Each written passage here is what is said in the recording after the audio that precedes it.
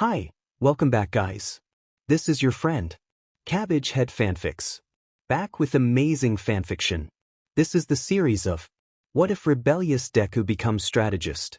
Now before starting, please give this video a like and subscribe to the channel if you want more videos like this.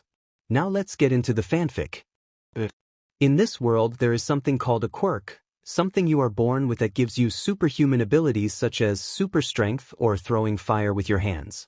This quirk is something that most people have, but a small percentage has the misfortune of being born without one.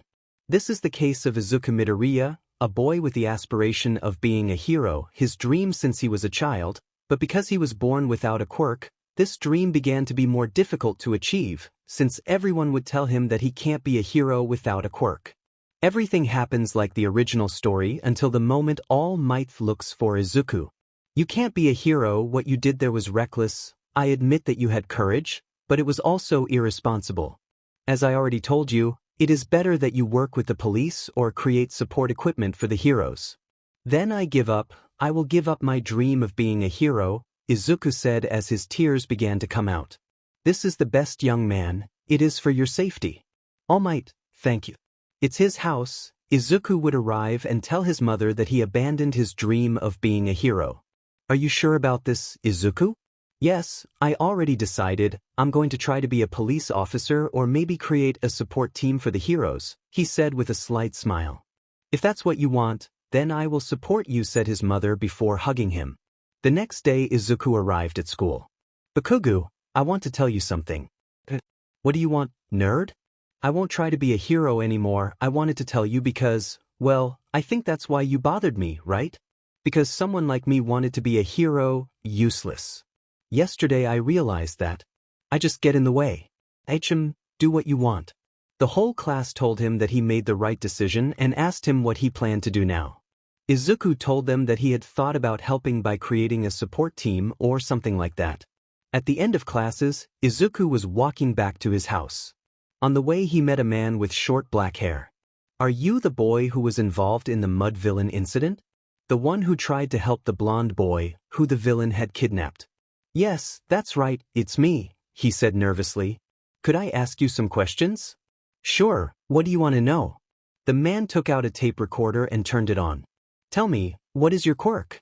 The truth is that I don't have a quirk, he said with a discouraged voice. Oh really? And you still risked your life to try to help that blonde kid? Yes, I know it was irresponsible.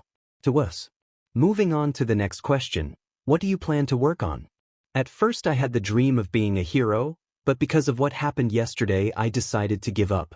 So now I'm looking for something much more realistic, like being a police officer or working on creating a support team. I think the latter is what catches my attention the most. Could you give me your name? Of course, I'm Izuku Midoriya, and you? My name is Daichi Nakamura, thank you for answering my questions. Izuku thought that was strange, since he considered that there were very few questions, but he didn't think much of it, considering that he was just covering all the angles for the news of the sludge villain. And that in the end he was not so relevant. Upon arriving home, Izuku greeted his mother. She told him that the food was ready. The two sat down to eat and Izuku told him about his day and his meeting with the journalist. At night, he and his mother were watching the news, when suddenly, Izuku recognized the journalist who interviewed him. Look, Mom, that's the journalist who interviewed me, said Izuku while pointing his finger and with a smile. The journalist was talking about the events of the sludge villain's attack. It was just as Izuku had thought.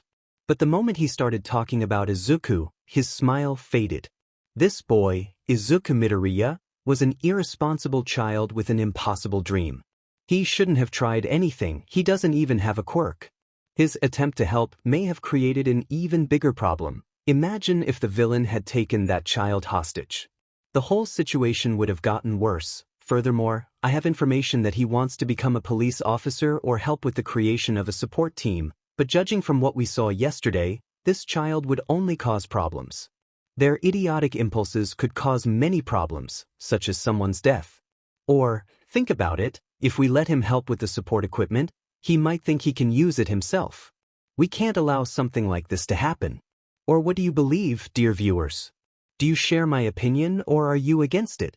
Call this number that appears on the screen to let us know your opinion. Several people dialed in to say that they agreed with everything he was saying and that even a child like that couldn't do anything with his life due to his poor sense of conscience. Izuku couldn't believe what he was seeing. Even having abandoned his dream, people still despised him for not having a quirk. He no longer had hope of being able to help people. He couldn't stand this anymore and went to his room while his mother tried to talk to him. In his room, Izuku began to destroy everything he had, the All Might figures, his posters, even his hero notebook. He destroyed everything while screaming in frustration. He felt that he could no longer continue, so he took a torn sheet of paper from his notebook and began to write a letter. In it he would write that he could no longer continue and that he was sorry for doing this, but he felt useless. That's how he's always been. He left the note on his bed and then ran out of his room while ignoring his mother. After passing a few streets, Izuku climbed a building and prepared to jump. This is the end. I can't stand being useless anymore. I hope to never be reborn, he said as he put one foot in the air. He let himself fall, expecting to die in the fall. Izuku woke up in a hospital with one arm in a cast and half his face bandaged. He had 5 broken ribs and some very damaged organs. I'm not even good for taking my own life, he thought. At that moment, a doctor entered his room. I see that you already woke up. You were lucky that some people were passing right where you fell. Izuku didn't say anything and the doctor looked at him with suspicion, since he didn't seem like he was grateful for being saved. You were unconscious for 3 days. Your mother is very worried about you. Where is it? He went to the vending machine to get something to eat. He will come in a moment. But what's next? I have to know. Did you really fall? Izuku didn't respond and just looked away, making the doctor understand that this wasn't an accident. I understand, so you tried to commit suicide. I have to talk to your mother about this, but first, I need to know why you tried to commit suicide so I can help you. I don't need your help, he said with a dull, defeated voice. I understand, then I'm going to assign a nurse to monitor you. In the meantime, I'm going to look for your mother to talk about the issue. The doctor left the room, leaving Izuku alone. And it stayed like that for a few minutes until the door opened again. This time the one who came in was his mother, who had giant circles and red eyes. She immediately started crying and went to hug her son, but she remembered that she didn't have to do it very strong since he was very weak. Izuku, why? Why did you do this? His mother said while continuing to cry. Izuku didn't respond and just hugged her with his good arm. He wasn't crying, but his eyes had lost all hope of living. The doctor entered the room with a nurse. He explained to Inko the protocols that are followed for cases like this. Tell me, doctor, do you think my son can try again? In these cases it is most likely. I'm sorry, Mrs. Midoriya. We will do everything in our power to prevent it from happening again. Promise me you can do it? Please promise me you can stop my son from doing it again. I'm sorry, Mrs. Midoriya. I can't promise you anything. This made Inko start crying again, but this time harder due to the helplessness she felt at that moment. The nurse approached Izuku and told him that she was going to bring a psychologist to evaluate his situation. To this, Izuku responded by nodding. A few hours later, the psychologist arrived at Izuku's room. The psychologist introduced himself, saying his name was Daiki Murakami. The two talked for a while, Murakami trying to find out the reasons for Izuku's suicide attempt, but he was unsuccessful. After a couple of hours, Murakami left the room to talk to Inko alone. Mrs. Midoriya, I must tell you that this case is very serious. Your son is in a very serious depression. I don't know what his reasons are. He barely wants to talk. Do you know anything that can help me understand his situation? The only thing I can tell you is that his dream was always to become a hero, but because he was born without a quirk, that dream became more difficult to achieve. Still, he had never given up. But a few days ago, he told me that he didn't want to be a hero anymore. He told me that he finally understood that someone like him couldn't be a hero. He also told me that he would try to help by being a police officer or helping with the support teams, but in the news a guy spoke very badly about him and I think that was what I ended up breaking. I understand social pressure may have been what led him to this. I will think about how to help you. I will come tomorrow to update you on the case. In the meantime, I suggest you go back home. Take a shower and eat something. It will help you relax. This stress is not good for you. I appreciate it, Sir Murakami. A few weeks later, Izuku could finally start walking, although a little slowly, but he did it. And, on the contrary, psychological therapy did not seem to be making any progress. Izuku had shown that he had lost all hope of life, he was barely eating and his condition was getting worse and worse. "Doctor, please, I don't know what to do anymore." "Izuku looks weaker and weaker," Inko said, more desperate than ever. "I'm sorry, but it seems that your son has lost the will to live. I have to tell him that he should prepare for the worst, because if he continues like this he won't last another month." When they returned to their room and saw that Izuku was not there, Inko immediately began to worry, fearing that her son would try to commit suicide again. The doctor called the nurse he had appointed to take care of Izuku. When she returned, she apologized, because she said she left for a few minutes because she needed to go to the bathroom. The doctor notified the entire hospital and they all started looking for him, but unfortunately, no matter how strong they searched, they couldn't find him. Izuku walked slowly but without stopping to the dock. When he reached the shore, he was ready to disappear completely. "No one can save me here, I will finally be able to rest." Izuku was about to take the last steps to launch himself, but before he did he would hear a voice. "Hey kid, what are you doing?" said a young man with black hair. Izuku turned around and saw a young man with black hair with stapled skin patches. "Don't stop me. I want to die, so please leave me alone." "Okay, do it." "I'm not going to stop you," the black-haired boy said indifferently. Izuku prepared to jump into the sea, but before doing so he heard the boy from before speak to him again. "And, just out of curiosity, why do you want to take your life?"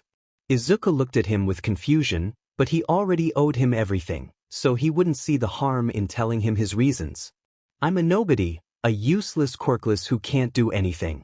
Since I was a child I wanted to be a hero, but everyone I knew told me that because I didn't have a quirk, it was an unattainable dream. My best friend started harassing me, he kept hitting me every time he could, that demon BSRD. However, I couldn't defend myself. Even a few weeks ago I tried to help him, but that brought me nothing but problems. He showed me the reality, I can never be a hero. I thought I could just help in a different way, but then I saw the news, people were supporting that stupid reporter, saying he was right, that someone like me should never work on anything related to heroes. And in that moment I knew, no matter what a quirkless, did, I was destined to be a failure." "Wow, you have a strong life." "Yes, and to think that I once supported the heroes, but now I see reality. All those DMN heroes are nothing more than trash who only seek attention. Now I see it clearly. I hate you. I hate you, heroes. I hate you, I hate you, I hate you." Izuku vented his anger while screaming, but due to his condition he fell on his back. "So you're just like me, I also think heroes are trash." "Well, boy, I'll leave you where you were," the black-haired boy said while turning around and shaking his hand. "You hate the heroes too. I'm not surprised, they deserve death each and every one of them." "Huh? Hey boy, I'm going to ask you a question, do you have any qualities? I mean, I know you don't have a quirk, but are you at least good at something?" "I don't know, the only thing I could do with my pathetic life was take note of the quirks. See your strengths and weaknesses, but what good did that do for me?" "Hey, I have an idea, since you don't have to live, why don't you come with me and become a villain? I'm sure that your notebook has interesting information about many heroes that people like me might be interested in." Izuku watched with interest, since he was right, with nothing to live for why should he refuse? "Okay, but I have to tell you that I destroyed some of my notebooks before I made the first attempt to commit suicide and I don't have much strength at the moment. My mother took one of them to the hospital since she thought that with it I would recover my thoughts. Senses, in it I wrote what I was going to do, so I guess they will be coming. I'm going to tell you where my house is, you can take them and do whatever you want with them." The black-haired boy thought for a moment before making a decision. "You know what, you're going to take me there, I'm going to carry you until we get to your house. And from there I will take you to a clandestine place where they cure people in exchange for favors, so you can tell me and explain to me about those notebooks." The black-haired boy put Izuku on his back and, without them realizing it, one of Izuku's sneakers fell off. "Hey child, guide me. Can I know your name?" "Yes, why not, I'm Dabi." After saying that, Izuku told him where to go to get to his house. At the hospital everyone was desperately looking for Izuku. The doctors checked the security cameras to see if he had left and, to their horror, he had managed to leave the hospital with clothes that they did not know where he had gotten. Desperate, they called the police to look for him. Meanwhile, Inko was crying in despair in her son's room when the door opened. Mitsuki entered and Katsuki a little worried. "Inko, what happened?" "The entire hospital is in chaos," Mitsuki asked. "Mitsuki, Katsuki. Izuku disappeared, no one knows where he is. The entire hospital is looking for him," he said with tears in his eyes and with great desperation. "Did Deku disappear?" Katsuki said in amazement. "I was talking to the doctor about his condition and the nurse went out to the bathroom for a moment and when we returned, he was not there. I fear the worst, I don't know what to do anymore." Mitsuki hugged Inko while Katsuki sat on Izuku's bed, thinking about how he treated him, feeling responsible for what was happening. Katsuki looked down, clenching his fists, and at that moment he saw Izuku's notebook on the floor. He picked it up and started flipping through it, feeling increasingly guilty, until he reached where Izuku had written what he would do. In the notebook, "Mom, I hope you forgive me. I don't want you to think that I'm doing this because of you. Please be strong. I love you. I'm going to rest in a place where they can never find me, where I no longer have a chance to save myself. I'm going to go to the dock. I'll jump to the sea and I will let the waves carry me to my eternal rest." When Katsuki finished reading, he left the notebook on the bed and opened the bedroom window. Mitsuki asked him what he was doing. "I don't have time to explain. Check the notebook." After saying this, Katsuki threw himself out the window. Using his quirk, he pushed himself to reach the dock. "Please make it on time," Katsuki thought with every explosion he made. Upon reaching the dock, Katsuki searched everywhere, but found nothing. And when he reached the end of the pier, he found Izuku's shoe lying around. "No," he said sadly, "I'm late, I'm sorry Deku. This was all my fault," he said as he fell to his knees and began to cry. In the house, Izuku. "I didn't imagine I'd come back here," Izuku said wistfully. "I assume you don't have keys?" "As soon as I was able to leave the hospital, I grabbed some clothes from a suitcase that was thrown outside the room that was next to mine. I'm surprised you were able to get out of there. I've been thinking of ways to get out of there since I woke up. I'm going to put you down for a moment, I'm going to open the door." After saying this, Dabi carefully lowered Izuku and kicked the door open. "Hurry up, I want to get out of here as soon as possible." If it won't be long. After a few minutes, Izuku left his room with 4 notebooks and some sheets in his hands. "This is all that's left." "How many did you have?" Before destroying everything, he had written 13 notebooks. "Well, it's something, I guess." "Alright, let's go, get on my back." Izuku climbed onto Dabi's back again, and then they headed to their next destination. At the hospital, Inko was crying desperately because she had read Izuku's notebook, and while Mitsuki tried to console her, some police officers came to the room along with Katsuki. "Katsuki, please tell me you arrived on time," Inko said with a little hope. Katsuki didn't say anything and just looked away. One of the police officers gave the shoe they had found to Inko, telling her that unfortunately they didn't arrive in time. This caused Inko to pass out from the stress. When she woke up, Inko was in the bed where her son was before. Mitsuki and Katsuki were sitting next to her. "I'm sorry, this was my fault," Katsuki said without turning to look at Inko. Inko turned to look at him. "No, you did what you could and I thank you for that," Inko said with a weak voice. This only made Katsuki feel more guilty. He thought he didn't deserve this. "If only I had never abandoned Izuku, none of this would have happened. I promise that I will become a hero and honor the memory of Da." Katsuki stopped before saying Deku out of Izuku. He looked up and saw Inko with a smile, something he had already seen many times in All Might. Now I understood that a lot of pain can be hidden behind a smile. In a place in the slums of Japan, Dabi and Izuku arrived at a house that looked somewhat abandoned. Dabi knocked on the door and a bald man with yellow eyes opened the door. "I come to bring someone who needs your services," Dabi said. "I don't think a child can pay off a debt like this," the doctor said disdainfully as he looked at Izuku. "He'll figure it out, plus this kid is somewhat intelligent." The doctor scratched his chin as he thought before answering. "Just because he's you I'm going to let him stay. Help me take him down to the basement," the doctor said as he opened the door. Dabi took Izuku to the basement, which was much larger than the house was. The people who were there were in a very bad state and there were some who seemed like they would not survive. Leave him on that bed, the doctor said as he pointed to the bed. Thank you, Izuku said as Dabi took him off his back. Well, child, see you and don't forget to pay your debt.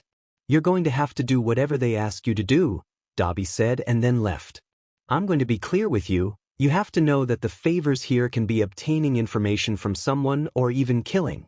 Are you going to be able to do anything we ask of you? Yes, Izuku said without thinking. Excellent. Another thing, here we don't usually say our names, so just call me doctor and I'll call you boy. Is that clear? Yes, it's clear, doctor. That being so, let's start your treatment. The doctor brought his hand closer to Izuku and it began to glow. It was his quirk, which causes the information of all the wounds that the person he is targeting to have to be sent to his mind. But he has to stay for 30 seconds with his hand outstretched. You have pretty serious injuries, child. But with the quirk of one of my companions you should be fine in 3 months. After that, the doctor left, leaving Izuku lying there thinking about what he should do as soon as he recovers, in addition to fulfilling his part of the deal.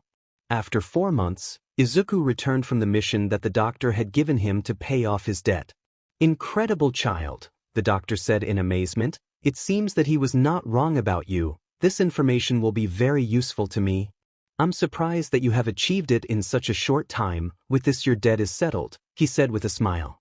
Thank you, doctor, for everything you did for me, Izuku said as he bowed. There's no need to thank you. I hope you don't have to come back here, the doctor said in a friendly manner. That mind of yours can achieve great things, and before you leave I'm going to give you this. The doctor stretched out his hand with 2 fingers. Stretched out with a card between them. Call this number when you have the chance. After what you've shown me this week, I'm sure he'll be interested in you. I'll talk to him first and to talk about you. I wish you luck, kid. And take all your things before you leave. I will, bye, doctor, Izuku said as he took the card. Izuku grabbed all of his notebooks and a suitcase of clothes that the doctor had given him out of courtesy. When he left the house, since he had nowhere to go, he decided to call the number on the card using a public telephone with some coins that the doctor had given him. When he called, the phone rang a couple of times before a man would answer. Who is speaking? Hello, the doctor told me to call this number. You're the boy with green hair, right? The doctor spoke very well to me about you. He said that you have very good skills for obtaining information, and he also said that your analytical skills are very good, and it seems that you are a great strategist. I would like to talk to you in person. Tell me where you are and I will go there. I'm calling from a public phone in a supermarket that is near the doctor's house. I'll be there in 15 minutes. I'll look for you. Don't worry. The man hung up after saying that. Izuku decided to sit on a bench and wait for this mysterious man to arrive with him. After 10 minutes, a car arrived where he was and a middle-aged man with gray hair and a cigarette in his mouth got out. This man scanned the area looking for Izuku, and when he saw him he approached. I arrived earlier. There wasn't as much traffic as I thought, said the gray-haired man. Izuku stood up from the bench and bowed. Nice to meet you, sir. You see, I have been looking for people who have useful skills for a certain criminal organization. They call themselves the League of Villains, said the gray-haired man. They haven't made any important moves, but they are looking for members. Are you interested? He said and then finished his cigarette and threw it on the floor. Izuku began to mutter his options. How much do you murmur? Asked the gray-haired man. I'm sorry, sir, it's an old habit I have. Please don't call me sir and don't worry about that, but make a decision quickly. It looks like it's going to rain soon, said the gray-haired man as he looked at the sky. I have nowhere to go, so it would be a good start, so I accept. Excellent. My name is Jiren. Can I know yours? Said Jiren while taking out another cigarette. I really want to forget my name, so for now you could say I don't have one, Izuku said with a sad tone. Jiren took out a gun. Izuku was on guard at that moment but then saw how he lit his cigarette with it. Jiren noticed that Izuku had stiffened. Don't worry, it's just lighter. We better go. Get in the car. Okay, Izuku said as he lowered his arms. Jiren got into the driver's seat and Izuku got into the passenger seat. About 20 minutes passed, where the two talked about some things, although Izuku seemed too quiet for some reason. After a while, they arrived at a bar. Child, you have been very quiet. Is something wrong with you? Jiren asked. I'm worried that they won't accept me. I know I'm useless for not having a quirk, Izuku said with a trembling voice, looking down. Jiren ruffled her hair. Don't worry, I'll take care of it, Jiren said with a smile. Izuku turned to look at him with a blank look. Thank you, Mr. Jiren. I already told you not to call me sir, it makes me feel very old. They both got out of the car and Jiren knocked on the door of the bar. Open, Kurojirai, it's me, Jiren. The door opened after Jiren said that. Let's go in, kid, Jiren said. What do you want, Jiren? Said a white-haired boy who had his hand on his face. I come to bring you someone who is interested in joining you, he said while pointing his hand at Izuku. This boy doesn't have a quirk, but before you say anything, let me tell you that he makes up for it with his great mind. This boy almost died and had to recover in a clandestine place where favors were paid. The job that this boy did was to steal information from a hero agency. He infiltrated there by spreading a rumor about easy money in that area, causing some villains to rookies wanted to act. The agency in that area was forced to do something against these villains, leaving the way clear for this child to enter and leave without being detected. The incredible thing is that he only did it in a week. Interesting, said a man who was completely made of purple mist. And there's more, this boy has information about the weak points of many heroes, Jiren said excitedly. What's your name, brat? Asked the one with his hand on his face. My name is not important, you can call me a boy or a brat, whatever you want, Izuku said without giving it importance. I'm interested in that information about the heroes. Tell me, brat, do you have anything about All Might? The one with the hand asked with excitement. I have information that he is weakening, but he is still strong. He is not an opponent to be underestimated, Izuku said seriously. Face it, Tamura's voice came from the television. He can become a very valuable ally. Sensei? Said the one with his hand on his face. A great mind can give you an advantage at some point. It's not all about strength. A lesson I want you to learn, said the voice from the television. The one with the hand on his face, now known as Tamura, thought for a moment while scratching his neck. Okay, Sensei, Tamura said bitterly. It will be a pleasure to work with you, Izuku said as he bowed.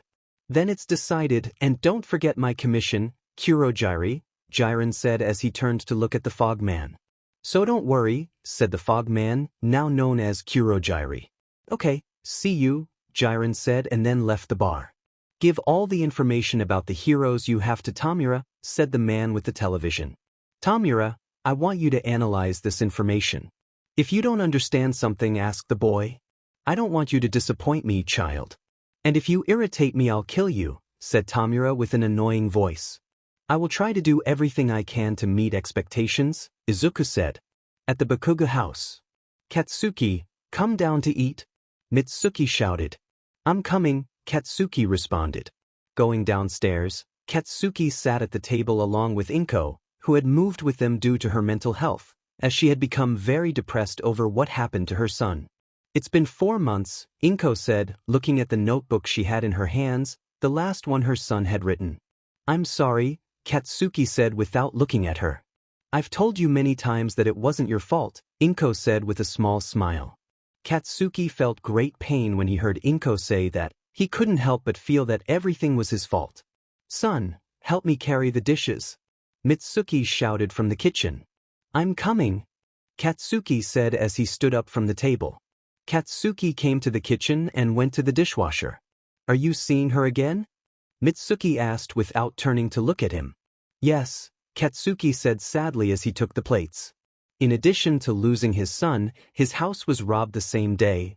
That notebook is the only thing he has left to remember. After a few seconds of silence, Katsuki left the kitchen and put the plates on the table. Mitsuki came out a few minutes later with the pan of food in her hands and placed it in the middle of the table. Won't your husband accompany us? Inko asked. He called me and told me that he had a problem at work, so I should arrive later, said Mitsuki. Too bad, it smells like your food was delicious, said Inko. Thank you, I made a katsudon, Mitsuki said with a smile. Inko is right, Mom, it smells delicious, Katsuki said with a smile. To Mitsuki, her son's behavior seemed strange since what happened with Izuku. He had stopped being so rude and above all he was almost always smiling in a friendly way. Son, How about you serve the food? Mitsuki said. Katsuki took their plates and served them first before serving himself. Thank you, Katsuki, Inko said before starting to eat. No problem, Katsuki said. After eating, Katsuki helped clear the table before leaving the house. Take a sweater, Mitsuki said. I don't need it, Katsuki said as he tied his shoes. I'm leaving, goodbye. Katsuki left the house before his mother could say anything to him. Walks to forest where he has gone to train since what happened with Izuku. Since he couldn't use his quirk because of how outrageous it is, his training consists of running a certain distance and every day trying to break his record. Katsuki began to stretch before starting his routine, and as he did so, he began to remember all the times when he hit Izuku. I'm sorry, Izuku, I realized too late that everything I did to you was wrong. When he finished stretching, Katsuki stood at the starting line he had made to mark where to start and also took out a stopwatch from his pocket. 3, 2, 1. Katsuki pressed the start button on the stopwatch and started running as fast as he could. The forest was full of branches and rocks, causing him to fall many times.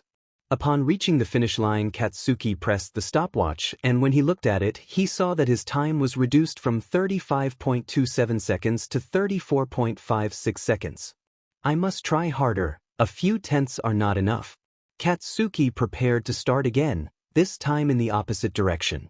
I'm still too slow. Katsuki took a deep breath. 3, 2, 1. He counted again in his mind before starting to run. A month had passed since Izuku entered the League of Villains. He had already told his story, and because he now hated current society. Kurogiri finished my report on the hero killer, Izuku said as he gave him a folder. I searched for information on the internet, but unfortunately there isn't much about who he is or what his quirk is.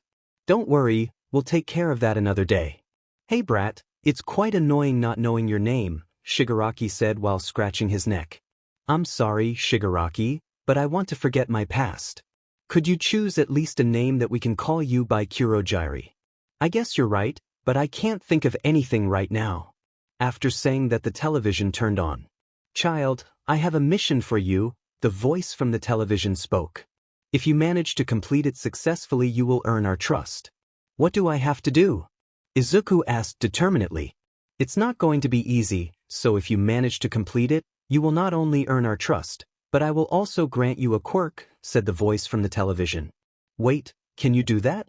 My quirk allows me to take and pass quirks at will, the voice on the television explained. Izuku began to cry with joy knowing that he could have a quirk.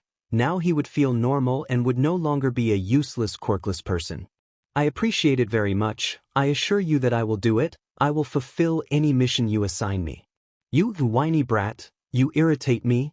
I'm sorry, Shigaraki, I'm too excited, Izuku said as he wiped away his tears. What do I have to do? You have to steal an artifact. It will come from a ship that comes from my island. It will be difficult, but I need it for something very important, said the voice from the television. You have my word, I will bring it and I will not fail for any reason, Izuku said. The artifact will arrive in a week. I will send you a photo so you know what you are looking for. Okay, I thank you deeply for this opportunity. Kurogiri, come see me tomorrow, I'll give you the information you need, said the voice on the monitor before turning off. You better rest, you will be very busy this week, said Kurogiri. You're right, but I'm so excited, I don't think I can rest much, Izuku said. Then why don't you think of a name? Izuku looked at him not knowing what to say. It's a good way to waste time, don't you think? I think you're right, but what could it be? Izuku started muttering many different names. It's already started again, Kurogiri said. I hate it when he does that. Shigaraki said a little irritated. Izuku realized he was mumbling again and immediately apologized. I better go to my room, tomorrow I'll tell you what name I chose, Izuku said. The next morning Izuku woke up to the sound of someone knocking on his door. Izuku had spent the night looking for a new name and had fallen asleep at his desk. Still somewhat sleepy, he stood up and opened the door. Good morning, child, I have already been given the details of your mission, Kurogiri said, giving him a folder. Thank you, he yawned. Remember to rest properly. Don't worry about that. Izuku closed the door and began to read the details of his mission. After a few hours Izuku left his room. I have something to tell you, Izuku said. What do you want, brat? Yesterday I spent the night thinking of a good name for myself. I also looked for information about the security of Island I and the method of DLVI by ship. With what I read in the details of my mission, I have a 40% success rate. Currently, I must visit the DLVRY location to increase my chance of success. I'll take you there, but before that, tell us what name you chose, Kurogyri said. After thinking about it a lot, I decided it would be Deku.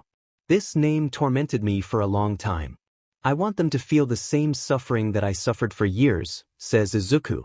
I like that attitude. I like you better now, brat. So, shall we go? Izuku nodded and Kurogyri teleported him to an alley near the port. Thank you, Kurogyri. I'm going to go inspect the area for a while. I'll call you if I need you to pick me up. Don't forget that you're supposed to be dead. It's better that you put this on, Kurogyri said, opening a portal from which a sweatshirt fell. Midoriya put on his hoodie and then headed to the port. According to the report, the artifact will be delivered at night. That gives me a slight advantage. I will need time to open the container, so I will need a big distraction so that they are distracted by that, Izuku thought as he prowled around the area. After a while of inspecting the area, Izuku couldn't think of anything that would work. I'm starting to get stressed. I only have 6 days and all I see are things that can go wrong. Izuku took a deep breath to relax, but to no avail. I'm going to eat something, maybe that way I can relax a little. Izuku left the port and went into a small food place. Good afternoon, what can I offer you? The waiter said to Izuku. Can you bring me a plate of katsudon and some natural water, please? Izuku said. I'll bring it to you right away. While Izuku was waiting for his food, the door of the restaurant opened and a blue-haired girl, a blonde boy, and another black-haired boy entered. We're here, said the blue-haired girl. Wow, this place was far away. Why did you insist so much on coming? Said the black-haired boy in a tired manner. I just heard that the food here was very good and I wanted to come with you, said the girl with blue hair. That uniform, they're UA students, Izuku thought. The three sat at the table next to Izuku's. What should we order? I want a soba, said the blue-haired girl. They're too loud, Izuku thought. What are you going to want, Tamaki? The blonde boy asked. I don't know. Why don't we ask, said the blonde boy. No, thank you, I'd better just ask for the same thing as Nijire. Don't be so shy, we don't lose anything by asking. Hey you, said the blonde. Izuku turned around. Are you talking to me? Sorry to bother you, but could you recommend something? It's my first time coming here, so I can't help you. Don't worry about that, what do you recommend? I ordered a katsudon because it is my favorite food. Then I'll ask for that, thank you for your recommendation. It doesn't matter. A few minutes later Izuku's katsudon arrived almost at the same time. Those from the Winged Boys sets. This is very delicious, said the blonde. Yes, it's actually very good. That girl wasn't wrong, Izuku thought as he saw them. I'm kind of curious about UA's study methods, Izuku thought for a moment before deciding whether to ask or not. And without realizing it he had started to murmur. The blue-haired girl realized that. Hey, are you okay? Yes, sorry, I just realized that they wear the UA uniform. I started thinking about what the classes are like there and I have a bad habit of thinking out loud, Izuku said a little nervously. Do you intend to become a hero? The blonde asked. No, well, not anymore, Izuku said in a sad tone. What do you mean by that? Asked the blue-haired girl. It's complicated. The three of them noticed Izuku's sadness on that topic. If you want, we can talk to you about some of our classes, the blonde said to try to cheer up Izuku. Izuku looked at him for a moment. Yes, thank you, Izuku said with a small smile. Perfect, said the blonde boy. I'm Nijire Hado. This shy boy here is Tamaki Amajiki. And I am Mirio Togata. Nice to meet you, call me Deku. After introducing themselves they started talking about what UA classes are like. A while later the four left the premises together. They walked together for a while until turning around a corner, Izuku fell when he collided with a boy in a blue sweatshirt. Are you okay? Mirio asked. The boy he bumped into completely ignored Izuku and continued walking. Hey you. At least apologize, Nijire said, somewhat angry. Completely ignoring her, he continued walking, then Nijire took him by the arm. The boy turned around and looked her straight in the eyes. "Let go of me," said the boy in the sweatshirt in an emotionless tone. "Not until you apologize." The boy in the hoodie hit his hand to get him to let go and turned to leave again. "Hey, why did you do that?" Mirio asked. The boy just ignored him and continued on his way. Mirio stood up and stood in front of the boy. "Apologize to both of them," Mirio said, a little angry. The boy didn't say anything and just stared at him. "It's okay, I'm fine, let it go," Izuku said, standing up. "No, it's not right, you have to apologize," Mirio said. "Get off," the boy said without changing his tone. "What the hell is that attitude?" Nijire said. "They're UA students, right?" the boy said, turning to look at everyone. "So what if we are?" Nijire said. "All the UA students and all those schools to be heroes are idiots, studying to be a hero, how stupid," the boy said without changing his tone. "It's starting to make me angry," Nijire said. "So do I," Tamaki said. "You too, Amajiki? He is very arrogant." "You have no idea what you're talking about," Mirio said. "I bet I can beat you in a fight, or you're afraid of losing," the boy said, looking at Mirio. It bothered them a lot that his tone and look were so neutral. "Fear? I'm going to show you what they teach at UA," said Mirio. "If you lose, you leave the UA tomorrow, and if I lose, I will be in the next UA exam." "Wait, what are you talking about?" Tamaki said. "I said it would be a bet, that's the bet." "I have a condition," says Mirio. "Which one?" asked the boy. "If you lose, you not only have to be present at the exam, you have to pass it," Mirio said with a smile. "I accept." "Then we have a bet," Mirio said, stretching out his hand. "Yes," said the boy in the sweatshirt without raising his hand to shake it. "Follow me, I know a place where they won't bother us for using our quirks." "That kid is seriously an idiot," Nijire said. "Wait, you can't be serious. If because of me you have to leave the UA, I will feel very responsible," Izuku said nervously. "Don't worry, I won't lose," Mirio said with a smile as he closed the hand that the boy had left outstretched. "This place is a little scary," Nijire said, looking around. "We cannot seriously injure and the one who immobilizes or knocks out the other wins," the boy said as he stood on one side of the warehouse. "Is that all?" Mirio asked. The boy didn't say anything. The whole way he hasn't said a word. This boy is very strange. "It's better that you step aside," Mirio said, turning to look at his friends. "Tell me when you're ready," Mirio said. The boy just looked at him and made a sign for him to attack him. "So, here I go," Mirio said as he ran towards the boy. Using his quirk, Mirio passed through the ground, leaving only his clothes. "What was that?" "Look carefully," Nijire said. Mirio came out of the ground behind the boy, who turned around instantly. Mirio was surprised by that, but tried to hit him anyway, but failed because the boy was able to dodge it. "Could you predict it?" Tamaki was impressed. "Interesting," Mirio said, walking away. "Aragata, your clothes?" Izuku shouted. "Sorry, let me at least put on my briefs," Mirio said. The boy continued without saying anything. "I'll take that as a yes," Mirio said, walking towards his briefs. When he put it on, he turned to look at the boy again. "If the surprise attacks don't work, I'll have to go head-on," Mirio said as he launched himself at the boy again. Being close, Mirio launched the first blow. The boy dodged it, then Mirio launched another blow with his other arm directly to the face, and this time he had no way to avoid it. The boy protected himself by putting his arm in front of his face, and from which a blue energy shield came out. This made Mirio react by using his quirk to go through the shield and hit him in the face, causing the boy to fall to the ground. Wait, can't you just teleport?" "I didn't teleport at any time, I'll explain it to you later," Mirio said as he turned to look at Izuku. Mirio approached the boy, who was still lying on the ground. "I think I knocked him out with that blow." "After all, he was just a show-off," Nijire said, approaching. "It didn't seem like it to me," Mirio said, turning to look at Nijire. "What do you mean?" Nijire asked, confused. The boy woke up after Nijire said that, and the first thing he did was grab his head. "I think I got a little overboard with you," Mirio said, stretching out his hand to help him up. The boy turned to look at him and just ignored him, standing up on his own and then walked towards the exit with his hand on his head. Mirio sighed and lowered his hand. Don't forget that you lost, Mirio said. The boy stopped and just turned his head to see him. You will enter the U. I hope to see you there, Mirio said with a smile. The boy without saying anything left the warehouse. Wow, what the hell is that boy?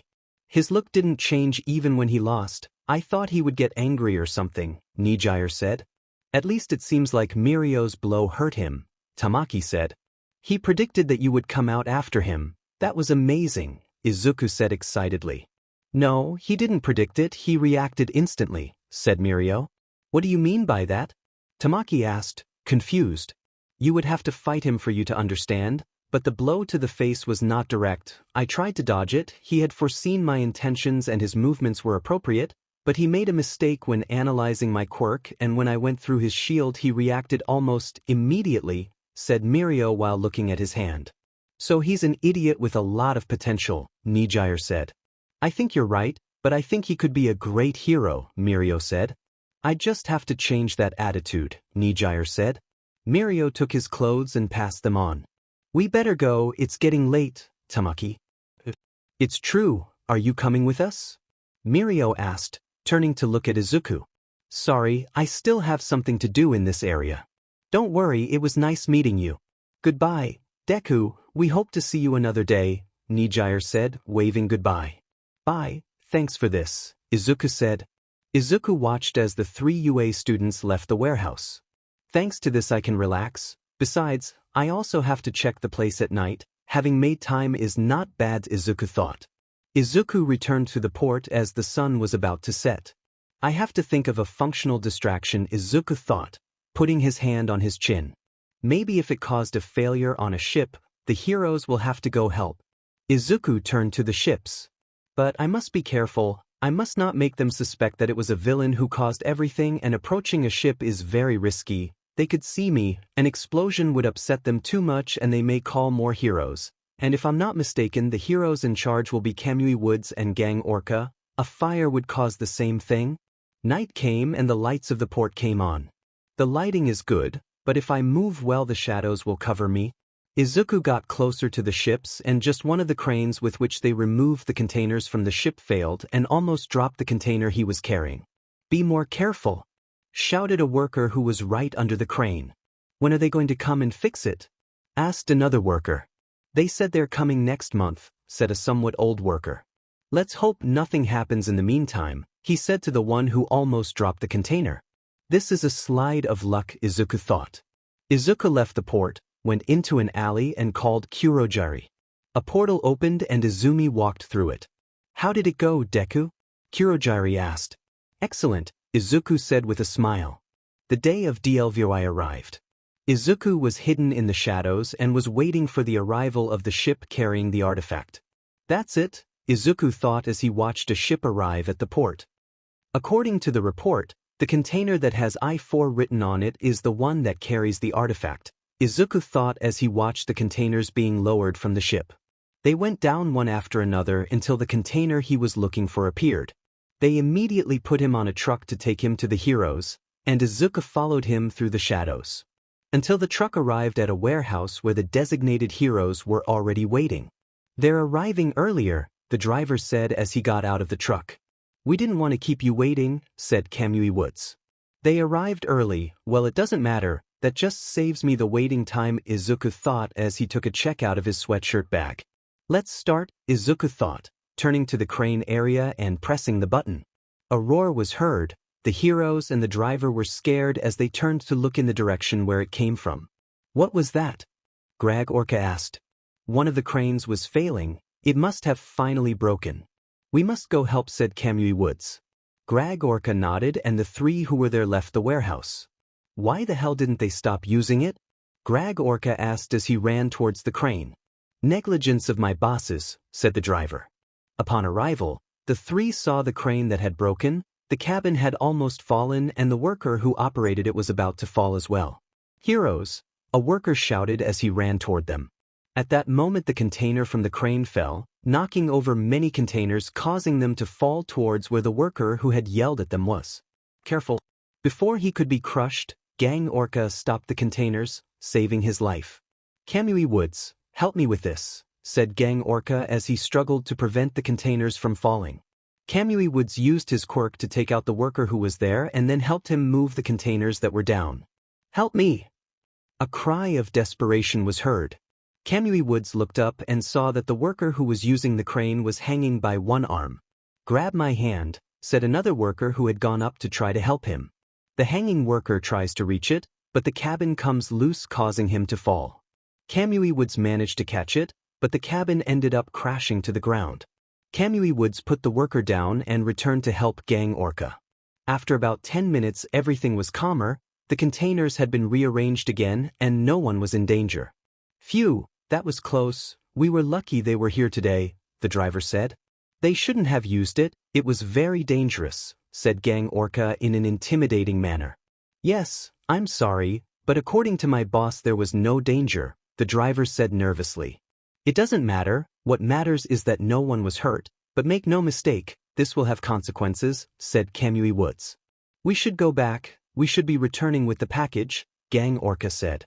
"True, with all the fuss I had already forgotten," said Kamui Woods. The three returned to the warehouse, and when they arrived they were all surprised to see a hole in the front of the container. "It can't be," said Gang Orca, approaching the container along with the other two.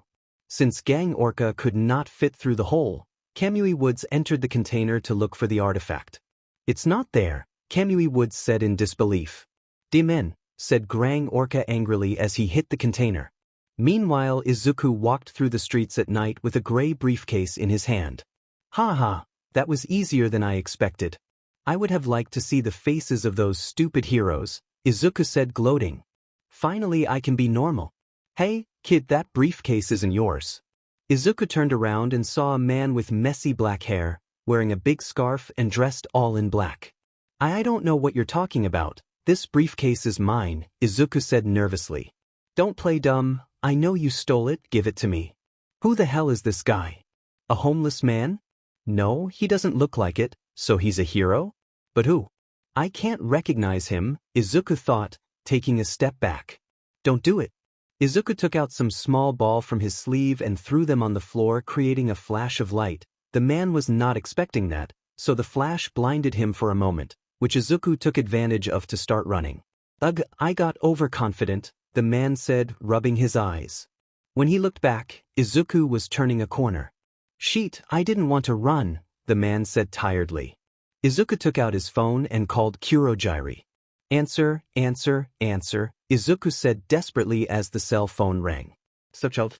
Izuku turned his head and was scared to see that she was about to reach him. He turned a corner, but it was a dead end. End of the road. Izuku began to shake and walk backwards. "Give up," the man said as he grabbed his scarf. Izuku stumbled and a portal opened behind him. Seeing that, the man activated his quirk, causing his scarf and hair to rise, revealing yellow glasses. "Those glasses, now I understand them." The portal closed as Izuku passed through completely. "Why don't you delete your quirk?" Aizawa thought, confused. At the bar, Izuku appeared, falling to the ground on his back. "What an entrance, brat," Tamura said mockingly. "It's Deku," Izuku said, complaining. "I see you got it," Kurojiri said, looking at the briefcase that Izuku had in his hand. "I barely made it," Izuku said, standing up. "Did something go wrong?" Kurojiri asked. "The information was wrong, there were 3 heroes in charge," Izuku said, and then sat down in a chair at the bar. "I don't think she was wrong," Kurojiri said. Izuku looked at him confused. "It must have been something that no one knew or that it was last minute," Kurojiri said as he handed him a glass of water. "Kurojiri is right, The voice came from the television, making Izuku turn to look at it. "This teaches you a lesson, you have to anticipate any situation, you cannot just rely on a single plan. Deku, fortunately you obtained the artifact, as well as our trust." The monitor gave a signal and a man with a ruined face and with some tubes connected to his neck appeared. "My name is All for One. It is a pleasure to formalize your entry into the League of Villains." Izuku stood from his chair and bowed. "The pleasure is mine," Izuku said, staying bowed. "As I promised, I will give you a quirk. In addition to helping you train, you must also strengthen your body." His words made Izuku start crying. "Thank you for making me normal." Katsuki woke up agitated, due to the nightmare he has been having since Izuku died, the feeling of responsibility, Inko's crying at the funeral, everything torments him. Once again this nightmare. Bakugo stood up and got ready to go to class. When he was in the living room, the nightmare followed him. Disappear. Bakugo, the class teacher said, trying to get his attention. Please forgive me. The teacher reached out his hand and touched Bakugo. I asked you a question, and if you want to enter the UA you shouldn't be so distracted, the professor said, returning his hand to normal. Bakugo turned to look at him. Sorry, I was thinking of something. Were you thinking about how you killed me, Kat-chan? An illusion of Izuku said with a macabre voice and then disappeared. When he returned home, his mother told him that the food was ready, but Katsuki told her that he was not hungry and went to his room. Already in his bedroom, Katsuki lay down on his bed. Are you more relaxed, Kat-chan? Izuku's illusion spoke. Katsuki turned it over. The illusion was bloody with a part of the head broken, making Katsuki shocked to see it. I know what happened to you was my fault, but if I let this consume me I won't be able to be a hero, Bakugo said, facing the illusion. So that's how things are, huh? I wish you luck, Kat-chan, the illusion said smiling, in a less macabre tone as it disappeared. The UA entrance exam is almost here and I promise that I will pass no matter what it takes, Bakugo thought with a determined look. Time flew by and the day of the entrance exam arrived before Katsuki knew it. At UA, Bakugo was sitting listening to present Mick's explanation. I wonder if you would have been by my side if nothing had happened, Katsuki thought, turning to his left. An image of a muttered Izuku appeared. Yes, I think it would be something like that. This part is almost the same as what happens in the original story, only without Izuku. If you want to read it, there it is, but if not, just skip it until you see the line again. You will have a 10-minute urban combat. You can take whatever you want with you. You will have to go to the designated battle center, yes? Says Present Mike. If we are separated, no one will take advantage of teaming up with friends, Katsuki thinks out loud. There will be 3 types of villains in each battle center. They earn points for each one depending on its difficulty. Your goal, dear applicants, is to use your quirk to gain points by immobilizing the villains. Of course, attacking other applicants or any other non-heroic action is completely prohibited. Present Mike explains. Excuse me, Professor, but I have a question, said a boy with glasses. Okay, Present Mike said, pointing towards him. A light illuminates it. In the brochure there are 4 types of villains. If it was a mistake by the UA, the most prestigious school of heroes, it is a shame. The boy spoke firmly. We all came here because we want to be exemplary heroes. The boy put his fist in his Applicant number 7111, thank you for your question. The 4th villain is worth 0 points. He is like an obstacle. His purpose is to act as an obstacle. There is 1 in each center. He will cause problems in closed places. He is not impossible to overcome, but there is no reason to do it. I recommend everyone avoid it. Thank you very much. Sorry for the interruption, said the boy with glasses, bowing. That's all from me. Finally, I will give a gift to all applicants. The hero Napoleon Bonaparte once said, a true hero is one who overcomes the misfortunes of life. Go further plus ultra. So that's it? I thought it would be harder, Bakugo thought. In Field B, everyone was ready waiting for the starting signal. Start, what are you waiting for? There is no countdown in real fights. Run, run, run. The game has already started. Present Mike shouts. Everyone ran out immediately after hearing that. In this practical exam, candidates are not informed of the number of villains or their location. They have a time limit on a large area. They must bring the villains out of hiding. Abilities to gather information and understand the situation before anyone else. Mobility that you can use in different circumstances. Insight to remain calm in any situation. And pure combat skill. Those are the skills needed to keep the streets peaceful, and they are the points of this test, said a mouse. Doesn't this year's group look promising? A woman asked. Well, we can't say for sure. The real test is yet to begin, said a man while pressing a button. Field B began to shake. A gigantic robot appeared. It was the 0-point robot. The robot hit the ground with quite strong pressure. All the applicants start running except one person, a boy in a sweatshirt, who just stared at the robot. The boy with glasses who had asked about the extra robot passed by him, seeing him just stand still, and even for a moment he managed to get a good look at his face. As the dust cleared, a brown-haired girl was trapped by some debris that had fallen on her foot. The girl tried to stand up, but couldn't. While she was trying to remove the debris, she saw someone approaching her. When she looked up, she saw a boy with black hair, blue eyes, and a sweatshirt standing in front of her. "Go away, leave me, it's very dangerous," the girl shouted at him.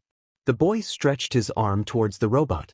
About 30 gigantic spears of transparent blue energy came out into the air, and with a movement of his hand all the spears riddled the robot, making it fall to pieces. All the applicants were impressed by what they had just seen. The robot was nothing to that boy. "Time's up." Present Mick's voice was heard. The boy approached the girl and lifted the debris so the girl could get her foot out. The girl tried to thank him, but the boy just turned around to leave. "What the hell was that? Who is that guy?" a boy asked himself. "I don't know, it didn't stand out until now," said another. "But his quirk is really surprising," said another. They didn't see it? He did not feel afraid at any time. He did not move when the villain appeared, and he only did it to save that girl. "If this wasn't an exam, I would have helped her too." "Wait, a test? That means," thought the boy with the glasses. "Good job, everyone," said an old woman, interrupting the boy with glasses' thoughts. "Here, some candy," said the old woman, giving some candy to a boy. "That, mademoiselle, is the backbone of the UA," said a blonde boy with a rather strange belt. "Is anyone hurt?" asked the old woman. "She is a recovery girl."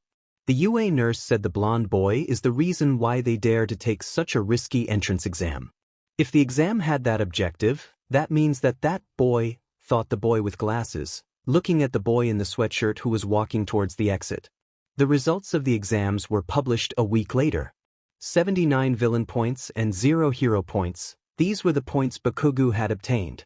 Second place, Bakugo said when he saw his position. He couldn't believe what he was seeing. His confidence was taking a hit. Pathetic Izuku's illusion appeared sitting at his table. "Shut up," Bakugo said angrily. "You're not the best anymore," Katchana the illusion said, standing next to Katsuki. "I told you to shut up," Katsuki said, using his quirk in the illusion. Katsuki didn't realize what he did until the smoke his explosion had generated dispersed. "I knew you hadn't changed, let's continue," said the illusion without emotion. "No, Izuku, please forgive me, I didn't," Katsuki said regretfully before being interrupted. "Not what, Katchan? Didn't you want to hit me? Didn't you want to torture me until I committed suicide?" Bakugo just looked at him, not knowing what to say. "You will never change, you will always be a bully and the reason I took my life," said the illusion and then disappeared. Katsuki turned to the monitor, seeing the first place, Takeo Katu, with 38 villain points and 50 hero points. Hero points? Bakugo thought. A few weeks later UA classes would start, and in all this time, Bakugo couldn't stop thinking about hero points. Did having 0 mean he wasn't worthy of being a hero? Was the question that was constantly asked. Katsuki was sitting in his place looking out the window, when suddenly the door opened and a black-haired boy walked in. "Good morning, I'm from the semi-private academy. My name is Tenya Ida," said the boy with glasses, approaching the black-haired boy. The boy just walked past, leaving Ida surprised by his act. "Hey, that's very rude," Ida said. The boy sat behind Bakugo without paying attention to him, to which Ida continued scolding him. "You can't just ignore me, at least tell me your name," Ida said. A brown-haired girl entered the room at that moment. And when she saw the black-haired boy, she approached. "Hello," she said animatedly, "you left before I could thank you for saving me in the exam." The boy doesn't even look at her. "Sorry, it seems like you lack manners," Ida said to the girl. "Hello, I'm Tenya Ida. Nice to meet you, Ida. I'm Ochako Uraraka." "And what do you mean by that?" "It's better that you stop talking," said someone entering the room. "If you want to play at being friends, go somewhere else. I am your homeroom teacher, Shota Aizawa." "It's a pleasure." "It's sudden, but put this on and go out," Aizawa said, taking out a uniform from his sleeping bag. "Already outside." "A gift exam?" asked all the students in room 1A. "What about the entrance ceremony? And about the orientation?" Uraraka asked. If they are going to be heroes, they don't have time for that kind of thing, said Aizawa. The UA is an unrestricted school in terms of its traditions, just as the teachers carry out their classes. You have done this since your school, right? Physical tests where they were not allowed to use their quirks. The country uses data taken from students without using their quirks. That's not rational. Well, the education minister is a nuisance. Katu, you finished first in the practical exam, right? Aizawa said, turning to look at the black-haired boy. So that boy is Takeo Katu? Bakugu thought. In school, what was your record for throwing a ball? Aizawa asked. 73, Katu said. Now try your quirk, Aizawa said, giving him a ball. Katu stood at the launch site and prepared to throw it. You can throw it however you want, but you can't leave the circle. Do it quickly and try strong, Aizawa said. Katu raised his arm with the ball in his hand and created a spear around the ball and then threw it. The spear with the ball traveled several meters at high speed before disappearing, leaving only the ball to move with inertia until it reached the ground. They have to know their limits. It's the most sensible way to train a beginner hero, said Aizawa, showing a device that marked 450 meters. The next day the morning classes would go normally, with normal classes such as English. And in the afternoon they would have their basic hero training. Entering like a normal person, said All Might, entering room 1A with a pose. Everyone was excited to see him. Well, it was true that he was a teacher, Kirishima said. That suit is from the Silver Age, right? So you said. All Might stood in front of the class. I will teach basic hero training. Here you will practice the basics of how to be a hero. It will be your subject with the most hours. So let's get started. Today you will have combat training. So combat training, Bakugu said. To do it, you're going to have to wear this, All Might said, pointing to the wall where some warehouses come from. Suits made based on your gifts. The requests you sent before you started, All Might said. I hope they did it as I asked, Bakugu thought. After you change, go to the beta field, All Might said. A while later, All Might was waiting at the beta field when he saw the students of Class 1A arrive with their suits on. They say that the suit is what makes the hero, young men and women, because from now on you are heroes. All Might looked at them all excitedly. It's fantastic, everyone looks great. All Might said, so what? Do we start? Apprentice heroes. Hey, Katu, don't you think your suit is very basic? Uraraka asked, looking at her suit, which was a simple white sweatshirt with black breathes and black metal boots with small square exhausts on the sides that were the only thing that stood out of his suit. Katu just ignored her completely. It seems that he is not willing to talk today either. It's time for combat training, All Might said. Professor, this center is the one for the entrance exam. Is it going to be urban combat again? Ida asked. No, we'll go 2 steps ahead, said All Might, raising 2 fingers. Fights with villains almost always occur outside, but the most atrocious villains usually appear indoors. Imprisonments, house arrests, secret agreements. In this society full of heroes, the smartest villains hide in the shadows. In this class they will be divided between heroes and villains to fight in pairs in indoor battles. No basic training? So you asked. This is a real battle to understand the basics. However, the key is that this time there is no robot to defeat. How will the winner be determined? Yayorozu asked. What are the limits? Bakugu asked. Will there be a sanction like with Professor Aizawa? Uraraka asked. How will the teams be decided? Ida asked. Is this cape pretty? Oyama asked. I will answer all your questions, All Might said, overwhelmed by so many questions. All Might took out a notebook and started reading it. The situation is that the villains have a nuclear weapon hidden in part of their hideout.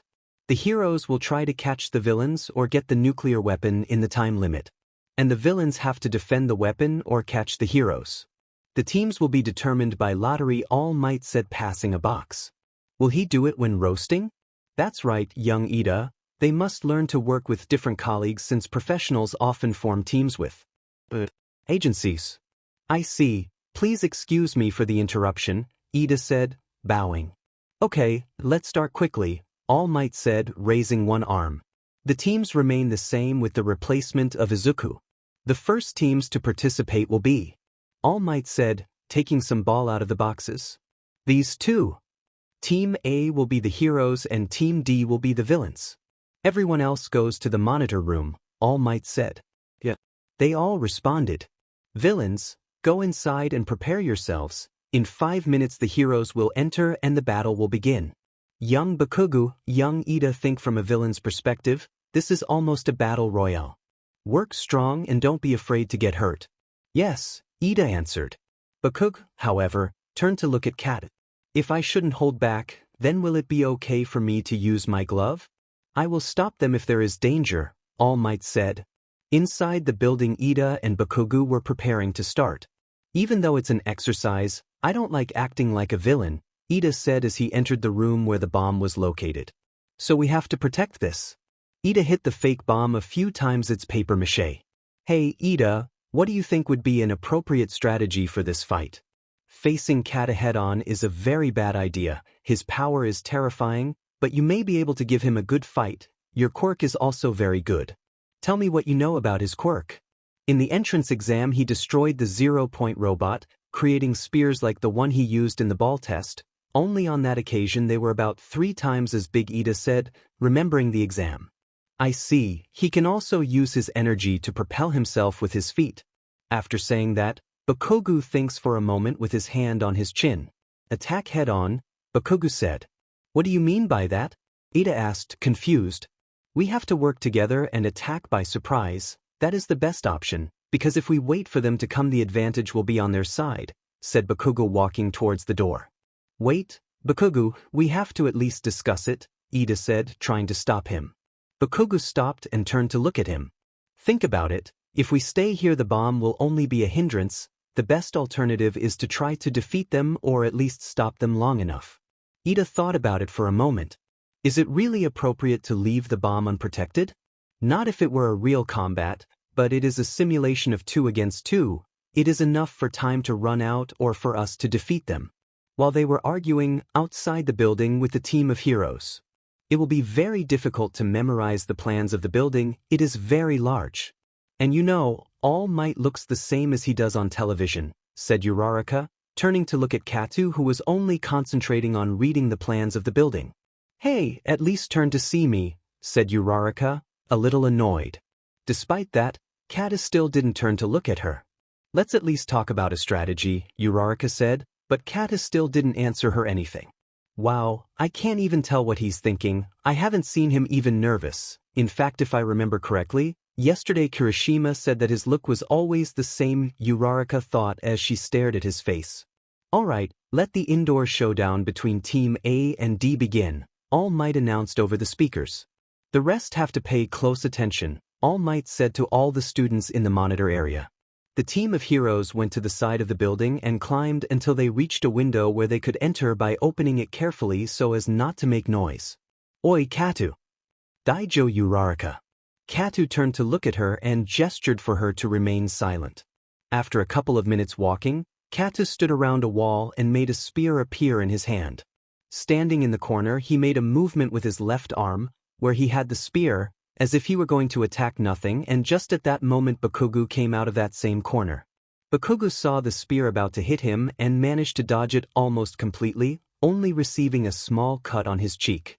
So here they are, Bakugo said, wiping the BLD off his cheek. How did you know it was coming from that direction? Uraraka asked in surprise as she put herself on guard. I found them, they're on the 3rd floor, Bakugo said, speaking into the radio in his ear. Okay. I'm going to Heya, Ida responded. In the monitor room.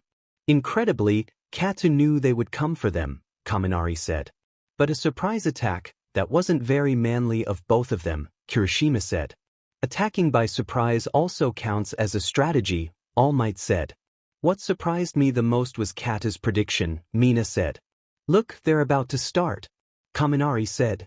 In the building, Bakugo ran to attack Kata with his right hand, but the latter deflected his attack towards the wall with a movement of his left hand and then kicked him in the torso using the energy coming from the exhausts of his boots to enhance it, causing Bakugo to crash against the wall, falling to the ground without being able to avoid it. He quickly got up, though he was coughing as he grabbed the side where it hit him, and moved as far away from Katu as possible using a blast. In the monitor room.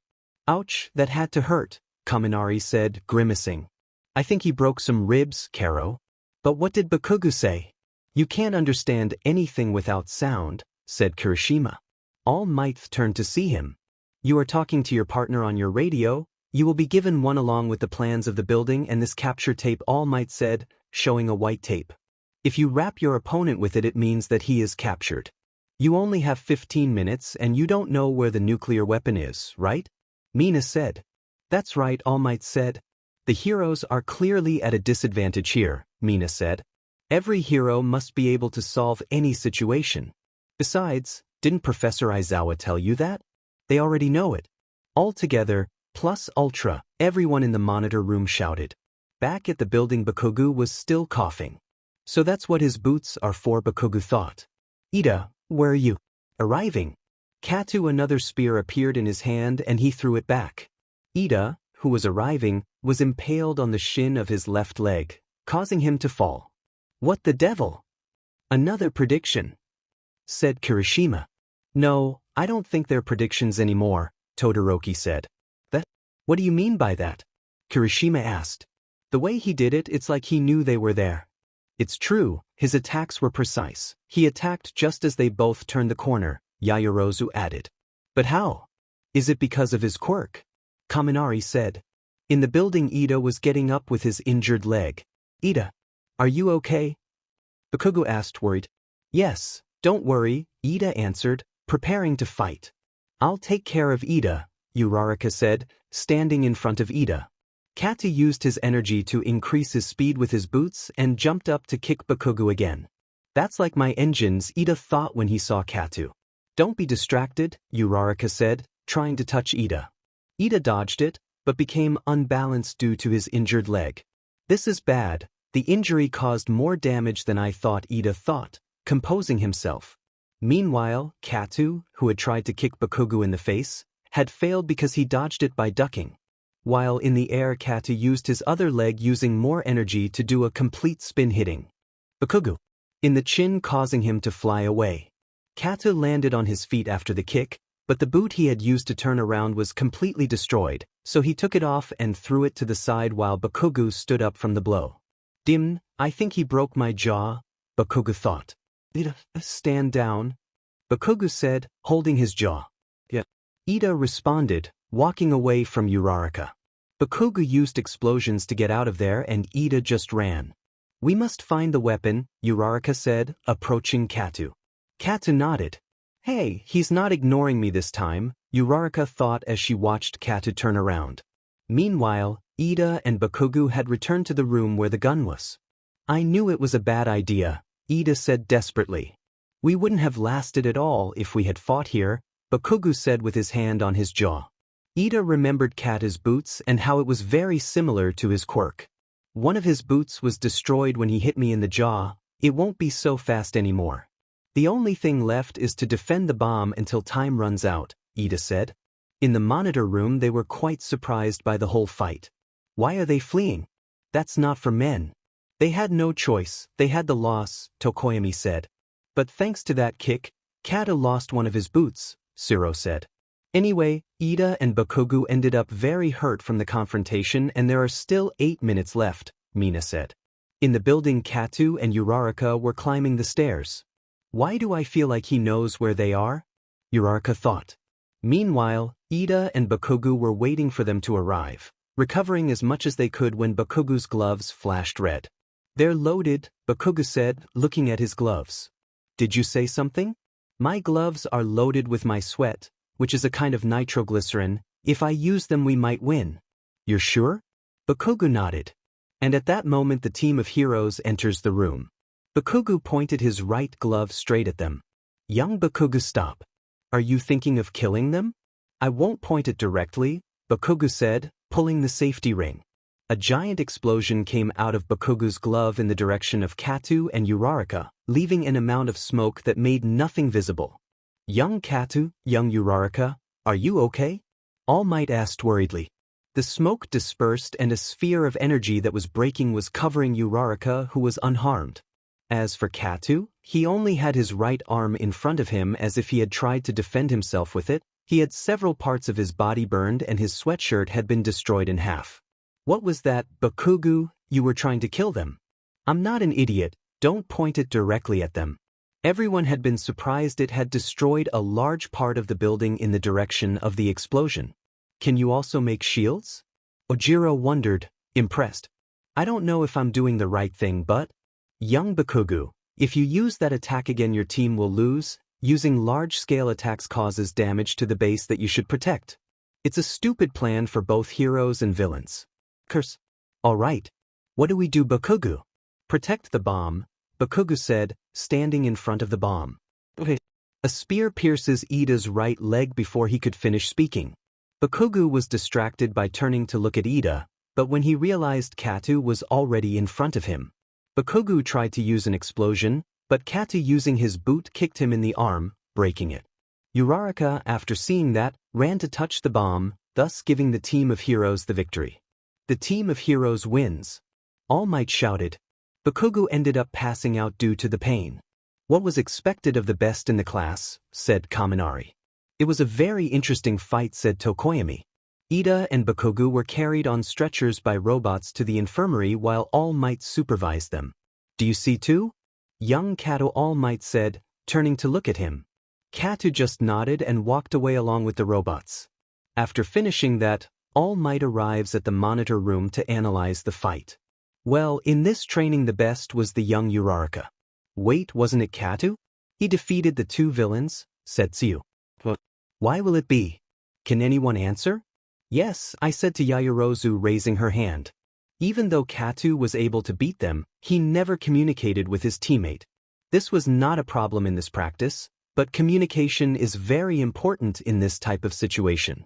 As for the villains, they tried a very risky plan by leaving the bomb unprotected. I guess they did it because it was a simulation, and they also got distracted right at the end, which made them lose.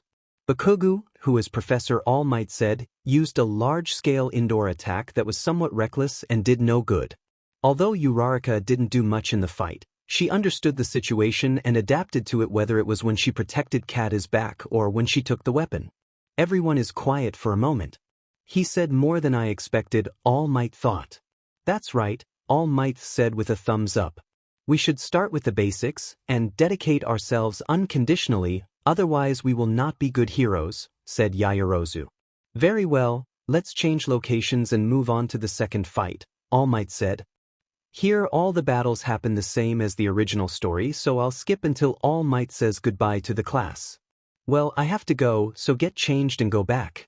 To the living room, All Might said, leaving the place. All Might is great, Kirishima said. But why was he in such a hurry? Bujiro said, confused. This class is quite interesting. I'll be watching you young people, All Might thought as he ran in the opposite direction of them as he watched them. But I almost don't have time left. I'll have to tell Aizawa to go see young Bakugu and young Ida, All Might thought, crossing a door and returning to his original form. In the infirmary. You were responsible. You killed me. You don't deserve to be a hero. Bakugu woke up sweating and agitated from his sleep. Are you feeling better? Aizawa asked. Bakugu, who was breathing heavily, turned to look at him and not only saw Aizawa, the illusion of Izuku standing next to him, to which Bakugu stared at him. Bakugu, Aizawa said, approaching. The illusion disappeared and Bakugu turned to look at Aizawa. Yes, it doesn't hurt anything anymore, Bakugu said a little tensely. All Might asked me to come check on your condition. According to him, Kata broke several of your ribs, half of your jaw, and your right arm. Katu and Ida were also here but were able to leave thanks to Recovery Girl. I understand, Bakugu said, looking away from Aizawa. Get changed and leave now, Aizawa said. Bakugu nodded and stood up from the bed and then left the infirmary. Aizawa stared at the door. Did you notice it? Yes, that boy has a problem, said Recovery Girl.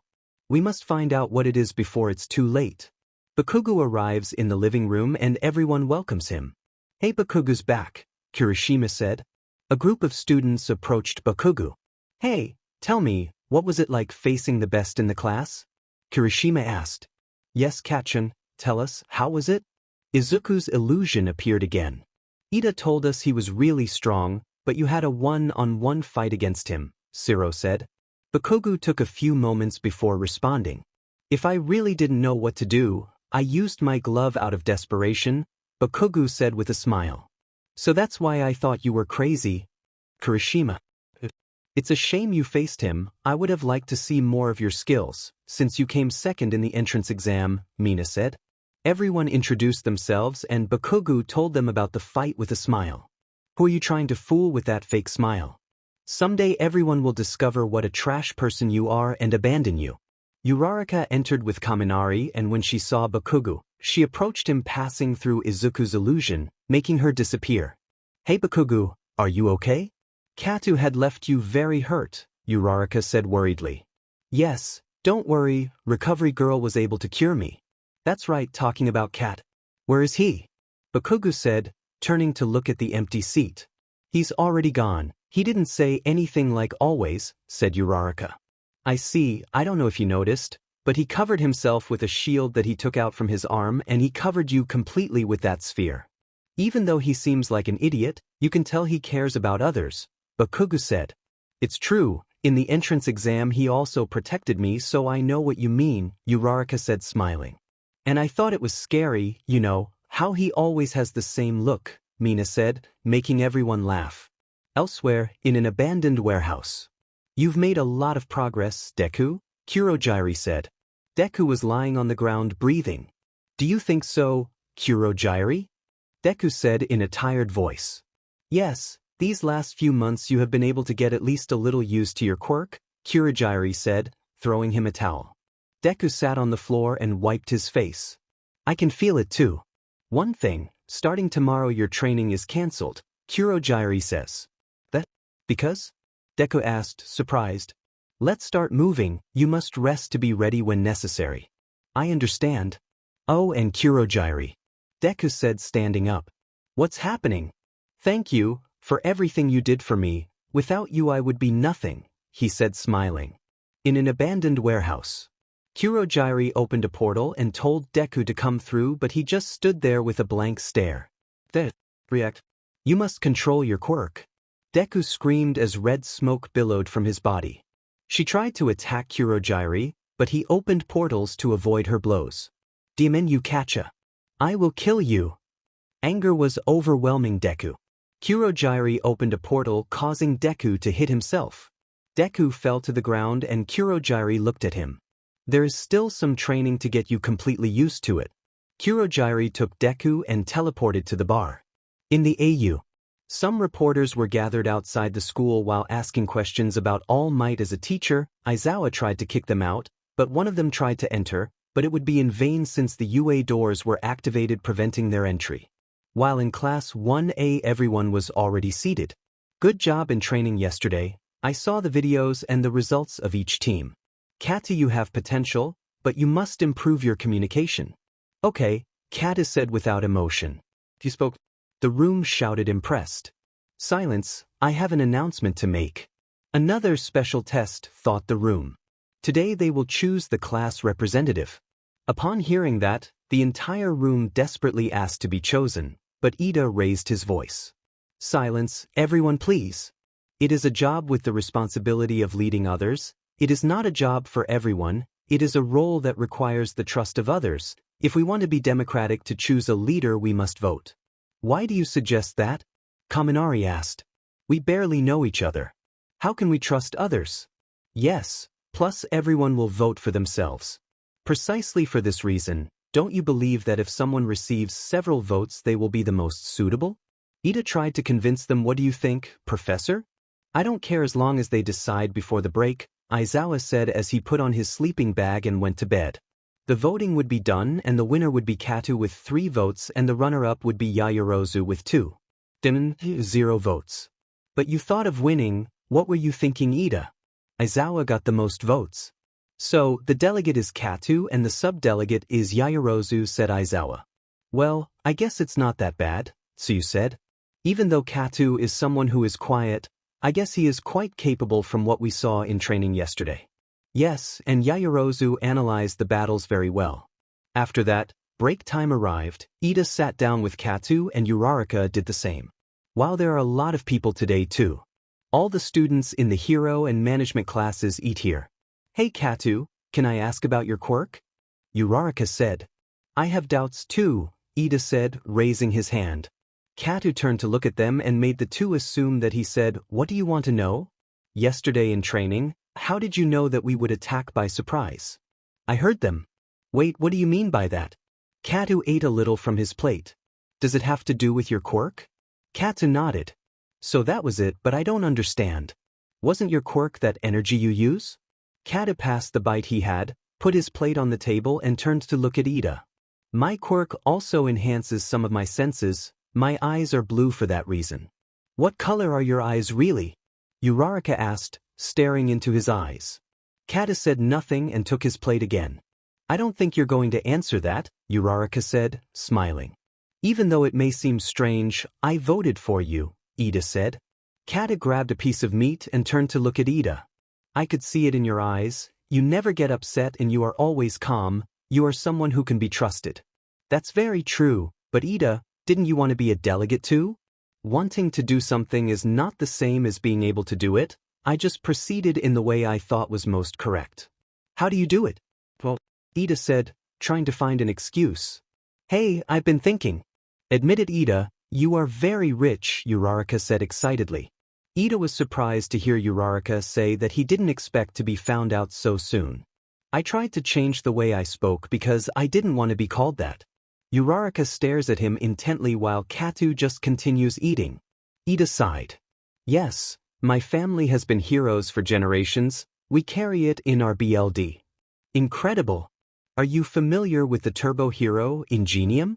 Yes, of course I've heard about him. Wait, he's my older brother. He is a very popular hero who honors the rules and everyone.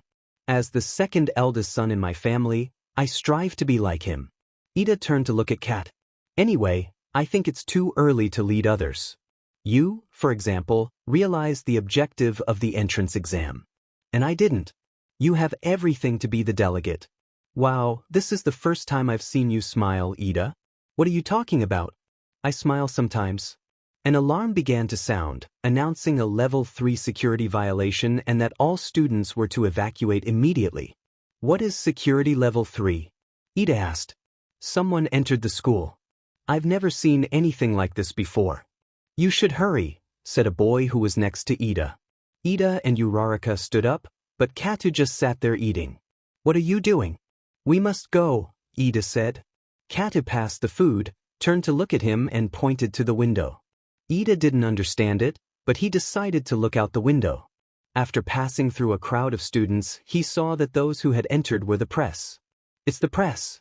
Everyone calm down, Ida said, trying to calm him down, but everything was a commotion and they ended up pushing him to the window.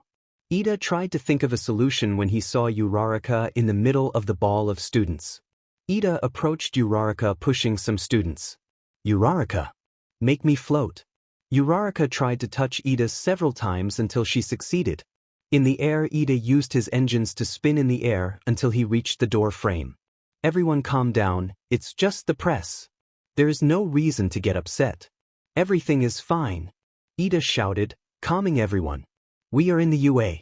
We must act in a manner appropriate to the elite. Thanks to that, all the students calmed down and the police had arrived outside to get the press out of there. With everything back to normal, the students would return to their classrooms. In room 1A.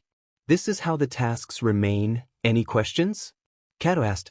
How boring it is to listen to him talk, the group thought. Meanwhile, at the entrance to the UA, a group of professors were looking at the door completely destroyed.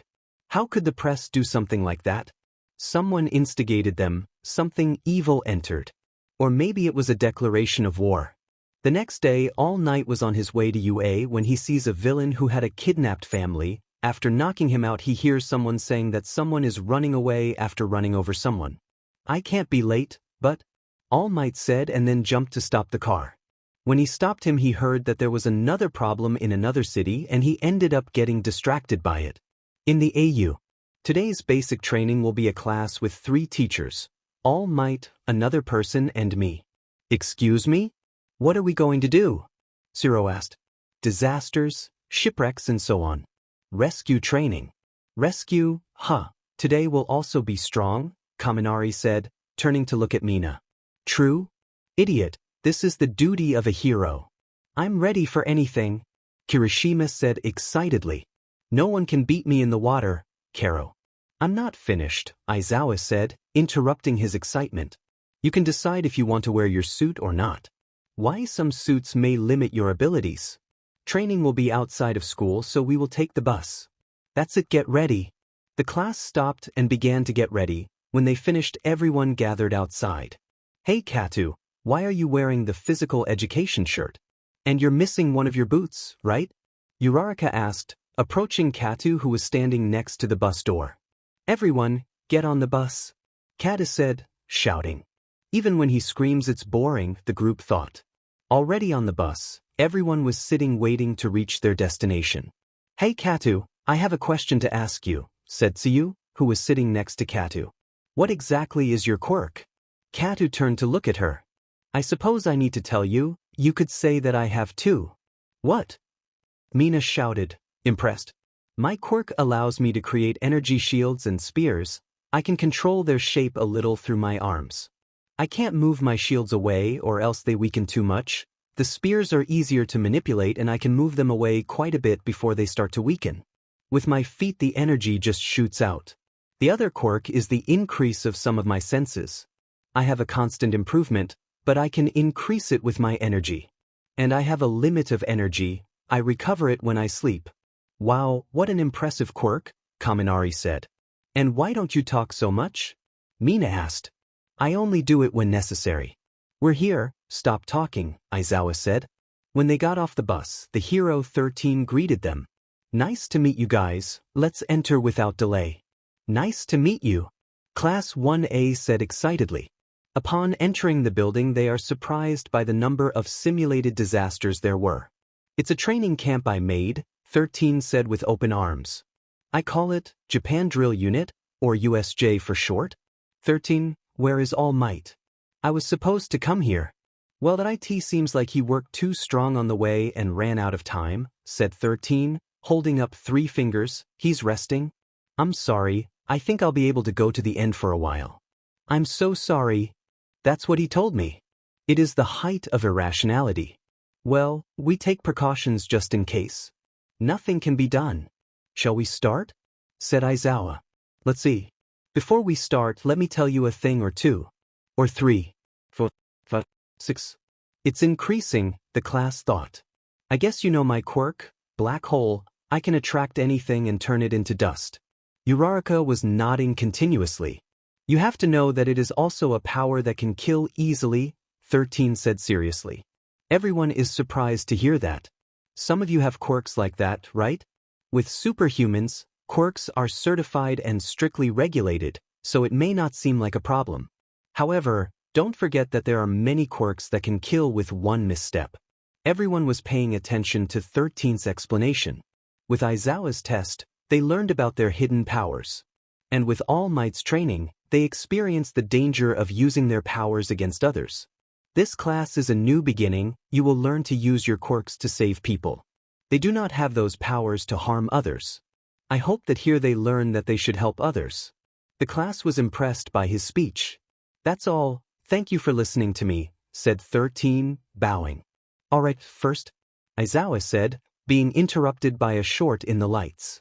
A purple fog appeared in the center of the USJ, making Aizawa turn to look at it, becoming alert.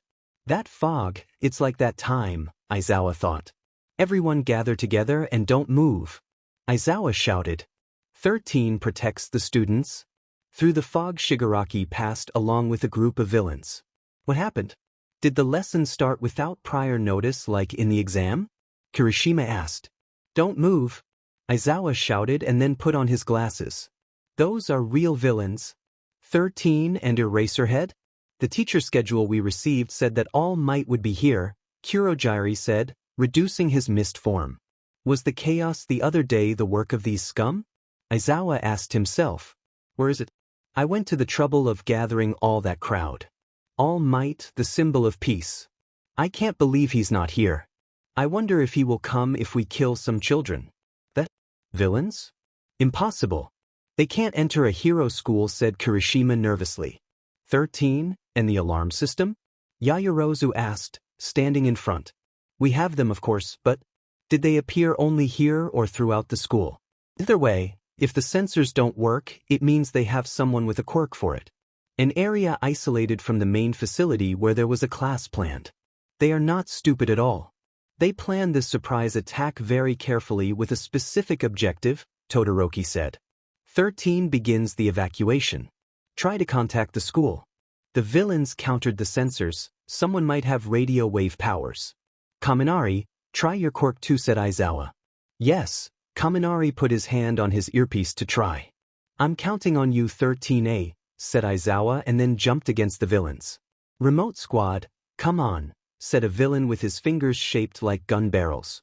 The information didn't say it would be 13 and All Might. Who is it? Asked a gray-haired villainess. I don't know, but he thinks he can come alone, said another villain. Then he's an idiot, said the three villains at the same time. Aizawa uses his quirk on them and using his scarf easily defeats them. While Aizawa continued defeating some villains, Class 1A was running to leave the USJ when Kurogiri teleported in front of them, stopping them. I won't let them go. Dean and I blinked once and the most troublesome one escaped, Aizawa thought. Nice to meet you. We are the League of Villains. It may seem bold to you, but we took the liberty of coming here to say hello to the UA school. So that All Might, the symbol of peace, would breathe his last breath. He should be here by now, but I don't see any sign of him. Has there been a change of plans? Well, that's irrelevant, Kurogiri's term of saying, expanding his fog further. 13 opened one of the fingers of her suit, ready to use her quirk. I came to do my part, said Kurogiri. Kirishima, stop. Katu shouted, trying to reach him. Kurogiri used his quirk, generating a gust of wind. And my job is to separate them and torture them to death. Katu, who had been left in front of 13 along with Kirishima, reacted to the blast by stretching his arms out to his sides to create a shield around himself and Kirishima. Ida jumped out of the fog, grabbing Uraraka and Sato before the gust of wind pushed them away. Shoji covered Mina and Siro with his arms, preventing them from being pushed as well. Everyone else in the class was pushed and teleported away. Nor had 13 been teleported. A portal opened and Bakugu fell into the water in the wreck zone. So that kind of fog is a portal, Bakugu thought as he swam to the surface. But while he was swimming, a villain was approaching at high speed towards him, making him point his arm at the villain, but before he could use his quirk, Tsuyu arrived, with Mineta in one arm, kicking the villain away and grabbing Bakugu with her tongue to get out of the water. Tsuyu stretched her tongue, putting Bakugu on the boat. Thanks, Azui, Bakugu said. Call me Tsu. I'm really not comfortable calling someone by nickname. Is it okay for me to call you Tsuyu? Okay, that's fine. But we have to concentrate. The situation became complicated. It's true, the fog guy said that they came to kill All Might and they knew our schedule. That means that what happened the other day was their thing. They were waiting for the right moment to attack. Hey, but wait a minute, you can't kill All Might. When he comes he'll crush you, Mineta said as he punched the air. Do not be frank. It's true, just think about it. If the villains spent so much time thinking about this attack, they probably already have a way to kill him, Tsuyu said. That's right. For now we just have to focus on surviving. Remember what the fog villain said? They want to torture us to death. Also, if possible, we should stop whatever they are planning. In the rest of the disaster zone, the other students were fighting the villains and Aizawa was still fighting the group of villains. While 3 villains stood in the fountain, one who was muscular with a bird's head, another with hands on his face and neck, and another dressed in black with a black mask with a giant white smile, watched Aizawa fight. Sign in. Yeah, I know, Shigaraki said as he walked towards Aizawa. Meanwhile, at UA, All Might was trying to call Aizawa, but since he didn't answer he had decided to go, at least, spend a few moments with his students, so he transformed into his muscular form and stood up from the couch where he was sitting. However, before he could leave, the director of the UA stopped him. Director. His hair looks shiny, said All Might, approaching, bowing. The secret is keratin. Humans can't get this shine, but Niza said, taking out a tablet we'll talk about later. Look at this new. All Might solves 3 incidents in 1 hour. It's the ruffians' fault that they do not stop causing problems even when you are here. You haven't changed anything, but you shouldn't go running every time there is an incident. Remember that your abilities are limited due to your injury, and you still have to choose a successor and guide all the students to become great heroes, he said. Nisu, as he walked to sit on the couch, since you insisted on being the symbol of peace, the only way for the world not to find out about your condition is to come here. That's why I suggested you be a teacher. Nisu stops and turns to look at All Might. After Nisu told him that All Might returns to his skinny form. I think you should stay here and relax. Actually, you have little time left in your transformation, right? Nisu said as he climbed onto the couch. I'm the one who suggested that you be a teacher, but since you accepted, I wish you would give priority to teaching. There are many hero agencies in the city anyway. That's why I was preparing to go to USJ. Even if you went now, you would only be there for a moment, right? Better stay and listen to my teaching theories, Nisu said while pouring tea. He's serving tea, but what worries me is that I couldn't contact them, All Might thought. At the USJ, Kata had grabbed Kirishima by the hair and jumped back, propelling him with his foot where his boot was not, completely destroying his tennis shoe. Shoji, is everyone here? Can you check it? Ida said. Everyone is dispersed, but they are still in the building. Kata, let go of me, stop pulling my hair. If I hadn't saved you, I could have prevented us from being separated, Kata said, releasing Kirishima. I can't tell if he's angry. I can't even say it myself, Kata said without turning to look at him. Wait until. Ida.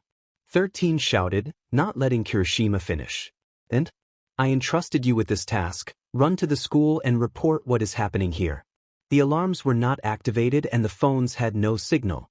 The alarm system uses infrared rays. Even though Eraserhead is erasing his quirks, it still doesn't work, meaning they have someone with a jamming quirk that hid when they arrived.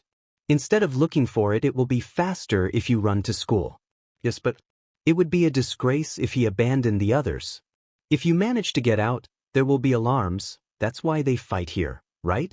Sato said, approaching to fight. If you manage to get out, they won't follow you.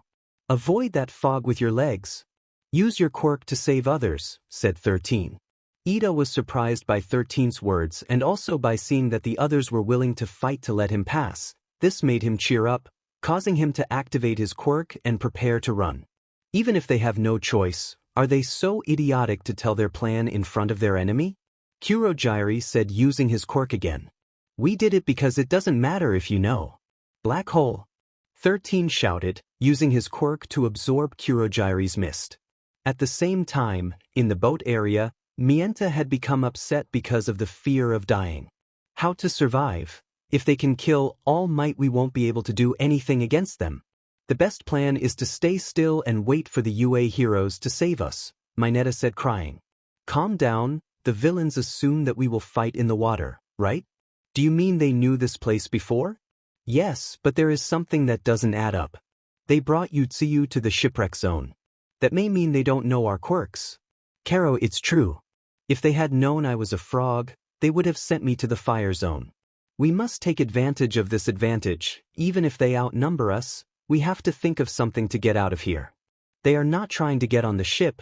That means it may be true. I'll tell you more about my quirks. Can jump high. Stick to walls and stretch my tongue about 20 meters. I can also cleanse my stomach, but that's not very helpful. I can finally secrete a toxic liquid. Segregate? Mineta thought. The last two are practically useless, so forget about them. I understand.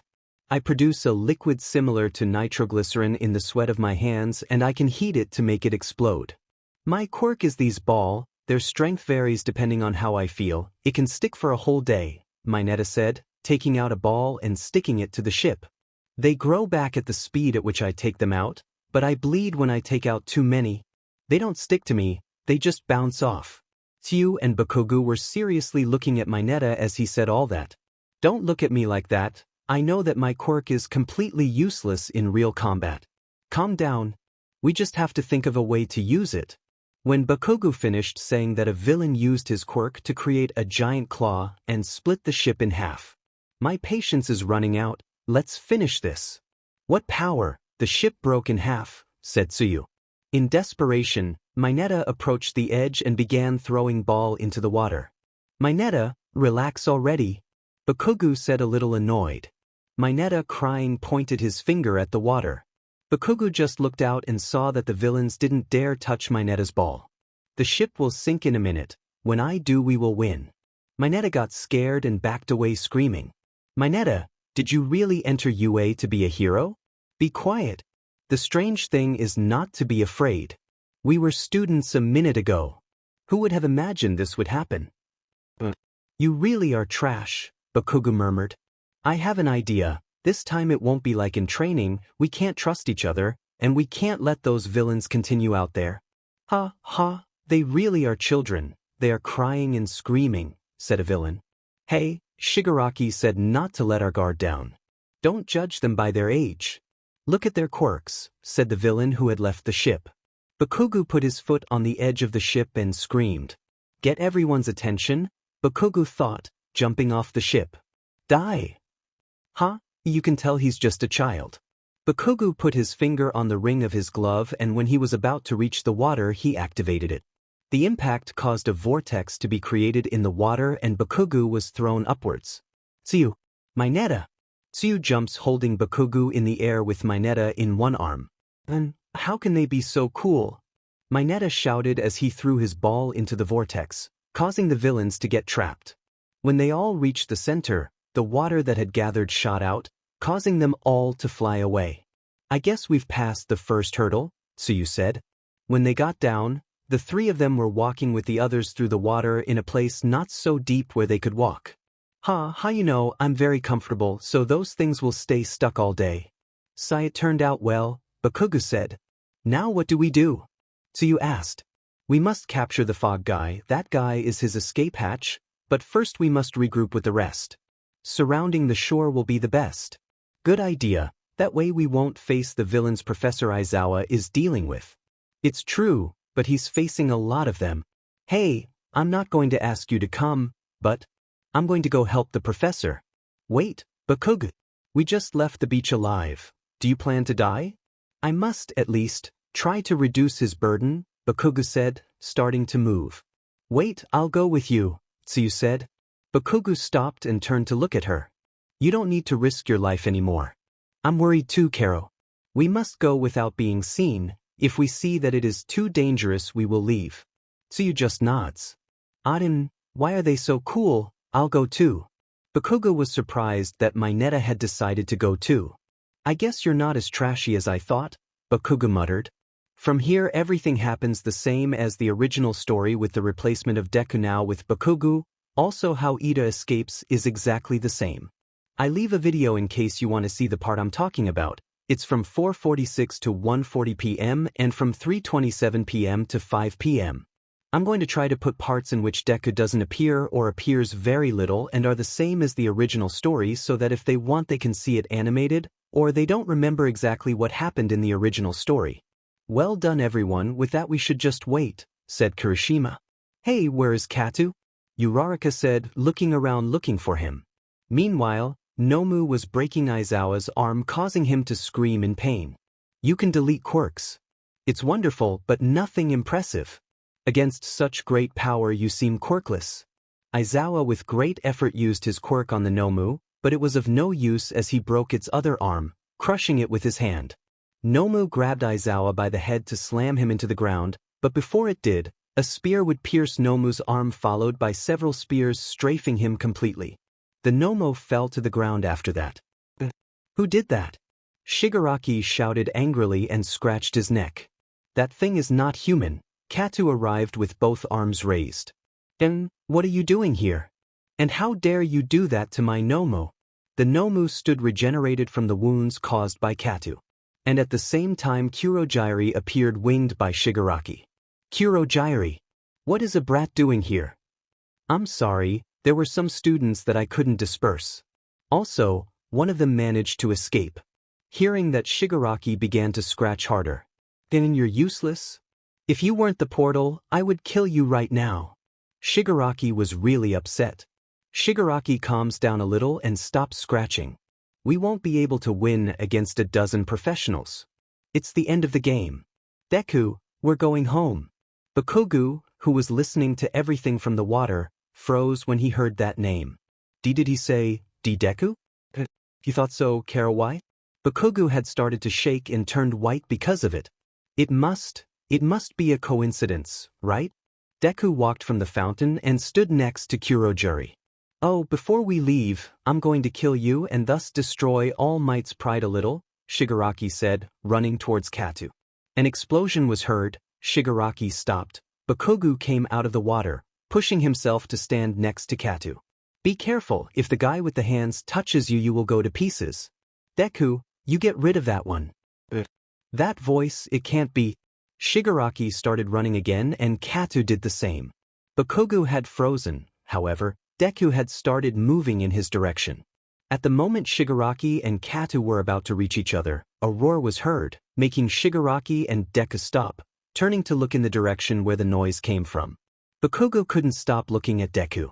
And the only one who didn't stop was Katu, who tried to kick Shigaraki using all the power of his boot. However, before he hit him, Nomu got in the way.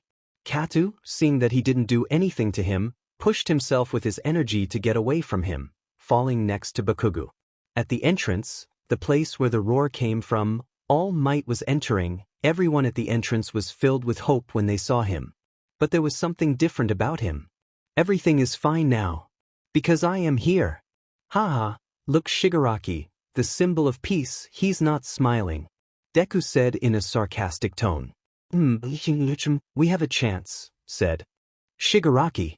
All Might, with his speed, knocked out a few remaining villains. Then he took Aizawa into his arms. I'm sorry, Aizawa. At least you arrived, Aizawa managed to say before fainting. All Might would also see Tsuyu and Mineta hiding and put them next to Bakugu and Katu in a second. Young people go to the entrance. Take Aizawa, he is unconscious. All Might, that thing. Katu pointed his finger at the Nomu. It's an aberration. He can regenerate and is ultimately very strong. He can withstand one of my kicks at full power as if it were nothing. Katu turned to see his destroyed boot to take it off. It's fast, I couldn't follow it with my eyes, but not that fast. You were right, All Might is getting weaker. Tamura smiled evilly as he said, oh right, I won't let you go, brat. Shigaraki started running towards Katu. Take Aizawa, Katu said before starting to run against Shigaraki. Young Katu stopped. Seeing that he did not stop, All Might launched an attack at Shigaraki, but Nomu stopped him by getting in front of him. My blow didn't do anything to you? Ha ha ha ha, that was because of absorbing blows. If you want to beat him, the most effective way would be to rip off his flesh, said Shigaraki, turning to look at All Might, but receiving a knee in the face for being distracted. Demon brat. Thank you for telling me. If that's true, it will be easier for me, said All Might, taking Nomu from behind in the torso and slamming him into the ground. Bakugu, carrying Aizawa, along with Tsuyu and Mineta were leaving the place. Should I go? Katu stayed to fight the guy with the hands, and that fog guy is a danger, he's also his escape door. And lastly, the one with the mask, I should know. Bakugu stopped. Tsuyu, take Aizawa, there's something I have to do. Bakugu handed Aizawa. Bakugu, wait, don't think about. Bakugu ignored her and left. All Might, who had taken Nomu, was now passing through a Kurojiri portal. Nomu had also grabbed him by the side of his wound. My weak point, All Might was starting to bleed and was also trying to remove Nomu's grip. I don't want to get covered in BLD and visors, but killing someone like you will be worth it. Nomu's job was only to stop you. And then, I will cut you in half, Kurojiri said, making All Might go further through the portal until he was at the height of his elbows, beginning to close the portal. Several spears flew in the direction of Kurojiri.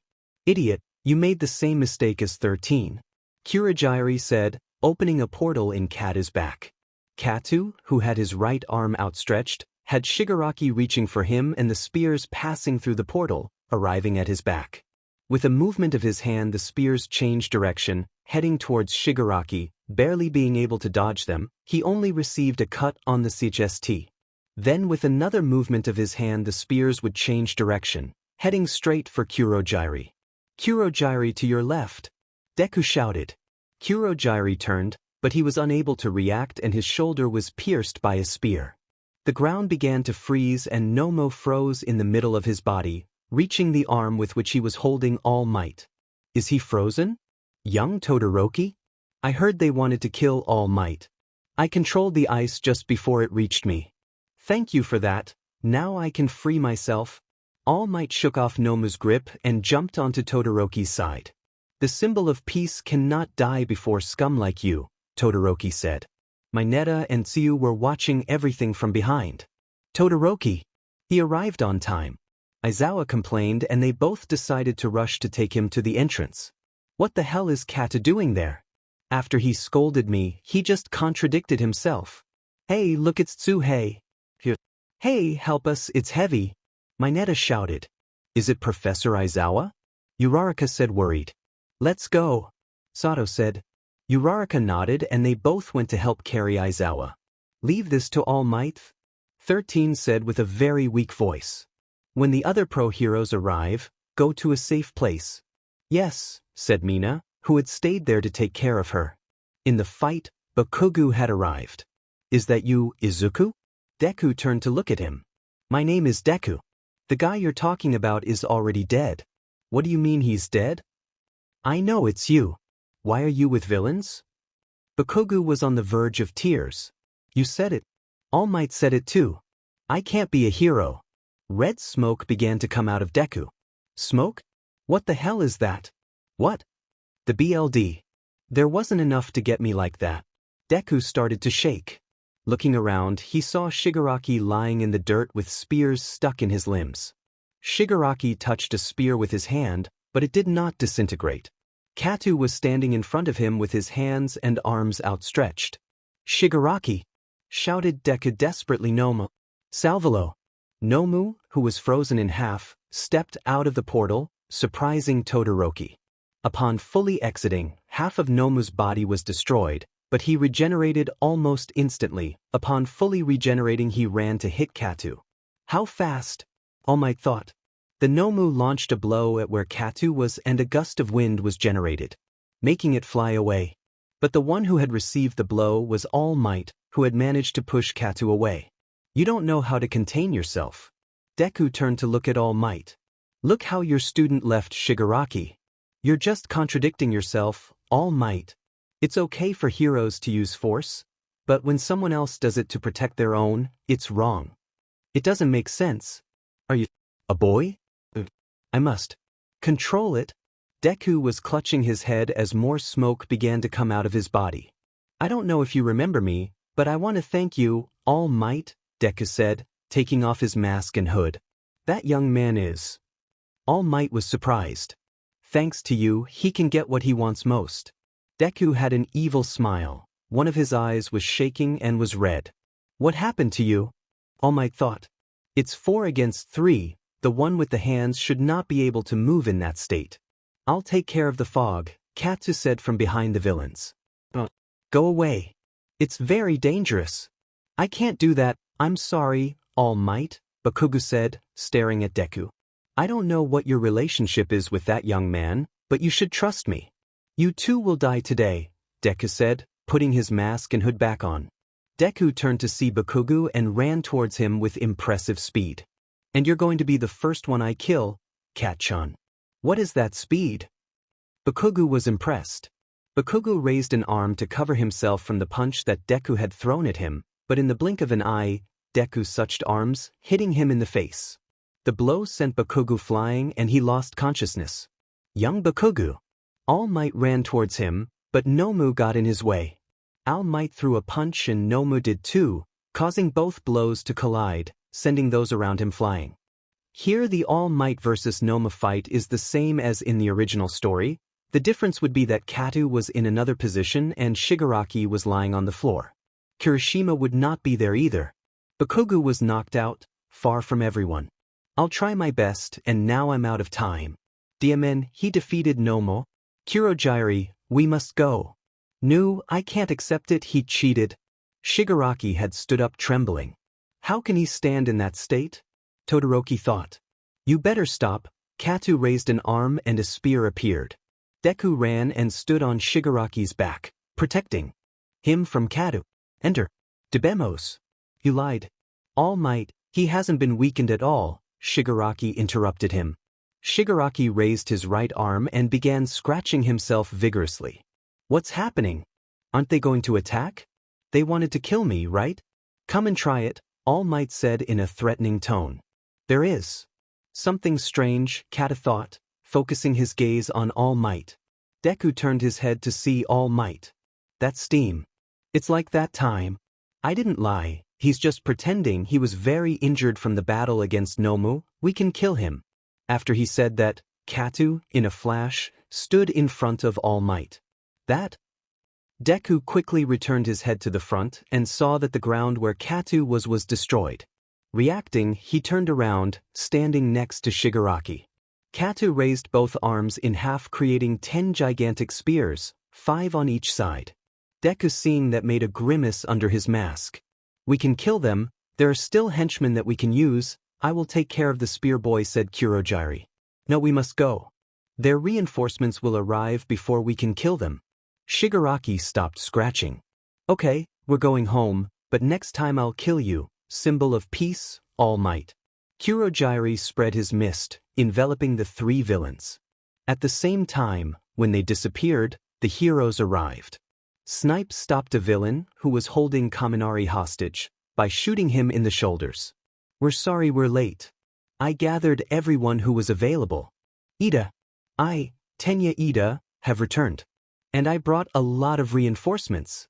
The villains, who had recovered, began attacking the heroes, and the heroes counterattacked to stop them all. Our priority is to protect the students. Yes, Director. The heroes responded. Todoroki, go check on Bakugo, Kata said, lowering his arms and disappearing the spears. Yes, Todoroki said, nodding. The instant Todoroki walked away, Kata fell to his knees. Young Kata, are you okay? Just overstepped the limit a little, Kata said, slowly getting up. Young Kata, I don't need to turn around to know what's behind me. Kata partially turned and looked at All Might with half of his body transformed. At the bar, the 3 villains appeared, and Shigaraki automatically fell to the ground. That brat went through my legs and arms, and I couldn't disintegrate those stupid spears. Also, the peace symbol came out almost unscathed. Shigaraki turned to look at Deku. You were wrong, Deku.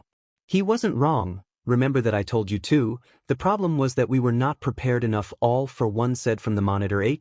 Yes, we underestimated them. It's a good thing we did it in the name of the League of Villains. By the way, what about my creation with the emissary, Nomu? Did they recover it? He was sent flying, but I'm going to try to locate him before they find him, Deku said.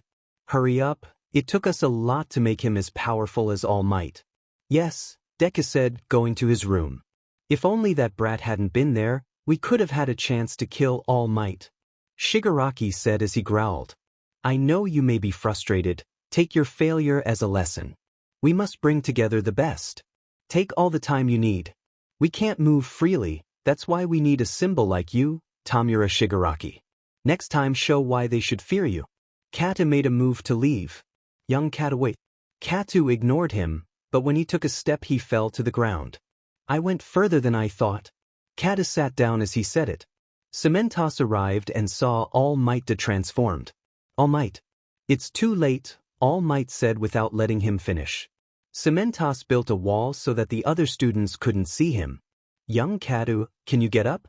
No, Kata said without turning to look at him. We'll keep you hidden while we take you to the infirmary. You always behave very recklessly, now someone knows your secret, said Cementos. I know, but if I hadn't, they would have killed me. Todoroki had gone to where Bakugo was, who was still lying on the ground. Bakugo slowly opened his eyes. He immediately tried to stop, but staggered. Todoroki stopped him before he fell. Let go of me. Where is he? Bakugo said, pushing Todoroki. If you mean the villain who hit you, he ran away. What do you mean I ran away? They let him go. They left before we could do anything. Bakugo grimaced and started walking out of USJ. I have too many questions. How is he still alive? Did he meet All Might? That smoke. Todoroki simply watched him leave and decided not to give importance to his attitude, leaving after him. While the heroes called the police to resolve all the chaos, Deku was trying to predict the direction Nomu had been thrown into. After some time he had managed to calculate some places where the Nomu could have fallen. Deku stood up from his desk and went to find Kurogiri. Kurogiri, I think I know where Nomu is. Kurogiri, who was treating Shigaraki's injuries, turned to look at him. Give me a moment, I have to finish this first. Okay, I'm going to wait at the bar, Deku said and then left the room. After a few minutes Kurogiri arrived with Deku. Okay, tell me where it is. Deku took out a map from his notebook and walked over to Kurogiri, holding out the map and putting it on the bar. My calculations led me to believe that it could be in one of these 7 areas, Deku said, pointing a finger at an area circled with black marker. I'm sorry for not being able to help more. Don't worry, I'll go there and look for him. Kurogiri teleported after saying that, leaving Deku alone. I will prove that I am useful. Outside USJ the students of Class 1A were gathered. The police had already arrived and were arresting the villains. 16, 17, 18, except for the boy who hurt his leg, everyone seems to be unharmed. Let all students return to their classrooms. Anyway, we won't interrogate them at this time. Detective, how is Professor Aizawa? Tsuyu asked, approaching and with a worried tone. He received open fractures in both arms. Fortunately it was just that. I could have been much worse. And 13? Mina asked. You shouldn't worry, the wound from the arm to the back was serious, but he will survive. This made the class smile in relief. All Might will also survive, Recovery Girl's care should be enough to heal him. He's in the infirmary. And what about Katu? Uraraka and Ida asked at the same time. He is under the care of the nurse. Sai, that's good, said Uraraka. Good, now you must return to your classrooms. Sansa, I have something to do in the infirmary. I'll leave the rest to you. Sir. Inside the USJ, Nizu, Midnight, and Snipe were arguing about the incident. We must drastically improve security, Nizu said. Yes, said Snipe, nodding. A portal quirk is very rare, but the fact that a villain has it is. Nizu looked at Midnight seriously for a moment. It was a very dangerous power. Detective Tsukachi. A police officer stopped him before he left. We were informed about the capture of a possible villain among some trees at the school. How are you doing? He doesn't seem hurt, he's docile and doesn't resist. We asked him questions but he didn't answer, so we think he's mute. At that moment the 3 heroes who were inside the USJ were leaving. Principal. Tsukachi approached the principal, removing his hat. We want to check every corner of the school for prevention. Of course, do it, Nizu said, raising his arms at his sides. You will have full access to the school. We need your help in this matter. I don't care who gets uncomfortable. Nizu lowered his arms and closed his hands. You heard, proceed with the investigation, said Tsukachi, leaving the place.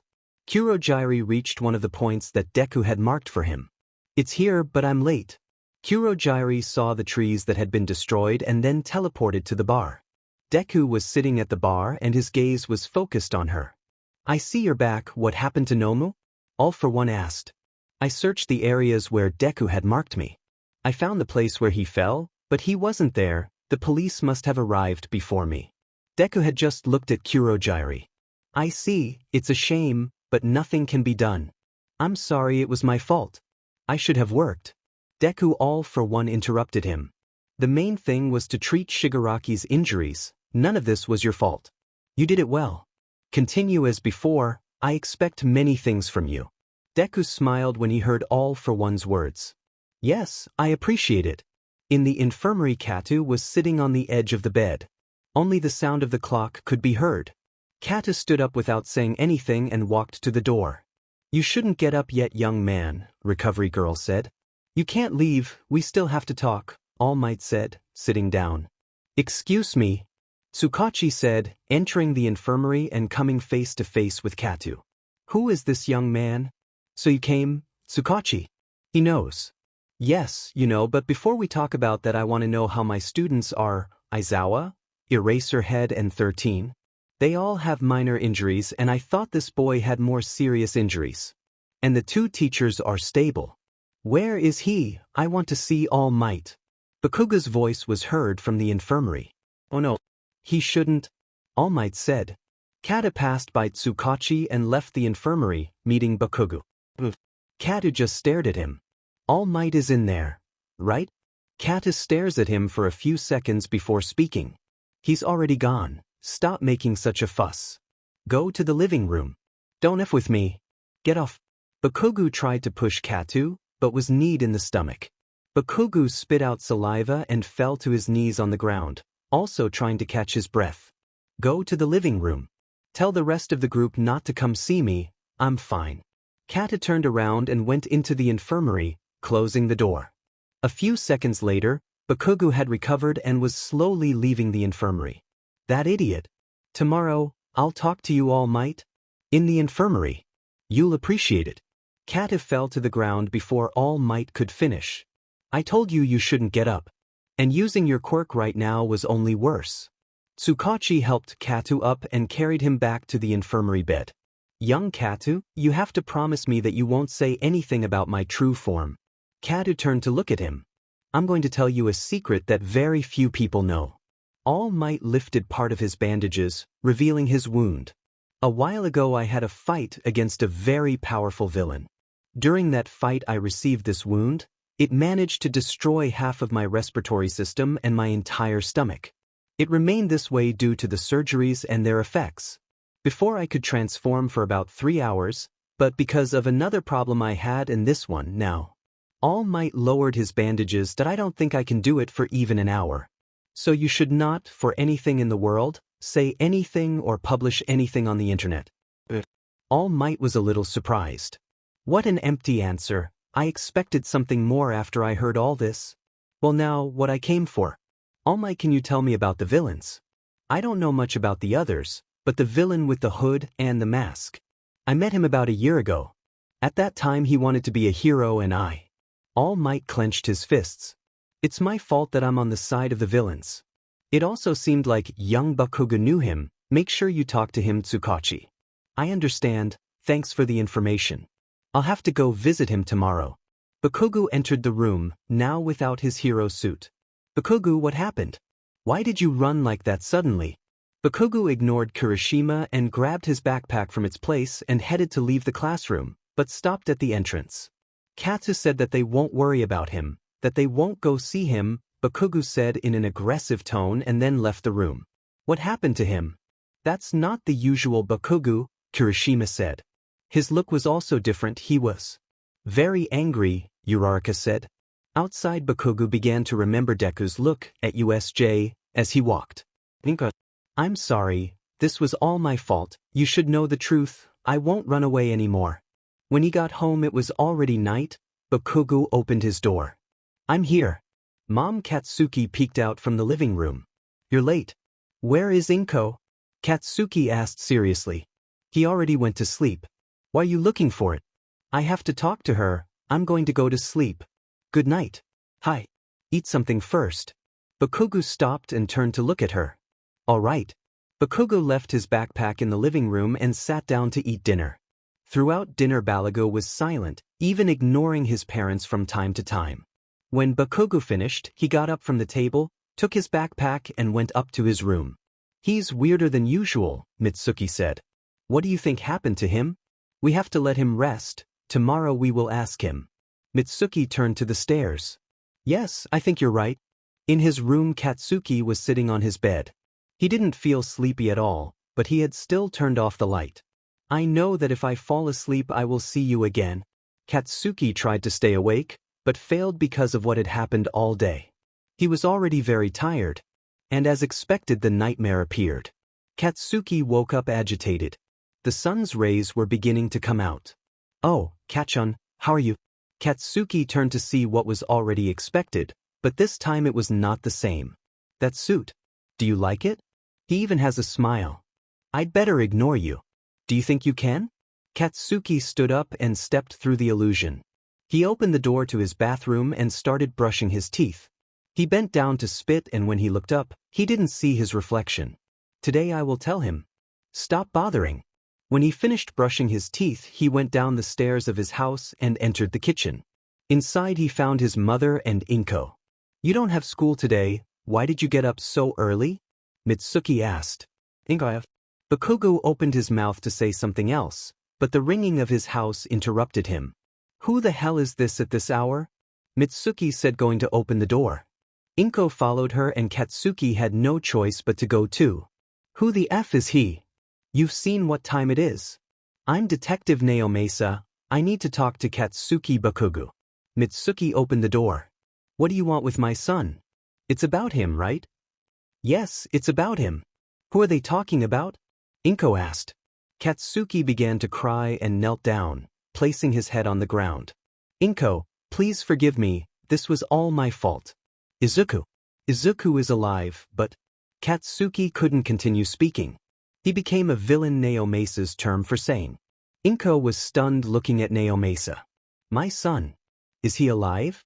They would let me pass, said Naomasa, taking off his hat. Already in the living room of the house, Naomasa was with a serious look. That can't be, it must be a mistake. My son. I saw him, he took off his mask. In front of me. Bakugo couldn't see Inko's face. There's something I haven't told you. The reason Izuku did what he did. It was my fault. I harassed him and told him that he couldn't be a hero. I was always like that, and even the day he saved me from the villain who attacked me, I decided to belittle him. When we got to the hospital, from that day on, I didn't have the courage to tell you. I burned the notebook you have trying to intimidate Izuku. I don't deserve to be a hero, it was all my fault. That's the name I gave him to humiliate him, to tell him that he was worthless. Bakugo kept his eyes downward the entire time. Katsuki, you should stop blaming yourself. I'm not saying I'm going to forgive you easily, but it wasn't entirely your fault. Although I just wanted him to be safe, I didn't support him either. The day it happened, Izuku spoke with a reporter. At night he said horrible things on television and Izuku couldn't take it anymore. Sometime later I discovered that this reporter had only become famous for telling fallacies about people. All the people who supposedly supported him were hired by him. His television show was closed shortly after what happened with Izuku. Bakugo looked up. He saw the illusion of Izuku sitting next to Inko. Even if you tell me that, I know that the main cause was me. I know all this is difficult to assimilate, but could you give me details of your son's quirk? Inko looked at him confused. It must be a mistake, my son was quirkless. That made Naomasa look surprised. Katsuki, you fought him, can you confirm if I use a quirk against you? I don't know how, but he released red smoke and it was very fast. Also the blow he gave was very strong. I understand, thank you for your time. Naomasa stood up from the couch. I must go, but I will return to ask more questions. Naomasa bowed and then left the house. Taking out his cell phone, he called All Might. All Might, we have to talk as soon as possible. In the afternoon, Tsukachi had arrived at UA to talk to All Might. You sounded very worried on the phone. What did you discover? This is something I shouldn't be doing, but I thought you had to know. The villain we captured, Nomu, we did DNA tests on. He was a common criminal with a history of assault and extortion. Also, according to the report, they found at least the DNA of 4 different people mixed inside the body of that villain. Young Cat has said it was an aberration. Now I understand it. Apparently his body was modified with chemicals and other methods. In simple terms, they modified it so that it could house multiple quirks. And another thing, the boy you told me about didn't have a quirk, right? Yes, that's right, and I regret having told you what I told you back then. Katsuki. Bakugo confronted him. He told me that he saw him produce red smoke, and he was also very fast and strong. Now that you mention it, he also had a red eye. Wait, that means...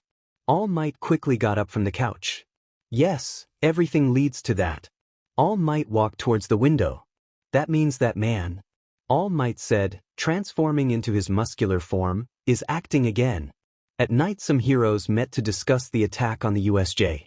Naomasa was giving some information. We didn't find anyone with the name Shigaraki, around 20 to 30 years old, with a quirk that allows him to disintegrate things. It's the same with the villain named Kurojari. But we have information about the third villain, Deku. His real name is Izuku Midoriya. We don't have much information about his quirk, but it seems to be a strength increase. You know something about his family, maybe they know how his quirk works, said Vlad King. Yes, but they didn't know about the existence of his quirk. He pretended to be quirkless. It's the lie they had made up between Naomasa and All Might.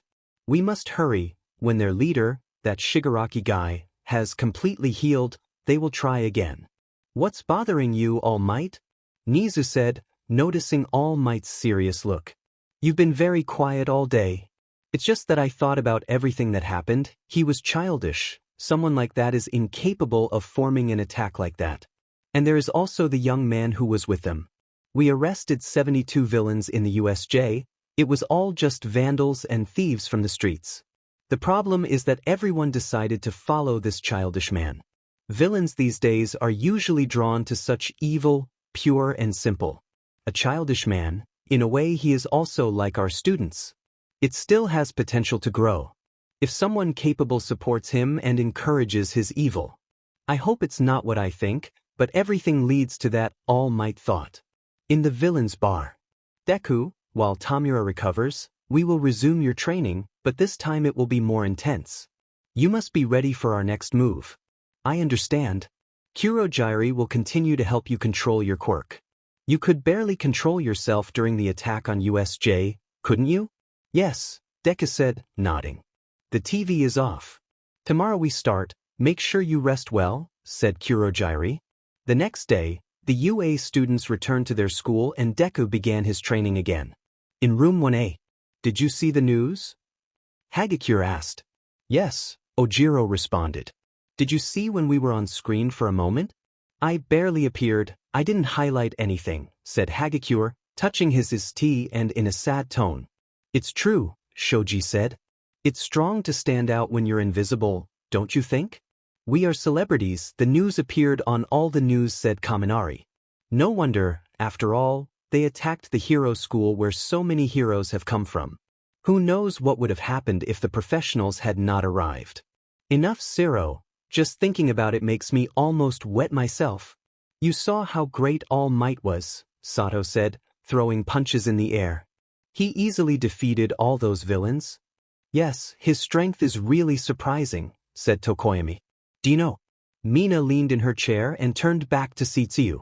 Who will be teaching today's class? Professor Aizawa is supposed to be in the hospital for his injuries, so I don't know.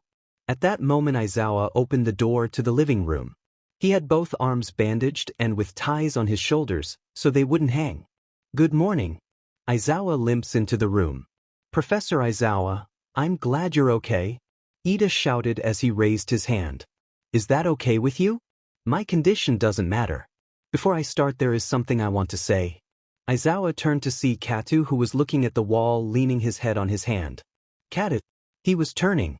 Katu turned to look at him without saying anything. What you did at USJ was very reckless. You could have gotten hurt.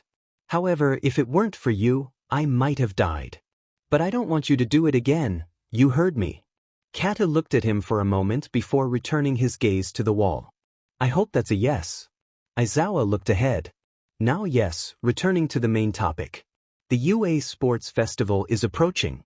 Is it okay to hold a sports festival after what happened with the villains? Jiro asked. What if they come back to attack us again? Apparently, they believe that organizing the festival demonstrates that our crisis management system is excellent.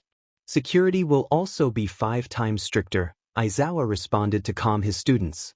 In addition, the sports festival is a great opportunity. They won't cancel an event like that because of a few villains. But it's a good reason, right? It's just a sports festival, Mineta said, scared. Our sports festival is one of the largest events in Japan. The Olympics used to be and the whole country went crazy for them. But due to population decline, they are now a shadow of their former selves. Currently, for Japan, the AU Sports Festival is what takes the place of the Olympics. That's right, the best heroes in the country will be watching Yaoyorozu clench his fist. They are looking for talents. I already know that, Mineta said. You're right, after we graduate the normal thing would be to join a hero agency as assistants. Although many lose their opportunity to be independent and spend their lives as helpers, Jiro turned to look at Kaminari. I think you will be one of those because you are stupid. Obviously joining a famous agency will make them gain experience and popularity. They don't have a lifetime. If they want to be professionals, their future will depend on this event. They have one opportunity a year. 3 in total. No aspiring hero can miss this event. If you understand that, then prepare well. Yes, sir, said the entire room. Class is over. The bell rang, signaling the start of recess. Even with everything that happened, I'm very excited, Kirishima shouted. If we shine, we'll be one step closer to being professionals, Shiro said, giving Kirishima a friendly elbow. It was worth coming to you, Sato said, hitting the palm of his hand with his fist. We have few opportunities, we can't waste this one, said Tokoyami, who was sitting on top of a locker. Upstairs we must all do our best, Uraraka said seriously. You know, I think the only one who isn't excited is Katu, Mina said, pointing her finger at Katu, who was still looking at the wall. Mina approached him and stood in front of his gaze. What are you thinking about? Katu just ignored her and stood up from his table. Katu, don't be rude, Ida said as he waved his arm. Katu just walked past until he left the room. I don't know what you expected, Mina. He communicates less than Koda and is even less expressive than Todoroki, said Shiro. Katu, wait. Mina came out after him. Don't waste your time. Shiro yelled at Mina before she left the room. Mina stood in front of Katu and started walking backwards. Hey, why the need to be so? What would be the word? So idiotic, said Bakugu, who was passing by. Yes, Exa. Wait, no. I didn't mean that, Mina said, stopping and turning to look at Bakugu. Katu moved to pass Mina's side. You shouldn't treat others like trash, that's not right, Bakugu said, annoyed. Relax, Bakugu. Haha, young Katu, here you are. I need to talk to you, come eat with me. Katu didn't say anything and walked towards him. All Might, I need to talk to you. It will be another time, young Bakugu. At this moment I am very busy. But it's urgent. In the dining room, Mina was standing in line when Urarak approached her. Do you know where Katu is? Oh right, All Might said they had something to talk about and went to eat with him.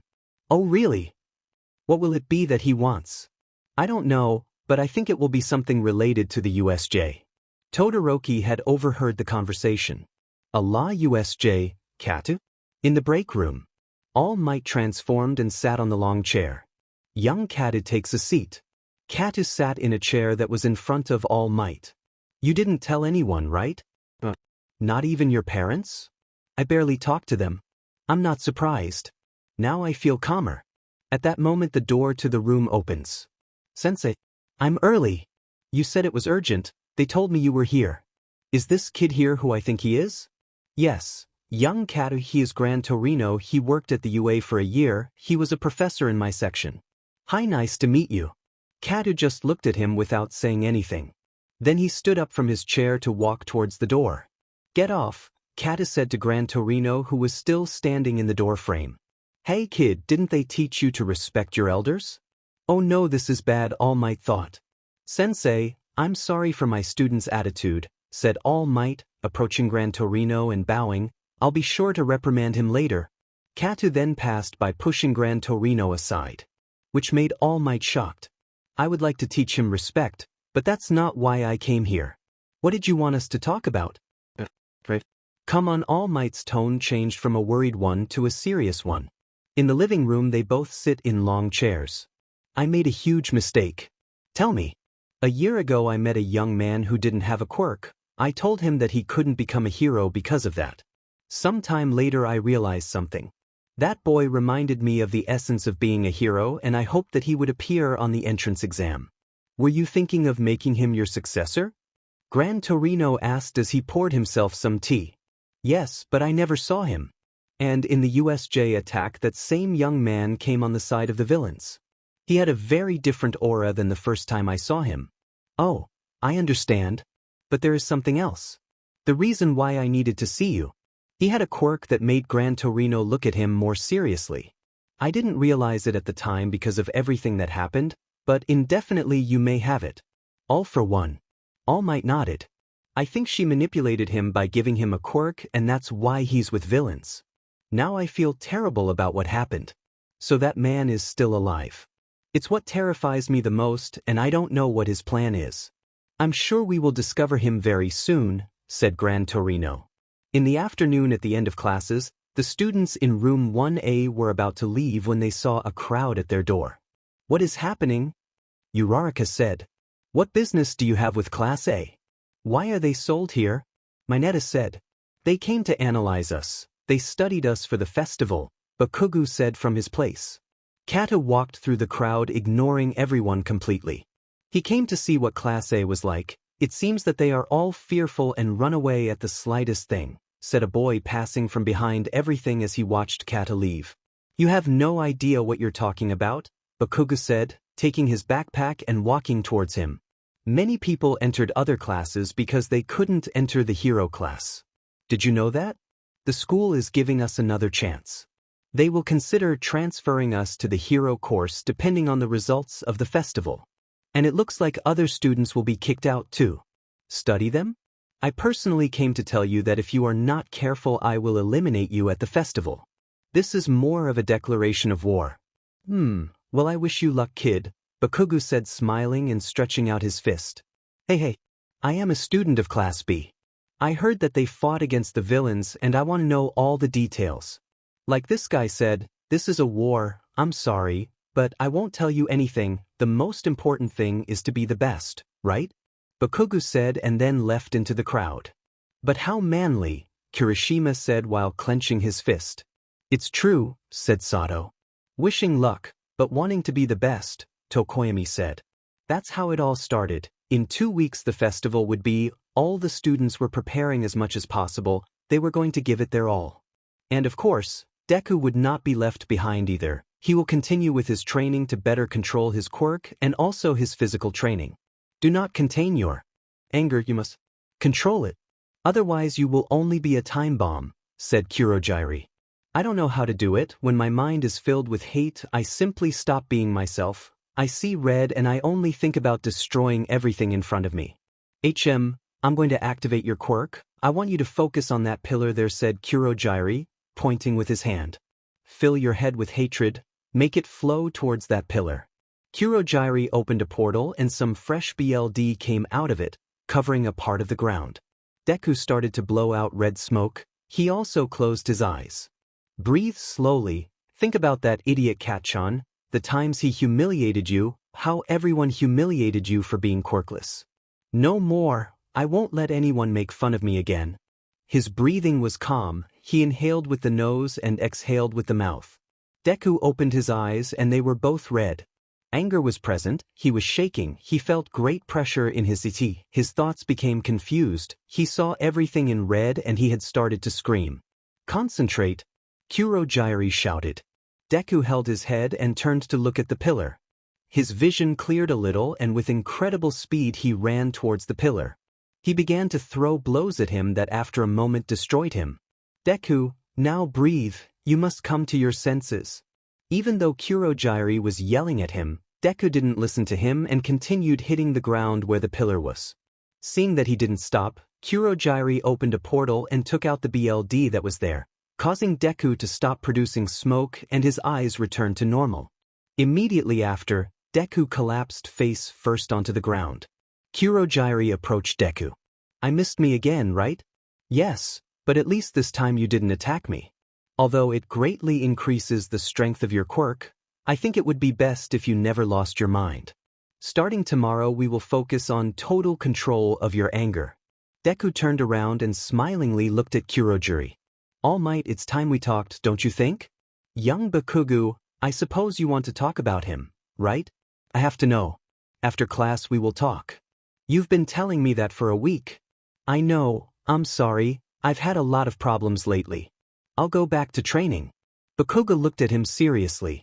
This time I'll go into the teacher's room with my explosions if necessary. After saying that, Bakugo ran towards his classmates. Bakugo, what were you talking about with All Might? Kirishima asked. It's something very complicated to explain.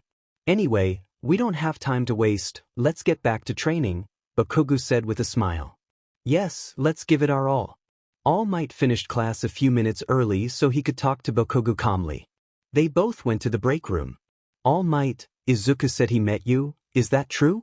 Do you want some tea? Don't avoid the question. All Might sighed. Yes, it was about a year ago. I saved him from the mud villain who attacked you. He grabbed my breathes to ask me if I could be a hero without a quirk. You said no. Yes, his dreams of being a hero were destroyed by me. If only I had done it differently, maybe he. All Might, I'm going to tell you something. Bakugo looked at him seriously in the face. I am the main cause of what happened to him. All his life he was rejected for being quirkless, but I was his childhood friend and I always felt that he belittles me. Everyone else fawned over me for having such a strong quirk, but he treated me as his equal. At that time he was very arrogant and a complete idiot. I treated him worse than anyone. He was even worse than Katu. Young Bakugo. I have a problem. I see a ghost of Izuku. I guess it's a representation of the great guilt I feel. A ghost, you say?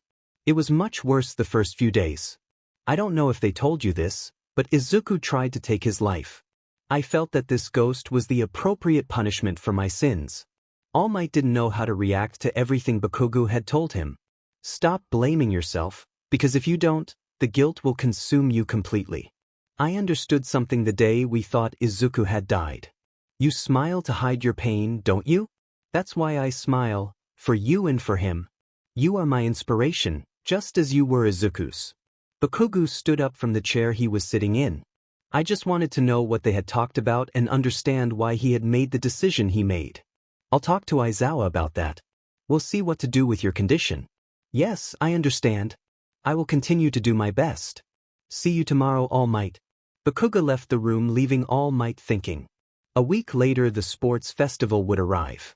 During this time, Bakugo had gone to therapy without his classmates knowing. The whole place was packed, with reporters, professional heroes and everyday people. The students of Class 1A were waiting for the festival to officially start when Kato opened the door to the place. Get ready, we'll be in soon. Show some emotion, Kato. Hey, Kato, Todoroki said, approaching the door. What happened at USJ? Is All Might interested in you because of that? Whatever it is, I don't care. I want you to know that I plan to prove that I am stronger than you. It seems that Todoroki wants to dethrone Kato as the best in the class. This will be interesting, said Kaminari. Outside at the stadium, President Mike was kicking off the festival. Pay attention. Public and media. The teen rodeo you love so much is about to begin. The UA Sports Festival. The entire stadium screamed with excitement. Are you ready? It's time for the freshmen to come in. When President Mike finished saying that, all the first-year students left on their respective paths. The great battle, where the new heroes face each other. And these are the guys. Those who overcame the enemy's attack. From the hero course, Class 1A. You went a little overboard with our introduction. It makes me nervous. Don't you, Bakugo?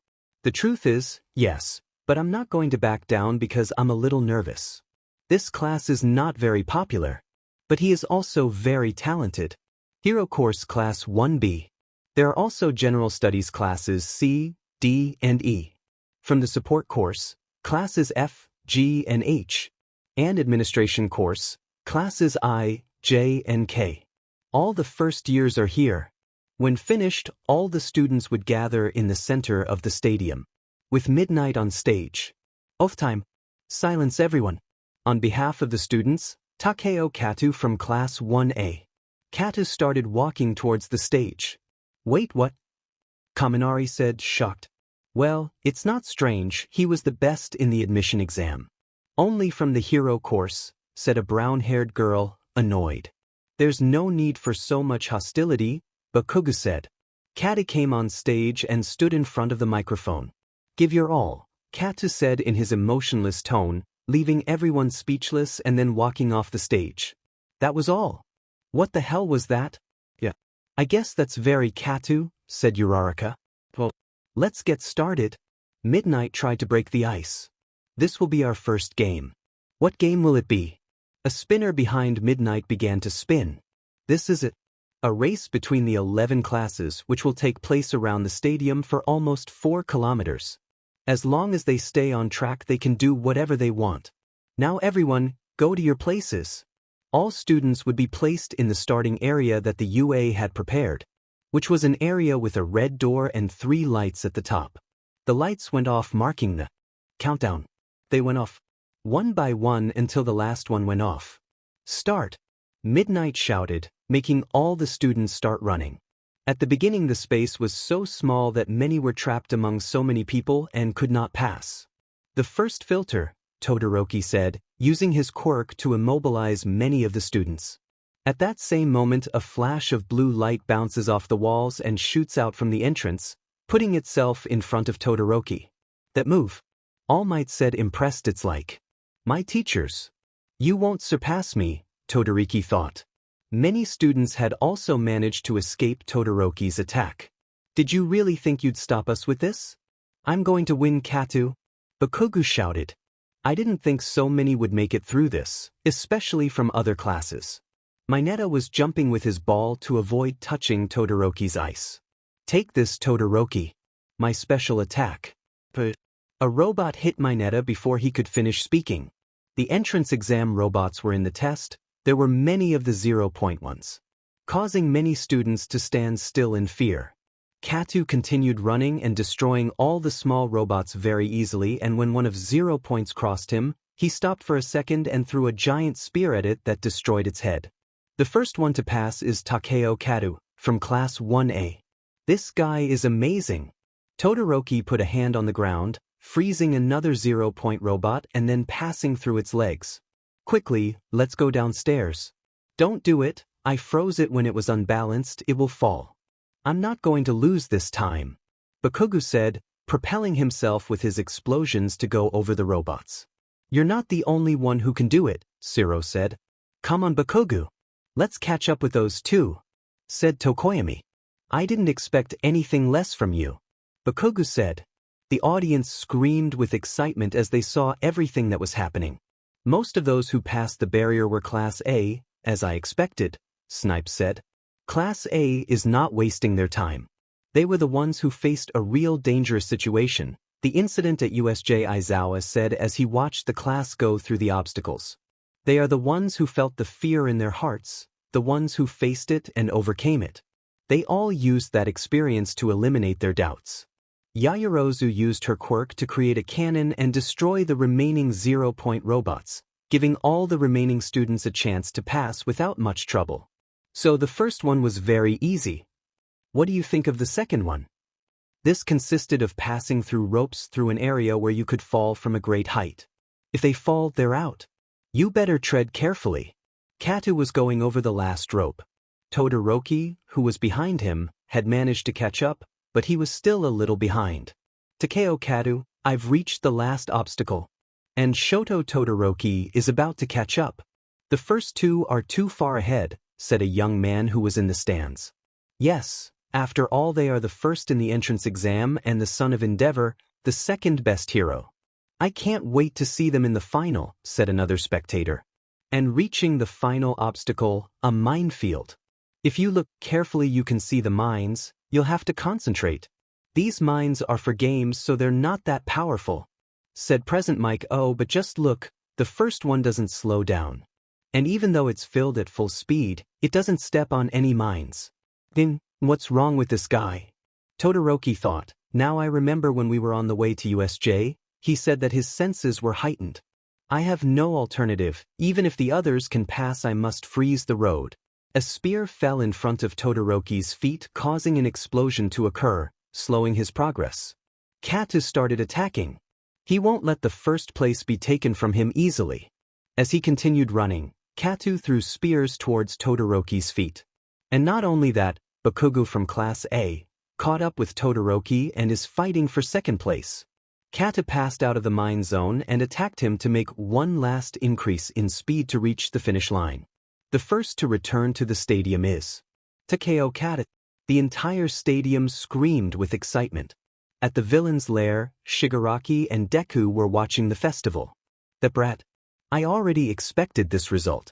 Even though I thought Kat-chan would be closer to winning, Bakugo had managed to pass Todoroki, coming in second, and Todoroki in third. More and more students passed by, until midnight announced that it was over. A total of 42 students had passed. Don't worry, those of you who couldn't pass, we will prepare more opportunities for you, Midnight said, then liked her lip. The real competition, the press will be very excited about this. Try strong. And the second event will be a cavalry battle. I'm very bad at that, said Kaminari. It's not an individual event. I wondered how it works, so you said. Let me explain. Participants can make teams of 2 to 4 people as they wish. It's like a normal cavalry battle. The only difference is everyone has a number of points based on the end of the first event. Then the amount of points depends on the members, said Uraraka. Of course, Mina said as she pointed her fingers at Uraraka. Do they never shut up even if they hear me speak? Midnight said angrily. Now, the assigned points increase by 5 from the bottom. 42 is worth 5 and 41 is worth 10. And the first place student is worth 10 million. Immediately all the students in the school turned to look at Katu, showing no concern at all, leaving some confused and others annoyed. It will be more difficult for those at the top. You will hear that many times while studying at UA. That's what plus ultra means. He doesn't look intimidated, Kaminari said as he looked at Katu. These are the rules of the battle. They will have 15 minutes and each team will have the total points of its members and the riders will have a ribbon with that number on their forehead. They must try to steal those ribbons and accumulate as many points as they can. Stolen ribbons must be worn around the neck. Remember that it is a cavalry battle. If you knock down others on purpose, you will be disqualified. They will have 15 minutes to form their teams. Several students would gather around Bakugo. Team up with me, everyone said. I think Todoroki already chose his companions. Bakugo has teamed up with me. Kirishima. Your quirk is hardening, right? Yes, you need a front horse that can withstand your explosions and I'm perfect for that. Do you want 10 million? Bakugo, after thinking about it for a moment and considering his teammates' quirks, would choose his team. Made up of Mina, Shiro and Kirishima. Katu stood apart from everyone without saying a word. Even though he was so strong, everyone was afraid to go with him because he would be the center of attention during the battle. Hey Katu, let's team up, Uraraka said a little nervously. Katu turned to look at her. I thought that since we had already fought together, we might still understand each other well. Hey first place, join me. Katu and Uraraka turned to look at the place where the voice came from. You're the weird girl from before. My name is Mei Hatsum. I'm in the support course. I don't know you yet, but allow me to use your position. Hatsum moved forward and stood in front of Katu, to which he did not move an inch. If we team up, I will be the group that everyone will look at. That happens, it will be inevitable that the big businessmen will see my babies. Hatsum got closer to Katu, standing face to face with him. That is, I will be able to expose all my babies to all those big businessmen. Wait, babies and businessmen? Uraraka asked, confused. Hatsum ignored her and continued trying to convince Katu, to which he just looked at her without saying anything. Hey, now that I remember, you're the one who destroyed my babies, right? Boots that conducted energy. I felt very bad when they brought them all destroyed, but next time I promise you they will last much longer. You concentrate on dodging. Wow, you're not the least bit nervous, are you? He's like that. But Katu, don't you think we need someone else? Katu did not answer him. Is that a no? Uraraka said, tilting her head. It's time to start the game, said Midnight. Wake up, Eraserhead. Present Mike moved him to wake him up after 15 minutes to form teams and have strategies.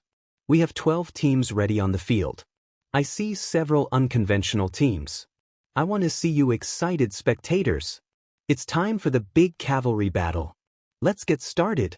I chose the 3 of them because I think it will be the most stable formation, Todoroki said as he looked at his team. Kaminari, go left and push the enemy away with your electricity. Yaoyorozu, you go to the right. It acts as an insulator and helps in defense. Ida goes forward, giving us movement and physical defense. Will you attack with your ice and fire? Ida asked. No, Ida, in battle. I will never use my left, Todoroki said as he turned to look at his father, Endeavor, with hatred. I didn't expect them to choose me, Tokoyami said. You defend my right side, said Katu, who was above the 3 of his team, being the rider. They already made their teams, right? Well, I won't ask you if you're ready. The countdown to the pitched battle begins.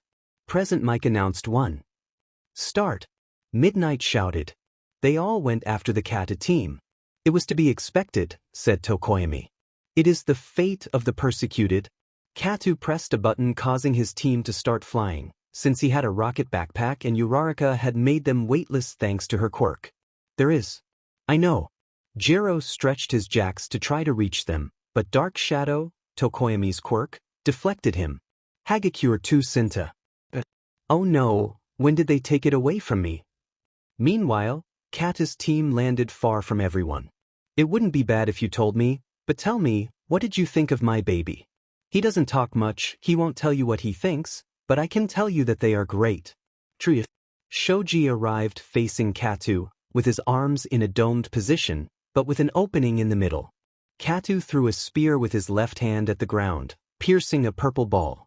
I knew it, we won't be able to surprise him, Shoji said. So, let's see if you can handle all this.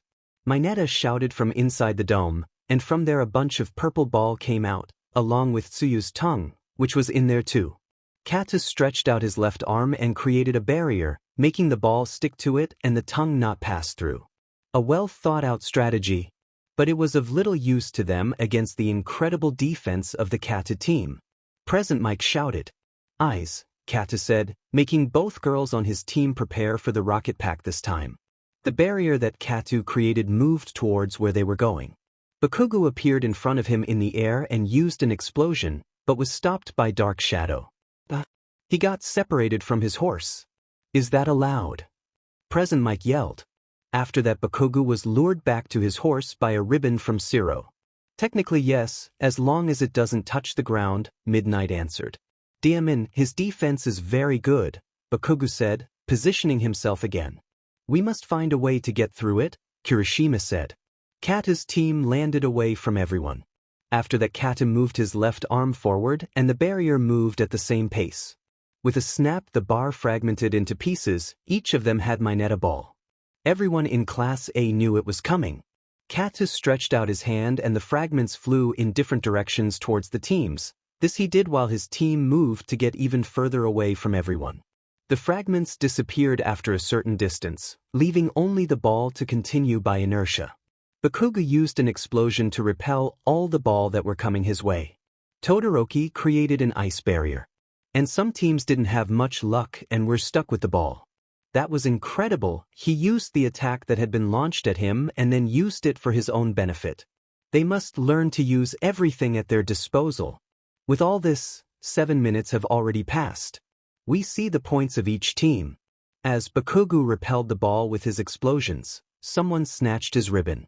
Wait, what? Except for Kata, Class A is not doing well. Present Mike said. About Class A, they're not very smart, said the boy who had taken Bakugo's tape. He caught us. Demons. The boy's team stopped after taking his tape. Since Midnight said this was the first game, it didn't make sense for them to eliminate so many applicants. The boy turned to look at him. Isn't that true? Assuming that about 40 people would pass by, we concentrated on staying within that range, while studying their quirks and personalities. There is no point in trying to win in the preliminary phase. Was it a group decision? Bakugo asked. It wasn't unanimous, but it was a good idea, don't you think? Oh, by the way, you are famous. You are the student who was attacked by the mud student. Tell me, what are you trying to hide behind that stupid smile? Maybe your weakness? If I remember correctly, the one who saved you was that quirkless boy. That must have embarrassed you a lot, right? Even A. If you finish saying that, I'll tear out your tongue, Bakugo said in a threatening and annoyed tone. A useless quirkless could do what you can't. Kirishima. Let's go for it. Kirishima turned to look at Bakugo and felt a murderous aura coming out of him, something that terrified his team members. I'm going to kill this bastard. Minoma, stop it, stop provoking him, said a boy. Yes, but you know heroes who always depend on others to save them end up dead first, said the boy now known as Minoma. Bakugo, calm down. If you don't calm down, we will never recover the points. Be quiet. Just go for it. We depend on you, Kirishima said, starting to run along with his team members. That Bakugo shouted as he launched an explosion towards Minoma, to which he easily deflected it. Bakugo turned around to attack again, but was blasted with his same quirk to the face. Wow, what a good quirk you have. Minoma hit Kirishima on the head. Also, is there anyone with your quirk? Bakugo used another explosion directly at Monoma, creating a screen of smoke. When it dispersed, Monoma was taking cover while using Kirishima's quirk. They really have great quirks, but mine is much better. So he can copy our quirks. Even an idiot would have deciphered it. You're it. Before Bakugo could attack again a boy with a strange head from another team, he released a kind of white liquid, preventing him from passing. Monoma, let's go, we will be among the best 4 with these points. Don't even believe that. I can't move, Kirishima said, which made Bakugo turn to the ground. I'll melt it in a moment. I'll hurry up there. Running away with our points. Zero said. Hurry up, Ishido. Bakugo shouted. While all this was happening at the same time, another fight was happening. 1 minute left. The support team has been a great help, so you could stay away from everyone. We must destroy those artifacts, Todoroki said as he saw Katu's team in the air.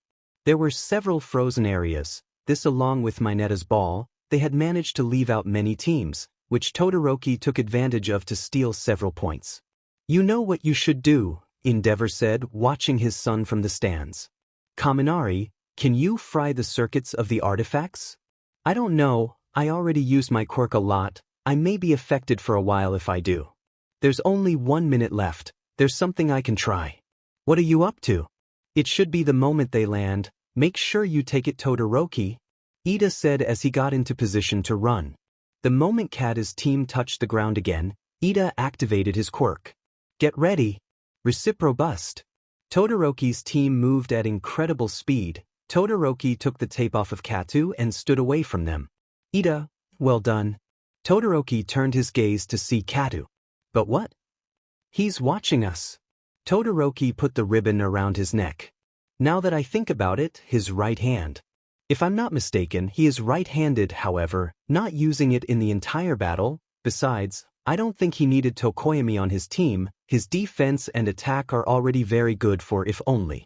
Wait a minute, Katu, all this time had had his right hand stretched out, and just now he closed it. That's what Todoroki saw.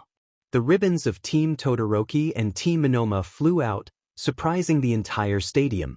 Todoroki managed to grab one of the ribbons that he already had when he was in the air. What? What just happened? Present Mike shouted, impressed. Oh, I understand. Do you know what happened to Eraserhead? Basically, it was the opposite of giant spears. At the base of the League of Villains. But I didn't expect that. Deku began to murmur about Kata's quirk. Shut up, you're bothering me, Shigaraki said in an irritated tone. Deku, I need to talk to you. Tomorrow you will come to my base, said All for One from a monitor that was next to the television. Yes, of course, sir, I will be delighted. What do you want to talk about? I have a gift for you and also a mission to give you. Oh really? I won't fail again, I swear. Deku stood up from his chair and bowed. We'll talk tomorrow, the shutdown monitor. Time is up. Present Mike said. That? I didn't see what happened anymore.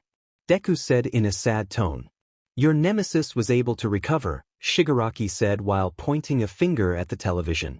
The scoreboard put Bakugo in 3rd place. It was expected of him. How did he do it? He just jumped with one of his explosions and grabbed some of the ribbons that the other boy had in the air. The 2nd place is Team Shinso? Who are they? Deku thought. What a demonstration. Did you expect an ending like that? Present Mike said, approaching Aizawa. It was an unexpected ending, but with expected results. There you have it. What do you think? We'll take a break for lunch. Are you coming to Eraserhead? I'm going to sleep. In the stands, Endeavor saw the scoreboard. You're an idiot, his son had passed by a miracle, you should have used your left side. Endeavor turned around and walked into the stadium stands. In the center of the stadium, Bakugo approached Monoma. Hey, Bakugo. Calm down. Kirishima tried to stop him. Bakugo ignored him and he stood in front of Monoma. You don't know anything about my life, so stop saying stupid things before you regret it. Wow, it seems I was right about that, Inu. Bakugo grabbed him by the jacket. Guys, calm down now. Mina separated the two of them, standing in the middle. Bakugo turned around and then walked past his classmates, leaving them surprised by his attitude. Monoma and his friends also turned around and left. What the hell happened to him? Kaminari asked. It seems like what that boy said really bothered him, Shiro said. Bakugo walked into an empty locker room. "I'm an idiot," he muttered. "Hello, Kachun. I see it went badly for you. It can happen, right? But you wanted to be the best, that's all you've ever wanted. You know, I think that all in all, it's not so bad to see you." Izuku's illusion remained silent. "It reminds me of why I decided to change and my new reason for being a hero. I'm going to save you." Bakugo turned around to leave the locker room to the real you. Bakugo opened the door. "We'll see how that turns out for you." In another hallway, Todoroki had intercepted Katu. "Hey, what's going on between you and All Might?" Katu ignored him and continued walking. "What happened at USJ?" "A setback," Katu replied. "What does that mean?" Katu ignored him until he left the place, leaving Todoroki there. "I don't think he wants to tell me more." Elsewhere in the stadium, Ida and Uraraka were talking about the results of the cavalry combat. "Katu is really surprising, we barely passed," Ida said. "I don't think anyone expected that." "No, you're wrong," Ida said seriously. Todoroki managed to react before he pulled the ribbons. "Mitch, really? If it weren't for him, I wouldn't have qualified." "But still, the move you used was surprising," Uraraka said to try to cheer him up a little. "Hey, why the long faces?" Bakugo asked as he arrived at the place. Nothing, just. You're thinking about the cavalry battle, right, Ida?" "Yes, Kata's ability. It overwhelms me too much." "Hey, don't put yourself down, you're pretty strong too." "Thanks, guys, I feel a little better now. Shall we eat?"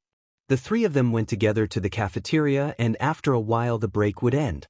Now that the break time is over, it's time to present the last game. But before that, there's good news for those who didn't make it to the finals. It's a sports festival, so we will prepare recreational games that everyone can participate in. And when that's over, the 16 of the 4 teams that made it to the final round will host a tournament, one-on-one style. This made the stadium crowd scream with excitement. "So the last round is one-on-one, huh? I will stand on the stage that I always saw every year," Kirishima said excitedly and clenching his fists. "Was there one like that last year?" Mina asked. "Every year is different, but there is always a game like this," Shiro answered. "Now, we will do a draw to define the pairing. Once it is decided, we will start the recreational games and then we will start." Midnight announced the 16 finalists can say whether they will participate in the arcades. "I'm sure they want to save their strength." Now the first. "Excuse me." Ojiro raised his hand, interrupting Midnight. "I'm leaving." "Are you leaving?" Bakugo said, impressed. "This is a rare opportunity for the pros to see you. I barely remember anything about the cavalry battle. It's probably something about that guy's quirk. I know it's a great opportunity, and it's ridiculous to waste it. But everyone here competes giving their all. I can't go without knowing what really happened." "You're overthinking it, you should only worry about the final," Hagakure said. "If you say that, then I won't participate either," Mina said. "It's not that." Ojiro put a hand to his face. "I'm talking about my pride. I can't. I'm Nairenjiki Shoda from Class B. And I wanted to withdraw for the same reason. Regardless of ability, don't you think it goes against the goals of this festival to have passed by doing nothing? What's going on with these guys? They are real men. This is an unusual event," Present Mike said. "Well, we just have to see what Midnight decides about this. Young talk like that is something I like." "Shoda, Ojiro, I accept your withdrawal. I'm going to continue," Aoyama said. "If that is the case, we must move 2 more people from the 5th team.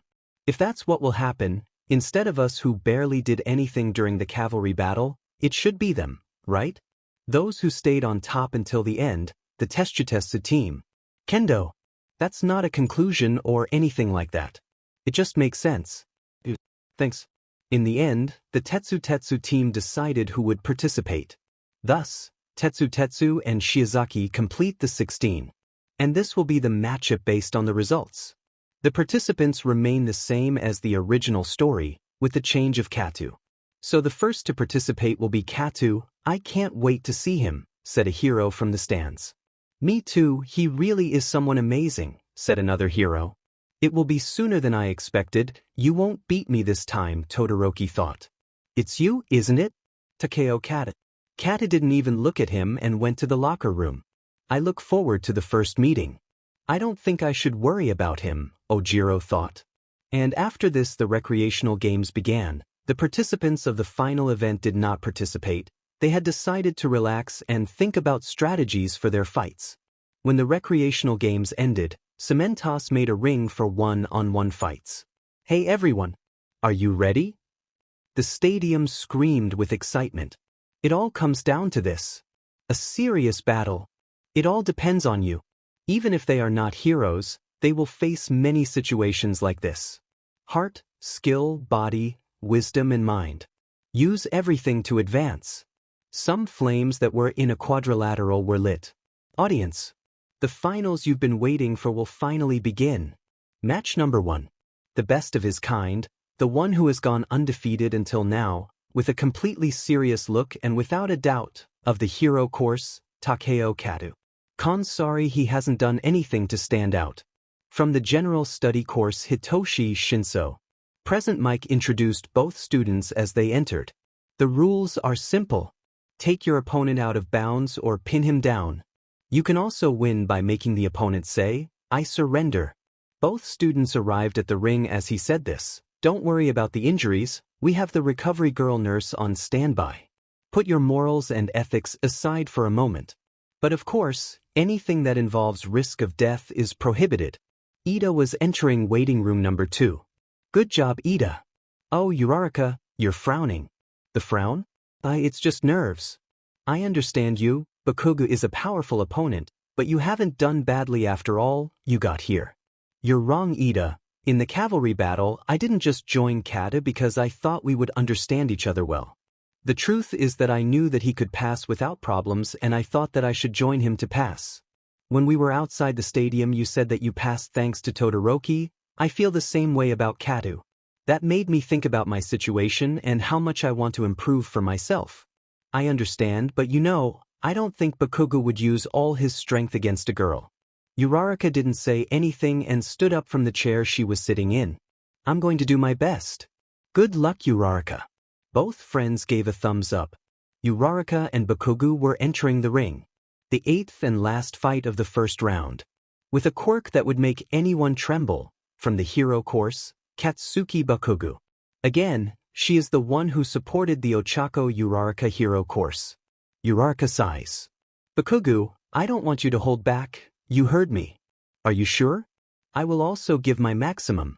Bakugo smiled. Okay, Uraraka. 8th combat begin. Immediately Uraraka moved towards Bakugo. I appreciate it. Bakugo prepared his right arm to attack Uraraka and she tried to dodge it, but it was useless since she hadn't reacted quickly enough. A screen of smoke rose with the attack. I know that wasn't enough.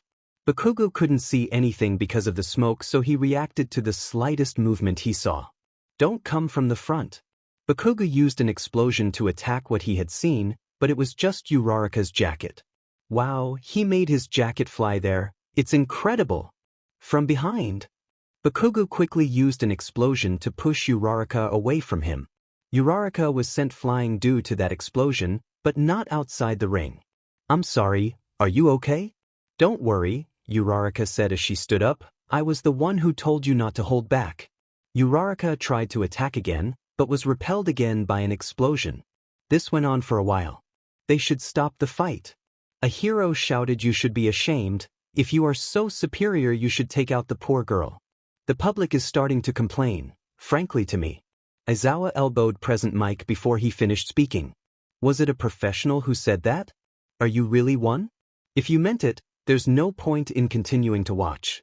Get out and find a new career. Bakugo is only being careful because he recognizes his opponent's strength. It wouldn't be fair to her if he treated her differently because she was a girl. She does what it takes to win, and that's why she hasn't let her guard down. How are you doing, Uraraka? I can still go on, he said, removing the dust from his face. Besides, the time has come. Bakugo made a confused look. Thank you for not letting your guard down. I understand that Bakugo couldn't see it, but I find it shameful that a professional booed him without realizing it, said Monoma. He kept his body low so that Bakugo would attack the ground and thus add more weapons. And he also managed to reduce his field of vision with incessant attacks so that he would not notice him. Monoma turned to the sky where there were several debris floating. Uraraka put her fingers together and all the debris began to fall. Meteorites? Present Mike said, impressed. You should have noticed, Aizawa said. Uraraka wasted no time and ran towards Bakugo. With so much debris, whether I dodge or counterattack, he will be exposed. There I will approach with my secret move and win, Uraraka thought determinedly.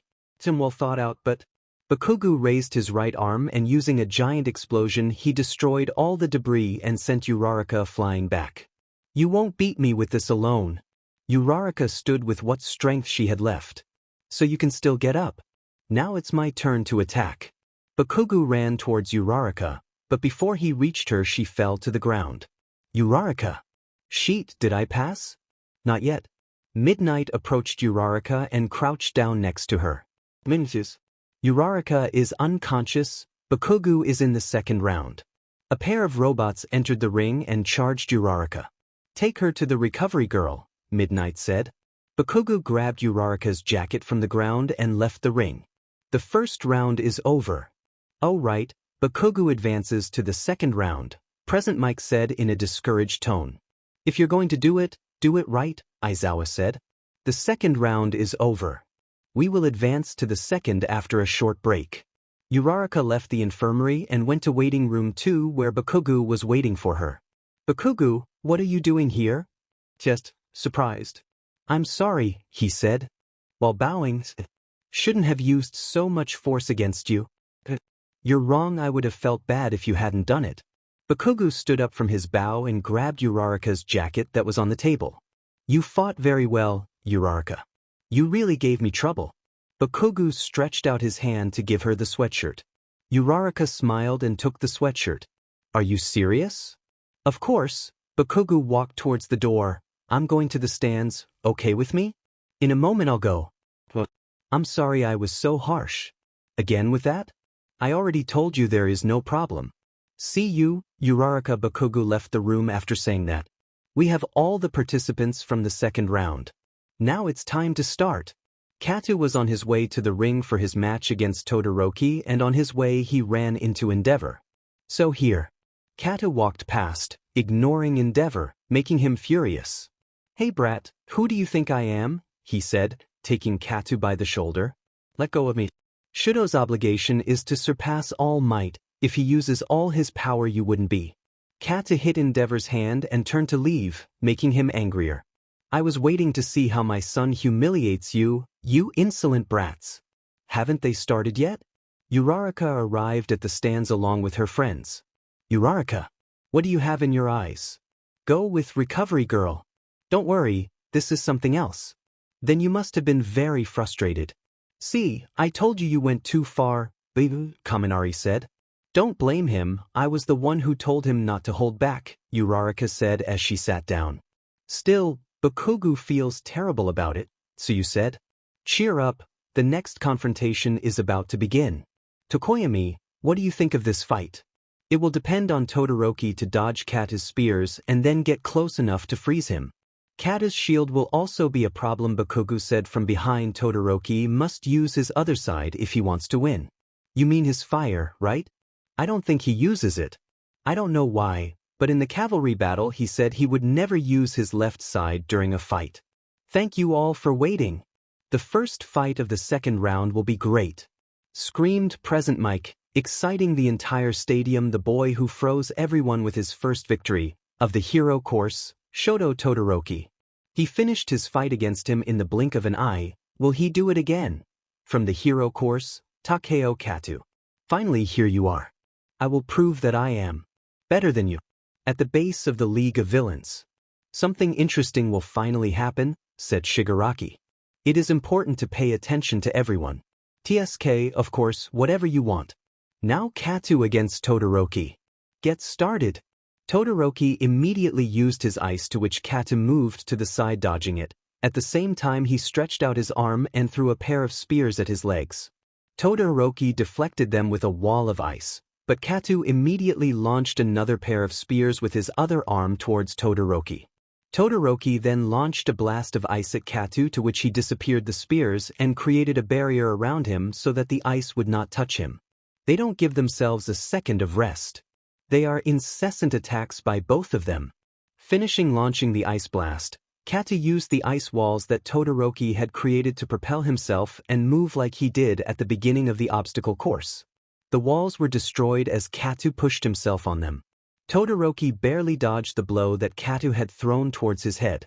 Now is when from his foot he took out ice, and when the ice was about to reach Katu, Todoroki felt something pass through his right shoulder. What? Todoroki saw a spear stick into the floor with his BLD on it. He looked up and saw Katu, who had his left foot frozen. They both received an attack. What a tight fight. Katu raised his right arm and created a sphere around Todoroki. Demon, I got distracted. Using the energy of his foot, he got rid of the ice that was holding him back. Katu raised his other arm and pointed it at Todoroki. Todoroki used some ice inside the barrier, but the only thing he managed to do was leave himself with less space. Todoroki, can you go out there? Midnight asked. Yes, just give me a moment. I'll give you 15 seconds. It's over, Katu won, Bakugo said. Todoroki created an ice spear and slammed it into Katu's barrier, but it did nothing to him. He hit until the spear broke into pieces. Your time is up. Takeo. Katu moves on to the next round. Katu lowered both arms, the barrier disappearing, and turned to leave the ring. Todoroki watched Katu leave, shocked at having lost so soon. With nothing else to do, he turned around and also left the ring. Those moves, both of them are stronger than the average professionals. But Katu is really on another level. Yes, I hope you join my agency when this is over. In the tunnel back to the break rooms, Endeavor stopped his son before he left. You were weak, your left side would have been key to keep him from getting closer. Shut up, I don't want to hear it from you, Todoroki said as he walked to leave the place. You'll have to use it sooner or later. Now you also have an idiot to beat before All Might. Same but with a less aggressive Bakugo. The semi-finals begin, one from a family of heroes and the other the one who has proven, for now, to be the best. From the hero course, Tenya Ida versus, also from the hero course Takeo Kat. This will be difficult. His speed is greater than mine. Without using my reciprocal burst, I will have to make an opening to be able to take him out easily. Start. Ida immediately ran towards Katu and launched a kick, which Katu was able to dodge with ease. With Ida in the air, Katu raised both arms and threw several spears at Ida, to which he activated his reciprocal burst and managed to dodge some, but one hit him in the left arm. I was too aggressive. I didn't think in that PRD. The only thing left to do is give it your all. Ida went at full speed against Katu and he just activated a barrier around himself. Ida kicked the sphere, breaking it a little, but Katu immediately regenerated it. 7 seconds, with continuous blows I should be able to break it. Ida launched a kick with all his strength, but instead of hitting her, his kick hit the air, since Katu had deactivated his sphere. Katu picked up Ida in the air and, using the strength he already had, threw him out of the ring. Ida left the ring. Katu is the winner. Midnight shouted. Katu advances to the finals. Present Mike announced. Same, less aggressive, and in the end he gave him his hand to help him get up. The final fight will be between Katu and Bakugo. Bakugo entered a room, but he made a mistake and was in room 2, where Katu was sitting cross-legged and meditating. Hey, what are you doing? Bakugo turned to look at the room number and realized he made a mistake. Sorry, I'm in the wrong room. Bakugo turned around and left the door behind him. Did you notice? What are you doing meditating? I don't think he needs to calm down. It could be that he's resting. He runs out of energy. Ding ding. Furthermore, he has used a different strategy for each opponent and test. You should expect anything. Let's win this, Izuku. The last battle of the UA festival has finally arrived. Let's find out who is the best first year. Present Mike said as he spun around in his chair. This is the final of the hero course, Takeo Kata, against, also of the hero course, Katsuki Bakugo. Now get started. Both opponents moved at the same time. Bakugo attacked with his right arm, but Katu deflected it upwards, then knocked him down by putting his foot behind him. Bakugo used an explosion to directly hit Katu, creating a screen of smoke as he fell to the ground. A spear came out of the smoke towards Bakugo's right hand and, on instinct, he used an explosion destroying the spear. The smoke cleared and Katu was not there. Where? Bakugo thought as he jumped to get up. A knee to the head was what he received when he stopped completely, sending him to the ground again. Katu used his spear to confuse Bakugo while jumping to attack him through the air. What else will we see in this fight? Do you want me on the ground? Then I'll go on air. Bakugo used an explosion to fly into the air. Kat-chan is running away. Deku said, "Here you won't be able to. Behind you." Bakugo looked back and saw 10 gigantic spears. Katu closed his hand and the spears went in Bakugo's direction. Aiming his right arm at the spears, Bakugo used a powerful explosion to destroy them in an instant, causing him to fly towards the ground. "Sheet, I have to go down." Katu had kneed him in the back while being propelled by his explosion. Bakugo fell to the ground unable to get up due to the strong blow he had received. Bakugo can't move anymore. The winner is Katu. "It can't be, but..." Uraraka said worriedly. "That blow was very strong," said Kaminari. "It's the end of the last event. The winner of the first-class sports festival is..." "From Class A, Takeo Kat," Present Mike said. "Fast. We have to take him to the infirmary." In the infirmary, after a while, Bakugo was lying on a stretcher when his friends from room 1A entered. "Bakugo, are you okay?" Uraraka asked. "Yes, I slightly fractured my spine, but Recovery Girl healed me with her quirk, although she told me that she won't put much effort into it until tomorrow." "What a shame, I thought you could have beaten Katu," Kirishima said. "He manipulated me to move the way he wanted. He did the same to everyone in each of the events." Bakugo tried to get up but failed and let out a mem of pain. "You must leave now, the final ceremony is about to begin, you must let him rest so he can be in his place," Recovery Girl said. "See you, Bakugo," Tsuyu said. "Bye guys." After a while, all the first years gathered in the center of the stadium to give the medals to the winners. All the events of this year's sports festival are over. The time has come to start the awards ceremony. Smoke came out of the ground next to a platform where Katu, Bakugo and Tokoyami were. In addition to Tokoyami, Ida came in third place, but he had to leave due to personal issues. Now comes the medal presentation, and who will do it, of course. An iconic laugh was heard in the distance. All Might jumped from the top of the stadium, landing next to Midnight. Midnight brought the medals to All Might. "Please start with the third place medal. Young Tokoyami, congratulations, you are very strong." "You are very kind, sir." All Might hugged him. "To fight villains you should not depend only on your quirk. If you increase your strength you will have more options when fighting." All Might took the second place medal. "Young Bakugo, you did very well. Don't be discouraged by losing this time." All Might hugged him. "I hope you make a full recovery soon." Mentally and physically, he whispered. "Now you, young Katu." All Might gave him the medal. "You must think about your attitude. And these are this year's winners, but listen carefully. All of you could have reached this podium. As they saw it, compete, surpass others and reach a higher level. The next generation of heroes is flourishing. I have something else to say, let's say it together. Woo. Thank you for your effort. Plus Ultra." That? You should have said Plus Ultra. All Might. At the Villain League base, Deku was laughing lightly. "You really enjoy watching Bakugo suffer, don't you?" "I'm sorry, Shigaraki, I can't help it. I like that side of you better." Deku smiled and stood up from the chair he was in. "I'm going to take notes about the sports festival. See you tomorrow." "And that's the side I hate the most," Shigaraki said quietly. During the afternoon, the students of Class 1A were in their saloon. "Good job, there will be no classes for the next 2 days. Surely professionals will want to recruit them. We will organize everything and announce it when they return. Rest and wait to receive news." The next day, Bakugo had returned to UA for treatment for his spine. And Deku reunited with All for One.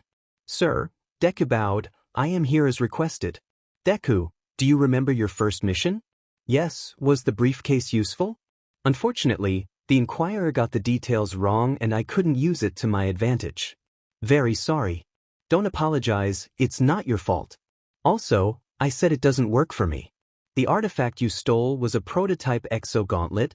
We were able to modify it so you can use it with your quirk. That means, yes, this is my gift. It's on the back table, pick it up before you leave. The details of how it works are inside the briefcase. I thank you very much, sir. Now let's talk about your mission. I want you to recruit more villains. We have a few in mind. Tomura will take care of the hero assassin. The hero killer? There are uncertain reports about a possible villain who has hurt several heroes, as well as villains. He's good at sneaking around, so I want you to track him down and talk to him. Search the underworld, ask questions while recruiting new members. You should consult Jiren first about them. I understand. Now retire, you have a lot of work ahead of you. 2 days later, the UA students returned from their break, and those from Class A were talking as class began. Good morning, Aizawa said, entering the room. Good morning, Professor Aizawa, said the entire Class 1A. Karo, Professor Aizawa no longer has any bandages. I'm very happy to hear it. The old lady went a little overboard with the treatment. Anyway. Wait, where's Kadu? Huh. Everyone turned to Kata's empty seat. Wow, he's so inconspicuous that I didn't even realize he hadn't come, said Kaminari. Maybe it was complicated by the rain, Mina said. I'll see about that later. For now you will choose your hero names. The only hero name that changes is Bakugu's. I want my hero name to be Katchan. I have something to settle with this name and it reminds me of my reason for being a hero. You're sure? Very safe. Now that everyone has chosen their names, we will talk about internships. They will last a week. As for where they are going, students who received offers will have a list and can choose from there. Those who have not received will choose from among 40 agencies that accept our students for internships, with different branches and different specialties. The next day, the students of Class 1A were talking about internships when the classroom door opened. Oh, Kata. What happened to you? Kata had a patch on his cheek, a bandage on his neck that seemed to go to his shoulder, and another patch on his left eye. Without answering, he sat in his chair. Who was capable of doing something like that to Katu? Kirishima said, scared. Aizawa entered the room and saw Katu with the bandages. Hey, what happened yesterday? Where were you? Kata did not respond. Did you have a street fight? Go to Recovery Girl to heal. I can't. Have you in that state? Then we'll talk about internships. Kata stood up from his chair, holding his right side on his ribs. And as he was about to reach the entrance, he staggered, but stopped at the door to avoid falling. Someone help him.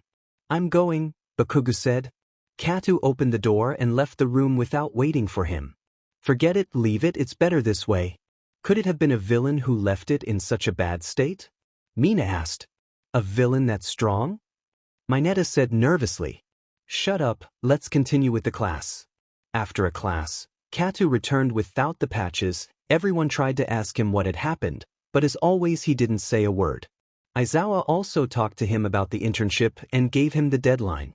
This is how the last days would pass, where what had happened to him was a mystery. They have their suits, right? Don't forget that you shouldn't wear them in public. Don't lose them. Mina said excitedly. Speak well, yes sir.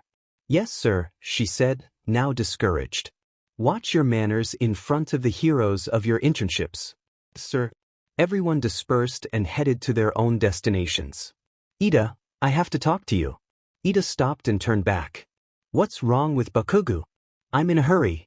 I know what you want to do there. You're going to look for the hero killer, right? Ida didn't say anything. Listen to me, revenge is bad, that kind of attitude is not worthy of a hero. Don't worry, Bakugu, don't think about doing anything irresponsible. Ida turned around. He didn't create you. If you need help, talk to me before you do something stupid. Bakugu turned around anyway. The dubbing is horrible, I'm sorry, but it's the one I found. Call Deku. Can't. That. Because. He is fulfilling his mission. He told me that he needed the greatest discretion. I can't interrupt it. From here it develops the same as the original story, Shigaraki asking all for one for the Nomus and the attack on Hosu, until before Ida finds the hero killer.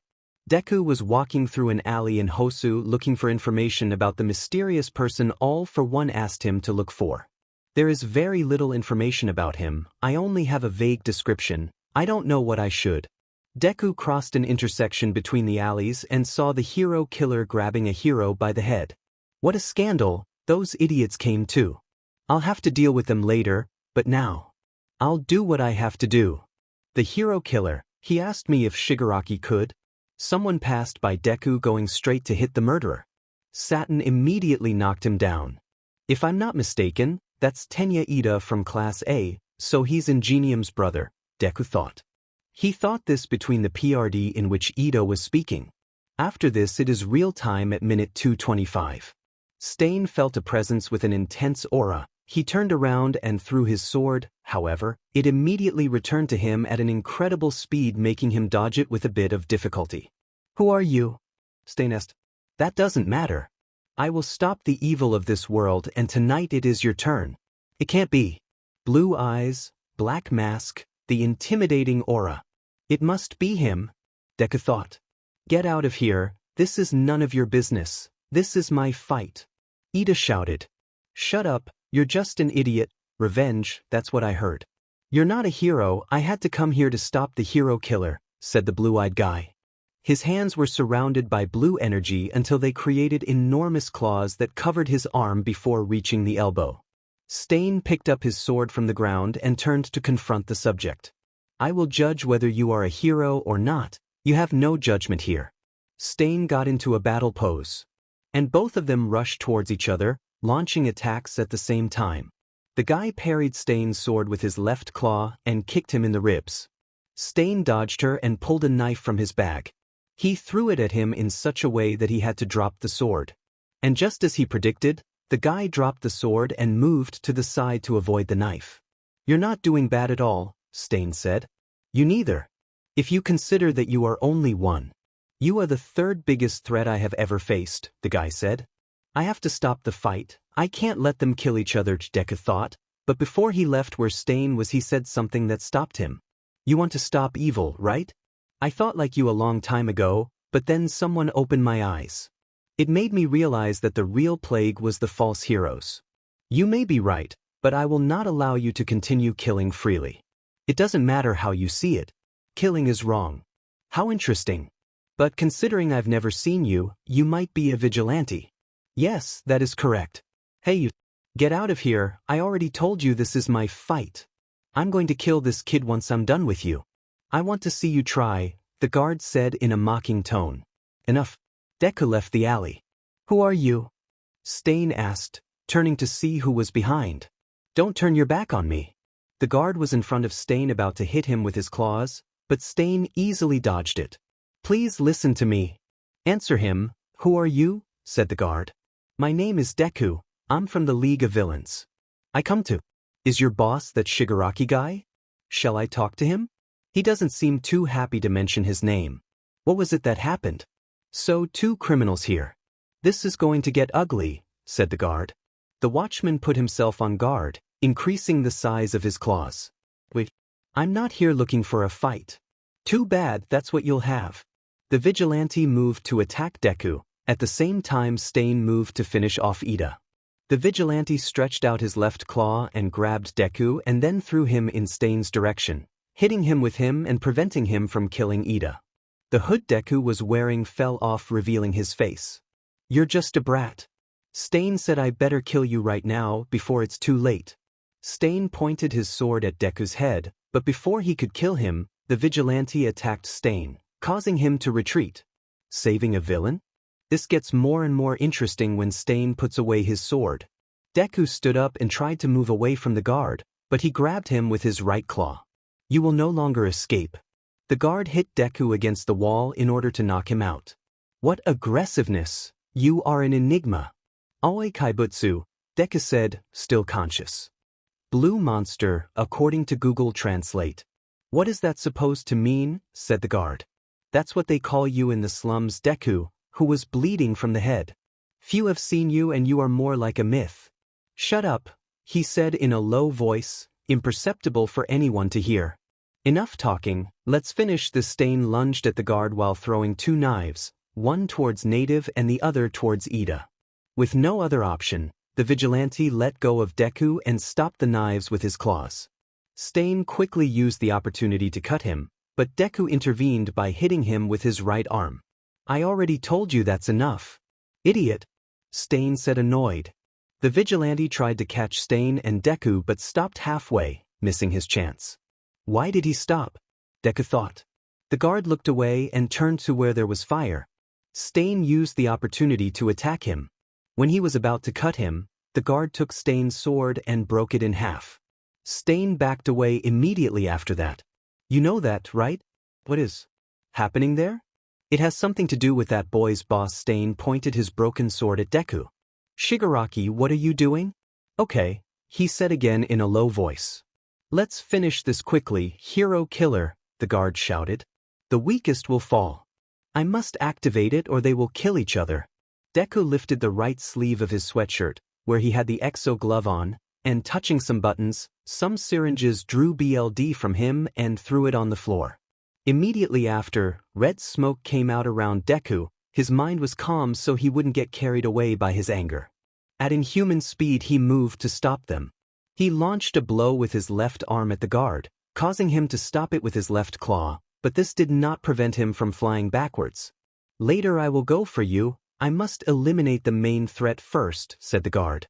Meanwhile, Ida continued trying to stand up when from one moment to the next his body began to listen to him again. Can I move? I can finally get my revenge. Hey you, so you can move now, the guard standing next to Ida. Take the hero who is there. I will buy time until you return with the professional heroes. I already told you, I'll take care of the hero killer. Stop being such an idiot. Maybe you have the same level as the other child. You are no match for the hero killer. But there is something you can do. Remember that you are a hero. The vigilante launched himself to attack Stain again. As a hero, you have the obligation to save whoever is in danger. This guy reminds me of... Deku thought. Yes, finally, another true hero. It doesn't matter if he's a vigilante. Stain used his broken sword along with a knife to attack the vigilante. Using both weapons, he stopped his claws and then tried to kick him with his boots that had a metal sole with spikes. The guard had thought about the same strategy and they both kicked each other in the left side. They both retreated after that collision, remaining in the same position as before. So you have coverings. Very clever, Aoi Kaibutsu. And as a hero, your duty is not to take revenge. I've seen revenge before and it didn't go well at all. If I hadn't arrived in time, you would have died too. Ida was silent for a moment. But, my brother, the killer of heroes. The vigilante stretched out his claw and took a knife that was on the ground. Is wrong. Although I think there are many trash heroes, your brother was not one of them, but you are. Seeking revenge only disgraces the name of Ingenium. The vigilante launched himself at Stain, but Deku stopped him. This time he had brutal strength. Go and take the hero, the guard said in a serious tone. Now, Ida didn't know why he had gotten like that. From one moment to the next the atmosphere changed. Without another moment's thought he used his reciproburst and grabbed Native and ran forward. Stain tried to stop him, but the vigilante threw Deku again with much more force than before, causing both of them to collide into a wall. Ida stopped seeing each other and they were falling to the ground. Stain jumped using the wall to position himself again and Deku hit the ground. Deku stood up from the ground. He had BLD on his head, his eyes had turned red, a lot of BLD was coming out of his right arm. He had lost consciousness. All Might, so I can't be a hero, huh? Stain felt Deku's hostility. He knew he had to stop it as soon as possible. With his speed he liked BLD from Deku's arm, causing him to fall to the ground. Deku was shouting angrily from the ground, only speaking incoherently. I see. I can't let you cut me off. I thought I couldn't take you lightly anymore. Stain moved at a speed that the vigilante was not expecting, and with difficulty managed to stop his attack, but Stain continued attacking, making him retreat further and further. The attacks were increasingly more precise. He was at a clear disadvantage. In one of them the vigilante used an opening to attack him, but Stain had done this on purpose so that he would do that. Jumping up and getting behind him, he launched an attack with his broken sword at the vigilante's face. The vigilante used a technique to knock Stain down in a moment. I won't take you lightly either. So martial arts. I like that. Meanwhile, Deku's mind was still a mess, but he was now mumbling things that made more sense. I'm going to become a villain? Yes, it's true now I know. Deku stood up slowly. A villain. I'm a villain. Is he up yet? Is his BLD typo? Finally, I can control it. At inhuman speed, Deku attacked the vigilante, causing him to cover himself with his right claw. This time the claw shattered and he flew backwards, crashing into a wall. What power, Stain thought. So, are you going to listen to me now? The guard came out of the wall where he had crashed. That's not an option. At a speed much faster than the other two, he hit Deku on the back of the head, knocking him out instantly. Then I create smaller claws than before. I don't think it will be long before the heroes arrive, but I don't think you'll let me go even if it costs you your life. That's correct, said the guard. I like it that way. The guard began to move between the walls with his claws. Although they were smaller, they were also much faster. Stain took knives that he had thrown earlier to attack the guard.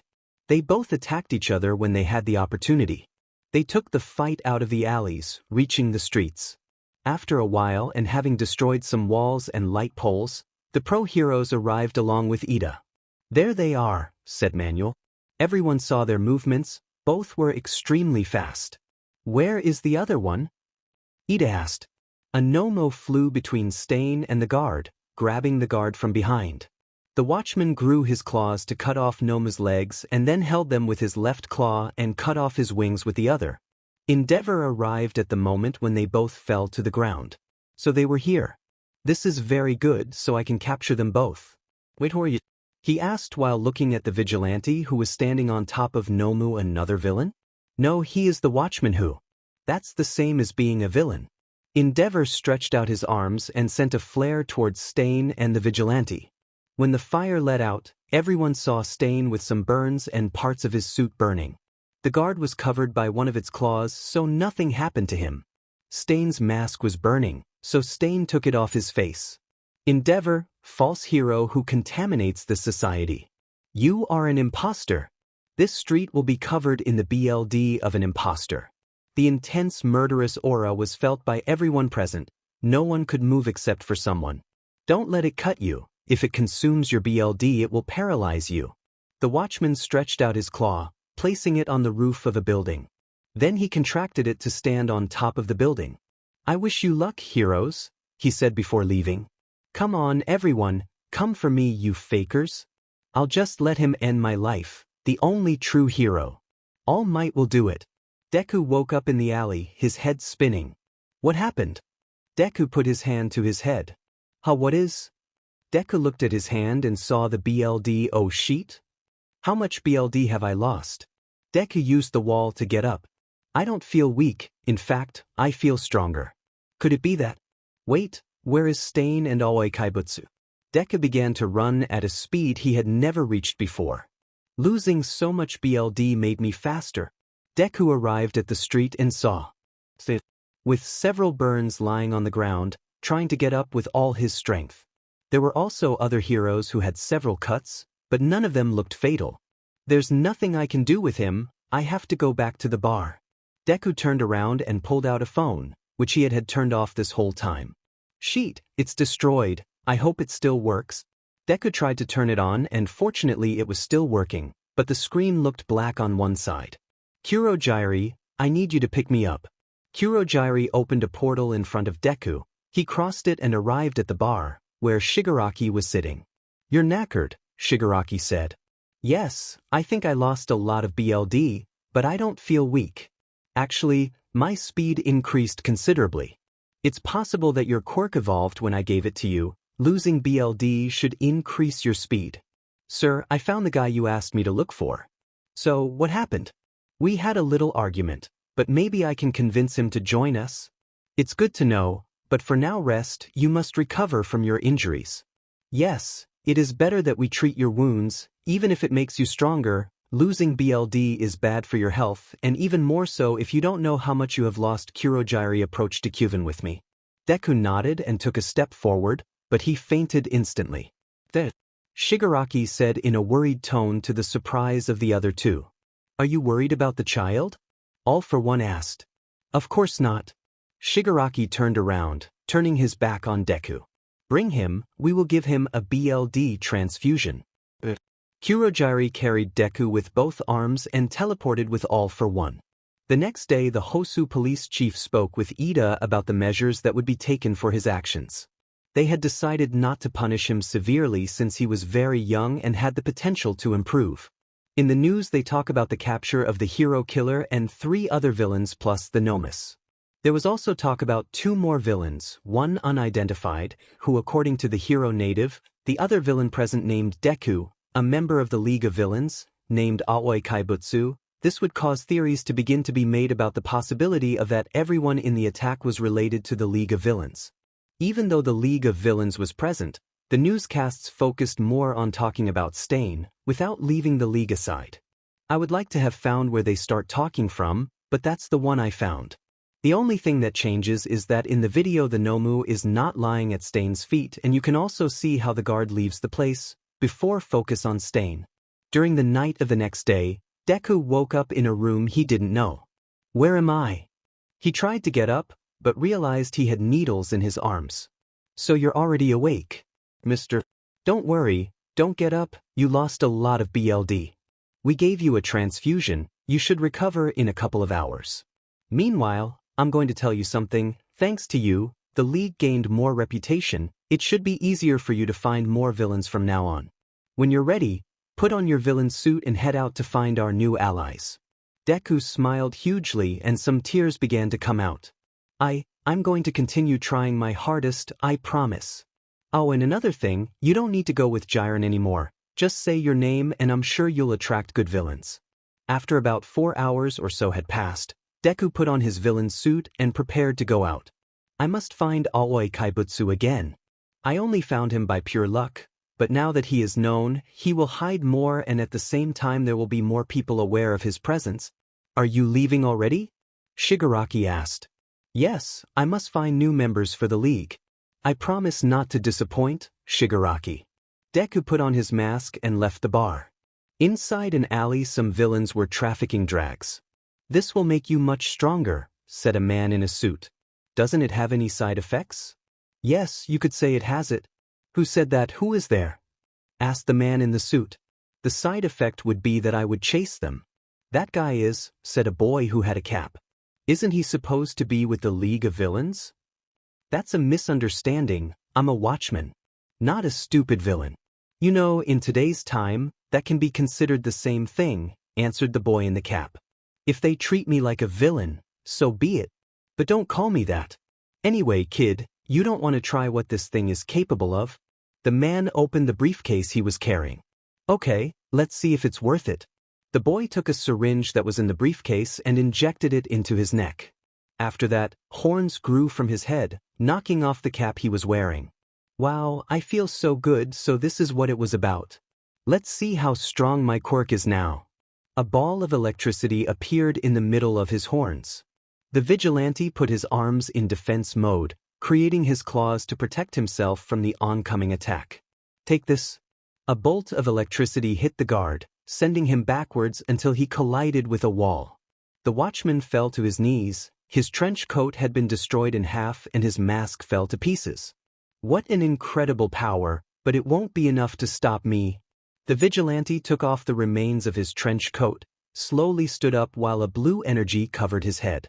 The hero killer, it was a much bigger challenge than you. Both subjects began to back away and tremble when they saw him. The boy charged another ball of electricity in his horns while the guard advanced without stopping. The boy launched lightning again, but this time the vigilante only raised one arm, covering himself from the electricity with it. When the lightning stopped coming out, the electricity that the boy had thrown at him was wrapped in the watchman's claw. He thought this was yours. The guard threw the electricity as if it were a ball, hitting the boy and the man at the same time, causing them to fall to the ground unconscious. Hey, Aoi Kaibutsu. Koi, you shouldn't be here.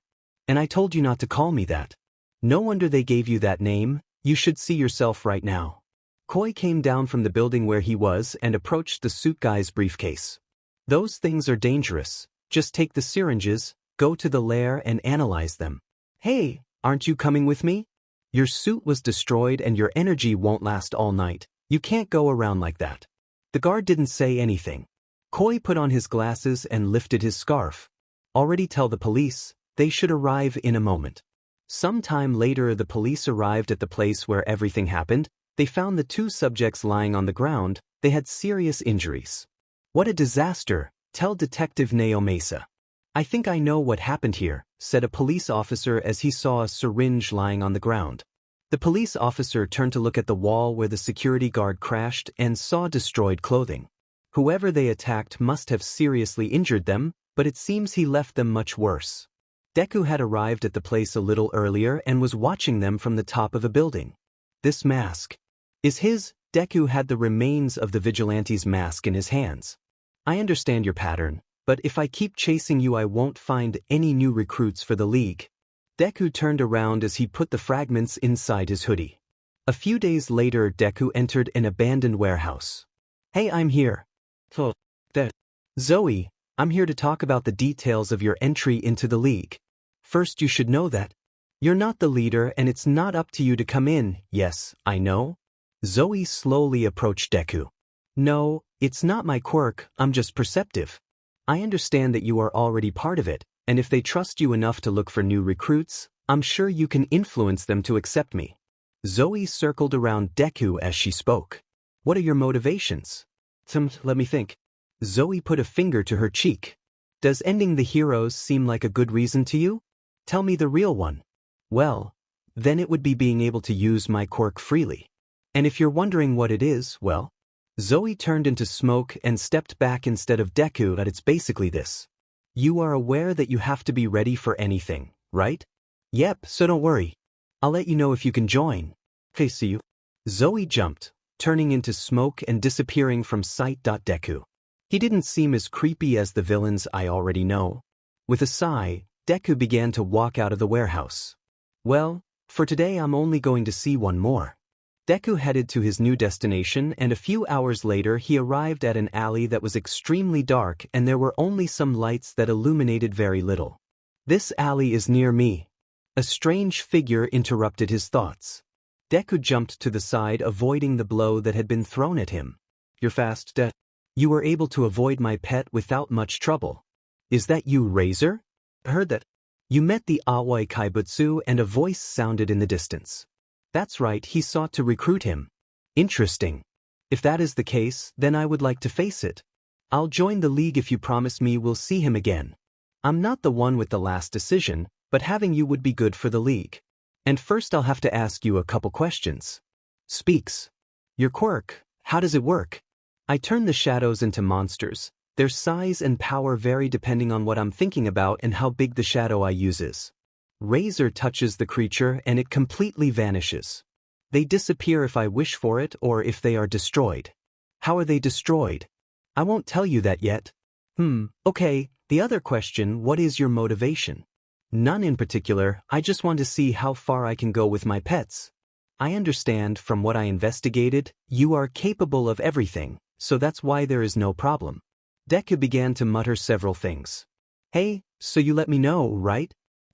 Oh yeah, sorry, I started thinking out loud. I hope to see you soon. Razor left down the same alley where he came. I'm sure he would accept it without problem. I'm starting to feel tired. I should go back to the bar. Tomorrow I'll continue searching. Deku was entering the bar. He had been sleepless for several nights. My head hurts, he murmured. How did it go, Deku? Did you find any candidates? Kurogiri asked. Yes, I found 2 who could be good for the league. Deku sat in a chair. Tell me about them, Shigaraki said. One is a girl named Zoe, approximately 17 years old. Her quirk allows her to transform into smoke and move wherever she wants that way. It can be useful for infiltration missions. And the other is a boy named Razor, approximately 20 to 24 years old. He can create monsters from shadows. He will be more useful for combat. I understand. Tomorrow I want you to bring them here. The UA students were returning from their internships. The center of attention was Ida. Hey Ida, you met the hero killer, right? Kirishima asked. And there were also those other villains, Deku and Aoi Kaibutsu. There is a misunderstanding in the story. Aoi Kaibutsu is not a villain. So he's a hero? I had never heard his name.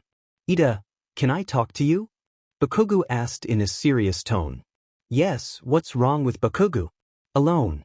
Ida understood that this was a serious matter, due to the seriousness with which Bakugu had said it. The two left the room, to a hallway where not many students passed by. What do you want to talk about? First of all, I'm glad you're okay. And second, Deku, what could you see of him? Not much, I focused too much on the hero killer. But it seemed like he was looking for Aoi Kaibutsu and Stain. But there was a moment when I heard him shout that he was a villain, as if he realized at that moment. Bakugu made a sad face. Thank you, Ida. Let's get back before class starts. The students of Class 1A would be preparing for the final exams. To everyone's surprise, Kata had gotten the worst grade in the midterm exams. At least he's bad at something, Kaminari said. What did you expect? He never pays attention in class, Karo. Hey guys, maybe I can help you a little with classes if you need a little tutoring. Of course, Yamamoto, Mina and Kaminari said at the same time. But I won't be able to help you at all with the practical exam. I'm not that bad, but could you help me too? I've been having trouble understanding quadratic operations. Excuse me too, could you help me with classical literature? Siro said as he put his hands together in the air. I want help too, there are many things I still don't understand well. This made Yaoyorozu happy and stood up from her chair with her arms raised. Of course. So, let's have a study section at my residence this weekend. Kato, if you like to. Wait, where is he? I guess he already went to the cafeteria, Mina said. But it doesn't matter, it was something that was expected of him. I can't wait to see your house. Oh, in that case I must tell my mother to prepare the great room so we can study. Guys, a question. What kind of tea do you like the most? Kirishima, are you going to study with them? Maybe. If you want, I can help you study. Oh really? Thanks Bakugu. Some of Class A were sitting together at a table together in the cafeteria, talking about the practical exam. Some were still trying to convince Katu to join the study session with Yaoyorozu. When suddenly, Kata moved his right hand behind his head, defending an elbow that Monoma had tried to give him. Are you always alert? Monoma tried to get out of Katu's grasp, but couldn't. Katu stood up from his chair and stood in front of Monoma. Is the A class always so? Katu threw him to the ground and then created a spear in his hand and raised it pointing it at Monoma's face. Hey, calm down. It's not that big of a deal, Monoma said, a little scared. Ida stood up and held Katu's arm. Relax, don't do something stupid. Katu removed Ida's hand, the spear disappeared, and then sat down in his place. Ida stretched out his hand to pick Monoma up and he took it. That boy is crazy. It's your fault for provoking him, Kendo said. Hey, never mind. Monoma turned around and left. I heard them, they said they don't know what the exam will be about, right? It seems that it will be a fight against robots like in the entrance exam. Thank you for the information, Ida said. Good luck and see you around. Kendo waved goodbye and left. After that, the day passed normally and that was until the days of the final exam. Thank you, Yamamoto. At least I answered all the questions. No problem, now we just need the pilot. Soon the day of the practical exam arrived. Everyone was excited. But there was something different. Katu, what happened to your suit? Uraraka asked. The sweatshirt he was wearing was totally different. It had a much more elegant model with blue colors and was much longer. The boots also changed. They matched the top. They were thicker than before and the escapes were now 3 per leg. It looks much better this way, Kirishima said. Do I change it? Now that I think about it, the other one seemed more like just normal clothes, right? This is a suit. But it seems strange to me that he asked for it. Anyway, what matters is that it looks good. After that, everything was ready for their practical exam, in front of where they would do it. Okay, now we will start the practical exam. Obviously, it is possible to fail this exam. If they want to go to camp, they can't make stupid mistakes.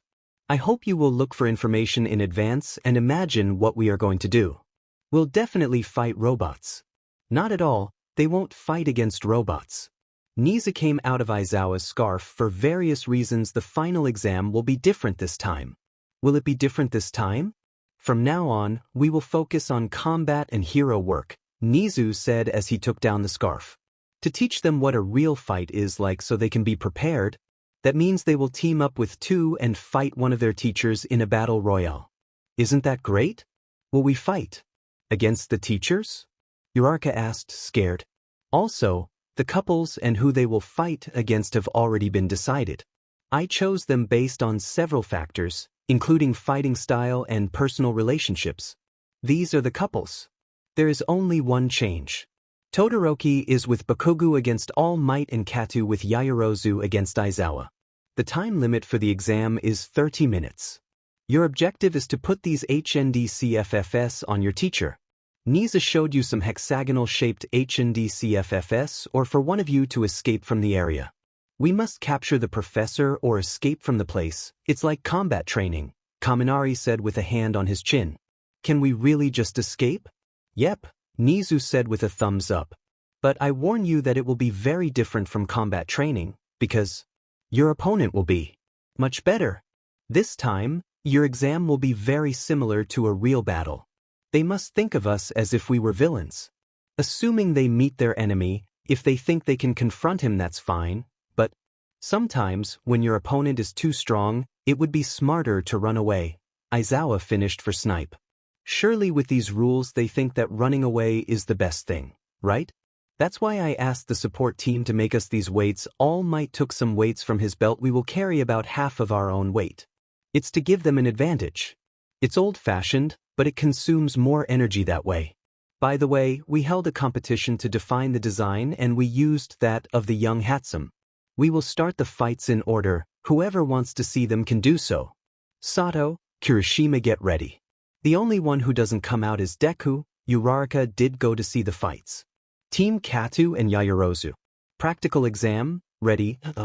Give me a spear. Okay. Yaoyorozu created a spear and passed it to Katu. Katu started walking without saying anything else and Yaoyorozu just followed him.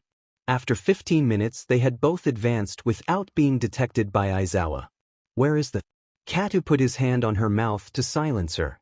Almost immediately he released it and created a spear in the air and then threw it, but it disappeared halfway. Katu began to unbalance. Katu, are you okay? Wait, what happened to your eyes? His eyes had changed color, they were now purple. Katu was holding onto a wall. Aizawa came from above, landing in front of the two. Dizzy, Katu? Without your heightened feelings, how does the world feel? Katu tried to hit Aizawa, but he dodged it easily. Not only is it unbalanced, it is also slower. Yaoyorozu started running away from the two. So she leave? Aizawa tried to tie Katu up, but he wrapped his spear around Aizawa's scarf before he managed to do so. I must tie him up and reach Yaoyorozu before he reaches the door. Aizawa unwrapped the spear and stood behind Katu. To respond to this, Katu began to attack Aizawa again, this time with greater pressure. He's getting used to it, it was faster than I thought. With every step he took and with every movement he gave his spear, they helped him adapt to not having his quirk. The blows began to be more precise, making Aizawa retreat. Katu twirled his spear and then threw it to Aizawa. Aizawa dodged it, but he had done this to grab Aizawa's scarf. The trumpet sounded, stopping their combat, since Yaoyorozu had reached the door. They both stopped and Katu turned around to leave the place. You continue to communicate terribly. Katu ignored him and just continued walking. What changes here is that Uraraka let go on her own, since she learned to never hesitate, thanks to what Bakugo had said at the sports festival and Katu. Team, Todoroki and Bakugo. Practical exam, ready? You go to the exit, I'll stop All Might. Hey, what are you talking about, Todoroki? Why would you think he would leave you alone to fight him? I'm going to prove to my father that I can surpass All Might without his power. His power? Bakugo asked, confused. What are you talking about? My left side. It is a curse granted by my father and I will never use it in battle. A curse? Don't be. A shock wave interrupted them, sending them flying backwards and destroying part of the fake city. Who the hell cares about damaging the city? All Might arrived between the curtain of dust that had been raised due to the blow he had thrown. If you treat this as a simple exam, you are going to regret it a lot. Now I am a villain and you are the heroes. Come and attack me with all your power. Come on, Todoroki. Bakugo launched himself to attack All Might. Light Grenade. A large flash blinded All Might for a moment. Your turn. Todoroki created a giant column of ice, completely enveloping All Might. Now go. The instant Todoroki finished saying that, the giant column fell into pieces. Do you think a simple trap can stop me? All Might grabbed Bakugo by the face and then slammed him into the ground. Then, in an instant, he was behind Todoroki. Young Todoroki, are you going to continue using only your right side? That doesn't matter to you. Todoroki pointed his arm at All Might, but All Might just hit him in the stomach and threw him towards Bakugo, who was full of him. They both fell to the ground together. Go away, I already told you that I will stop him. I'm not going to leave you alone. They both said as they stood up. I'm sure the traumas are what are influencing their decisions, but in a critical situation, they cannot afford to have whims. All Might ran towards them both, and with a knee he sent Bakugo flying, and Todoroki took him by his right arm. Todoroki froze All Might's hand, but then he slammed him to the ground, destroying the ice that had formed on his hand. Bakugo quickly approached All Might with an explosion and used one of his gloves to make a huge explosion, causing All Might to back away. After that he took Todoroki and went into an alley before All Might noticed. The hero punched the air, dissipating the smoke that had been generated. They escaped. Where did they go? In the alley, Bakugo let Todoroki sit on the ground. Let's do something. I don't completely understand why you don't want to use your left side, but it's better that you know. Maybe one day you will need to use it, and when that day comes, you won't be able to use your power to its fullest. Todoroki didn't say anything. Okay, let's see what we've learned so far. Your ice can't hold him back for long, and my blasts can push him back. Do you have any ideas, Todoroki? We could advance while we attack. If he gets too close, you push him away with your explosion. I think it's a good plan. Let's do it. Bakugo extended a hand to Todoroki. Are they heading to the exit? All Might freeze. Todoroki launched a wall of ice, which All Might completely destroyed instantly. But here's another one of my explosions. Bakugo unlatched his glove and another giant explosion came out, and both students immediately started running after that. Todoroki created several walls of ice as they ran towards the exit. His body was already starting to freeze and he was slower. All Might destroyed the walls and was in front of both of them immediately. Bakugo pointed his right glove at All Might, but he destroyed it before he could let out another explosion. Todoroki created more ice, momentarily stopping All Might, something that Bakugo barely took advantage of to use his other glove. We're almost at the door, we have to hurry. Appreciate, Todoroki. I can't keep up with you anymore, just go away. I already told you that I won't leave you. Bakugo had already realized that part of Todoroki's body was frozen by defrosting your left side. Todoroki began to create more ice, creating a gigantic column and beginning to freeze faster. I'm not going to let him get away from here. Get to the exit. Bakugo put his hand on Todoroki's back. I'm going to defrost you a little. Are you okay with me using my quirk? Just do it. Bakugo began to use his quirk in small amounts, melting some of the ice that had generated around Todoroki's body. This isn't working, his body is freezing faster than I can warm it up. A gust of wind was generated, destroying all the ice that Todoroki had generated. It was a good try, but I don't think they can continue. Todoroki fell to the ground with almost his entire body frozen. Todoroki! Bakugo shouted worriedly. Didn't you learn not to look away? All Might destroyed Bakugo's other glove and then punched him, sending him flying into a truck in front. On the ground, Bakugo tried to get up, but All Might put his foot on him. You can't use that power anymore. What will you do now, hero? Bakugo flipped his palm over and with an even bigger explosion than before he attacked All Might. He then ran to check on Todoroki, got in front of him and started using the same explosion to stop All Might. Todoroki, defrost your body. If you don't use all your power, we won't be able to win. Know my father's power, Todoroki said as he trembled. Are you an idiot or what? That power is yours. Bakugo's hands began to shake. If you say it's your father's, you're letting him win. You are not his property. Property. Todoroki's flames lit up and when he tried the ice melted. I see it now. Thank you. Let's use all our power. Let's win together. Bakugo Todoroki raised his left hand and started breathing fire as he ran alongside Bakugo to the entrance. The one they advanced through ice, fire and explosions to prevent All Might from getting closer. Keep going, Todoroki, it won't be long. And Bakugo would back off All Might as he approached, and Todoroki would keep him as far away as possible as they moved forward. They both walked through the door. Bakugo collapsed to the ground and Todoroki couldn't stop breathing. The trumpet sounded. Team, Todoroki and Bakugo, approved. What an incredible combination of powers, they will make a good team in the future. Meanwhile, in the afternoon, at the League of Villains bar. The next day at UA. As for summer camp, everyone is going. Can we go too? Fortunately, no one failed the written exam. However, Kirishima, Kaminari, Asido, Sato and Siro failed. In these tests, we made sure to give them a way to win, while studying how they dealt with the situation. Otherwise, some of you would have lost before you started. So when did you say they would crush us in the tests? That was to scare them. The goal of the camp is to improve your skills. Those who failed are going to need it even more. This is the second time you have lied to us, we will lose trust in you. You're right, but I didn't really lie at all. A failure is a failure, we prepared extra classes for the 5 of you. Frankly, it will be worse than the summer layover classes. At the end of classes, already in the afternoon. Why don't we all go shopping together tomorrow? What a great idea. It will be our first time going out together.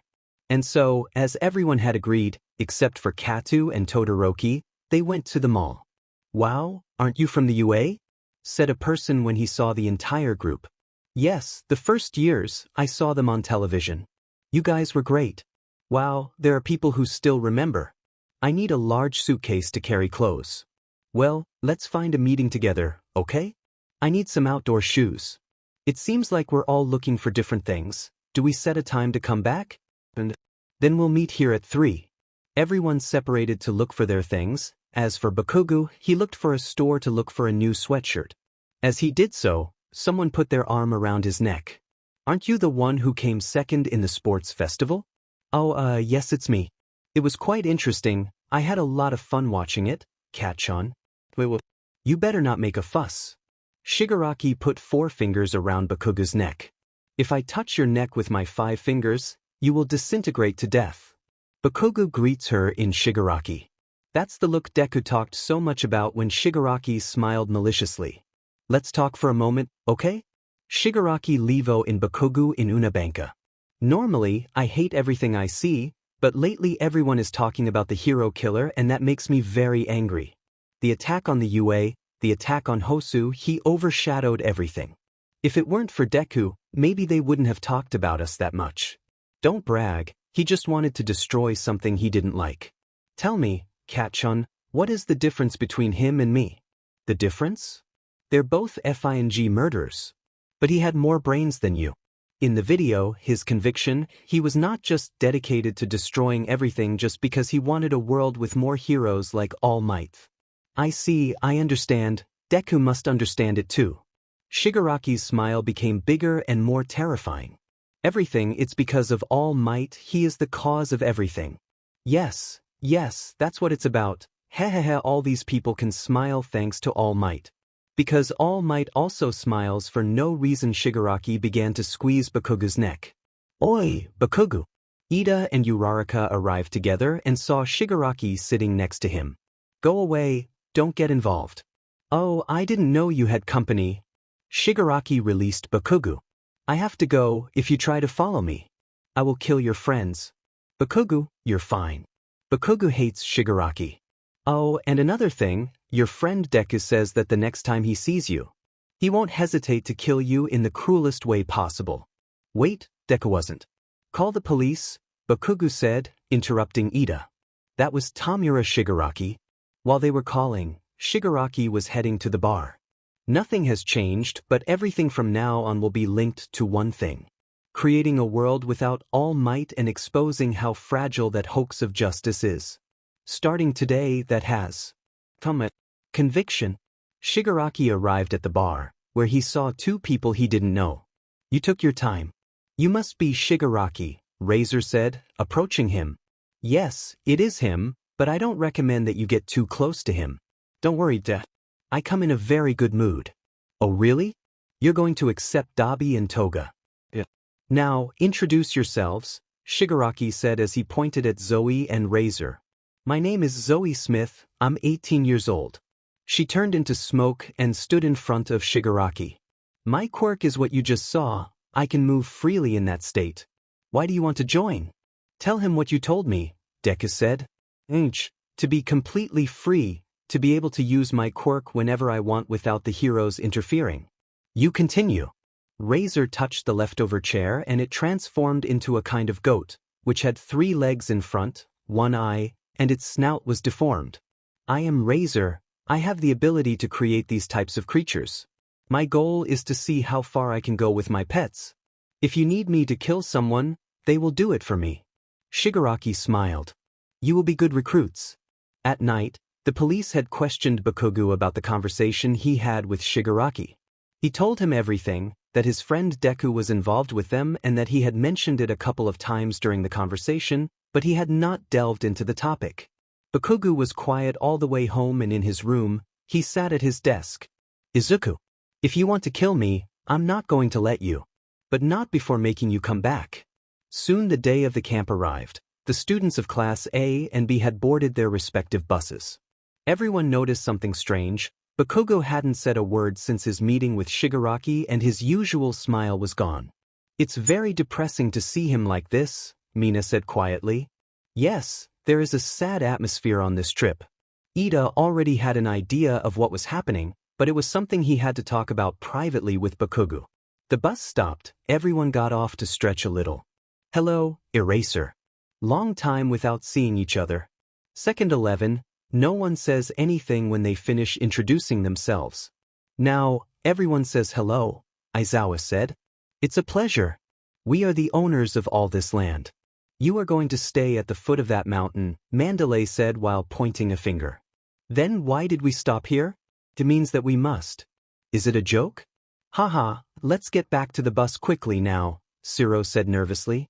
Yeah, sure, let's go. Kaminari put his hand on Koda's shoulder. Guys, it's now 9. They should arrive at noon. To the bus. Mina shouted. Everyone except for Katu, who jumped straight into the forest, ran to the bus. Those who do not arrive at 12:30 will not have lunch. Pixie Bob stood in front of all the students and touched the ground, changing his shape and knocking everyone into the forest. Hey, it's private property, you can use your gifts however you want. They have 3 hours, they must arrive on their own feet. After crossing the beast forest. The UA always does these things, Jiro said. There is no point in complaining, we must move forward. Mineta ran to the forest to urinate, since he had held out all the way, but when he was standing next to a tree, a creature attacked him, being defended by Bakugo. He then targeted his hand and completely destroyed it with an explosion. You have interesting students, Eraser. But it's still a very tight schedule, said Mandalay. Well, the plan we have for them is for them to acquire what they would obtain being in their second year. So it will be complicated. A permission to use their quirks in emergencies, a provisional license to be heroes. They must learn to defend themselves against villains, now that they are so active. That boy, the one who jumped. He's moving forward without stopping, this will be fun, said Pixie Bob excitedly. Everyone approached Bakugo. Incredible, Bakugo. Get ready. A winged creature emerged from the ground, flying to attack the students. Come on guys, we have to get there before noon, Bakugo said, getting up. Then we have no choice but to take the shortest route. Okay, said Ida, let's go to Class A. Let's cover each other's backs. Shoji took out some limbs, detecting some ground monsters. There are 3 in front and 2 to the right. Jiro put his jacks on a tree. They're coming. Alright, here I go. Siro jumped up and wrapped the wings around a ground monster with his quirk, tapping him to the ground. Sato, Kirishima. Sato ate several sugar cubes and Kirishima hardened his body. After that, they both launched themselves to attack the earth monster. While they fought that one, Tokoyami and Ojiro unbalanced another monster. Liamanao. From a tree, Aoyama hit the monster with his quirk. Mineta used his quirk to stop another against a tree. Kaminari jumped on top of that monster and used his quirk to destroy it. Hagakure was running from another monster, but it was to lure it with a trap he had prepared with Mina and Yaoyorozu. Mina used her quirk to burn off a leg of the monster, and then Yaoyorozu fired it with a cannon she had created. Great, Yamamo. Don't you know where Katu is? With him here this would be much easier, said Yaoyorozu. I haven't seen him since we fell. Do you think it has gone ahead? If so, we must reach it. Bakugu said as he destroyed another monster with an explosion. Besides, if he goes ahead it will take the burden off of us a little. Pixie Bob saw them from above. They want to play rough, right? He punched the air as he said it. Koda, come on, Mandalay said. It's useless, Koda said in a low voice. Are they stupid? And they say they want to be heroes. At 5:20 in the afternoon, Class A arrived at the training field. Ready, they finally arrived. It took them a long time, said Mandalay. Everyone left the forest extremely dejected after having completely crossed it. 3 hours, they said. Well, that's what it would have taken for us. Right, we didn't see Katu all the way. Did he get lost? Katu, he arrived 4 hours ago, Aizawa said. Everyone was shocked to hear that. How did he do it? Mina asked. You know, their spears can be very lethal. But don't be discouraged, guys. You guys were great too. Especially, not counting the other one, you too, he said, pointing to Bakugu and Todoroki. I want to see them in 3 years, just like the other one. She said animatedly. This time you won't approach them? Mandalay asked in a mocking tone. Be quiet. What happened before? They all thought at the same time. Well, go get your things and you'll take everything to your rooms. We will have dinner, they will bathe and go to sleep. We will formally start tomorrow. Once inside, Class A sat down to eat. And you are in a big one? Yes, and when we arrived, we saw Katu asleep leaning against a wall. At that moment Aizawa arrived with Katu tied up with his scarf. If you don't eat now, there won't be any more later. Aizawa released Katu from his restraints and he sat in the only empty spot, which was next to Todoroki. You shouldn't have gone alone, Todoroki said seriously. Katu took the bowl of rice and began to eat without paying attention to it. We're supposed to be a team. Hey, how did you manage to cross alone? Kaminari asked. Leave him, there's no way to change his mind, Bakugu said in an angry tone. It's worrying me, he's not acting like usual, Ida thought. After finishing eating, all the students went to the hot springs. Mineta was staring at the wall that was between the boys' and girls' hot springs. Mineta, stop, don't do it. Ida stood up and walked over to stop Mineta. That's degrading both for them and for yourself. You're very correct, Mineta said before starting to use his ball to scale the wall. Just before reaching the top, Koda stopped Mineta by standing in his way. You must learn to be human. Koda hit Mineta, knocking him off the wall. Mineta fell on top of Ida. Mineta really is the worst. Thank you very much, Koda. Koda looked back and saw the girls. In surprise he slipped, falling from the wall towards the boys' side. Halfway through, Koda stopped in midair. Is it flying? Kirishima asked. No, look, Kaminari pointed his finger at Koda's shoulder. There was an almost transparent spear stuck through Koda's shirt. Catch it before it breaks? Katu had his left arm stretched out. I'll take him, said Bakugu, coming out of the water. Your spear disappears, I'll catch him. Kata lowered his arm and Bakugu caught Koda and then left the hot springs. Bakugu took him with Mandalay to management. He fainted due to fear of falling. Thank you. Eraser told me that there was a very lustful student and I asked Koda to keep an eye on him. Girls grow up very fast. I is not the one you should thank. I was very distracted and didn't realize I had fallen. Katu was the one who saved him. Eraser also told us about your situation. Don't hesitate to come with us if you feel bad. Thank you, and I realized when I saw him, Koda saw us with hatred when we met him for the first time. That may be due to how he grew up. What are you talking about? Mandalay's cousins, Koda's parents, were heroes. They died in the line of duty, said Pixie Bob as she entered the room. 2 years ago, protecting some civilians. For a hero to die that way is a respectable and honorable way. But a child could not understand a situation like that. Sadness was heard in Mandalay's voice. His parents were his whole world. For him, his parents abandoned him. All the people praised them, saying that they did the right thing by being heroes. She doesn't like us either for being heroines, but she's here because she has nowhere else to go. Kota does not understand heroes. They seem unpleasant beings to him. Izuku, I think he sees life like Kota. And honestly, I don't blame him. After all, I am responsible for what happened to him. And look at me, trying to become a hero. Bakugo, you want to save your friend, right? Bakugo nodded. But we stopped being friends a long time ago. I made sure of that. Mandalay hit Bakugo in the head. What? Stop blaming yourself, Mandalay interrupted Bakugo. You can't change the past, but you can change what you will become. Do you want to save him because it's the right thing to do? Or actually, do you care about Izuku just out of guilt? Bakugo was left with his mouth open, not knowing what to say. That thought didn't let him sleep well during the night. If he hadn't gotten so tired during the day, he wouldn't have slept at all. The students of Class A woke up early in the morning at 5:30 a.m.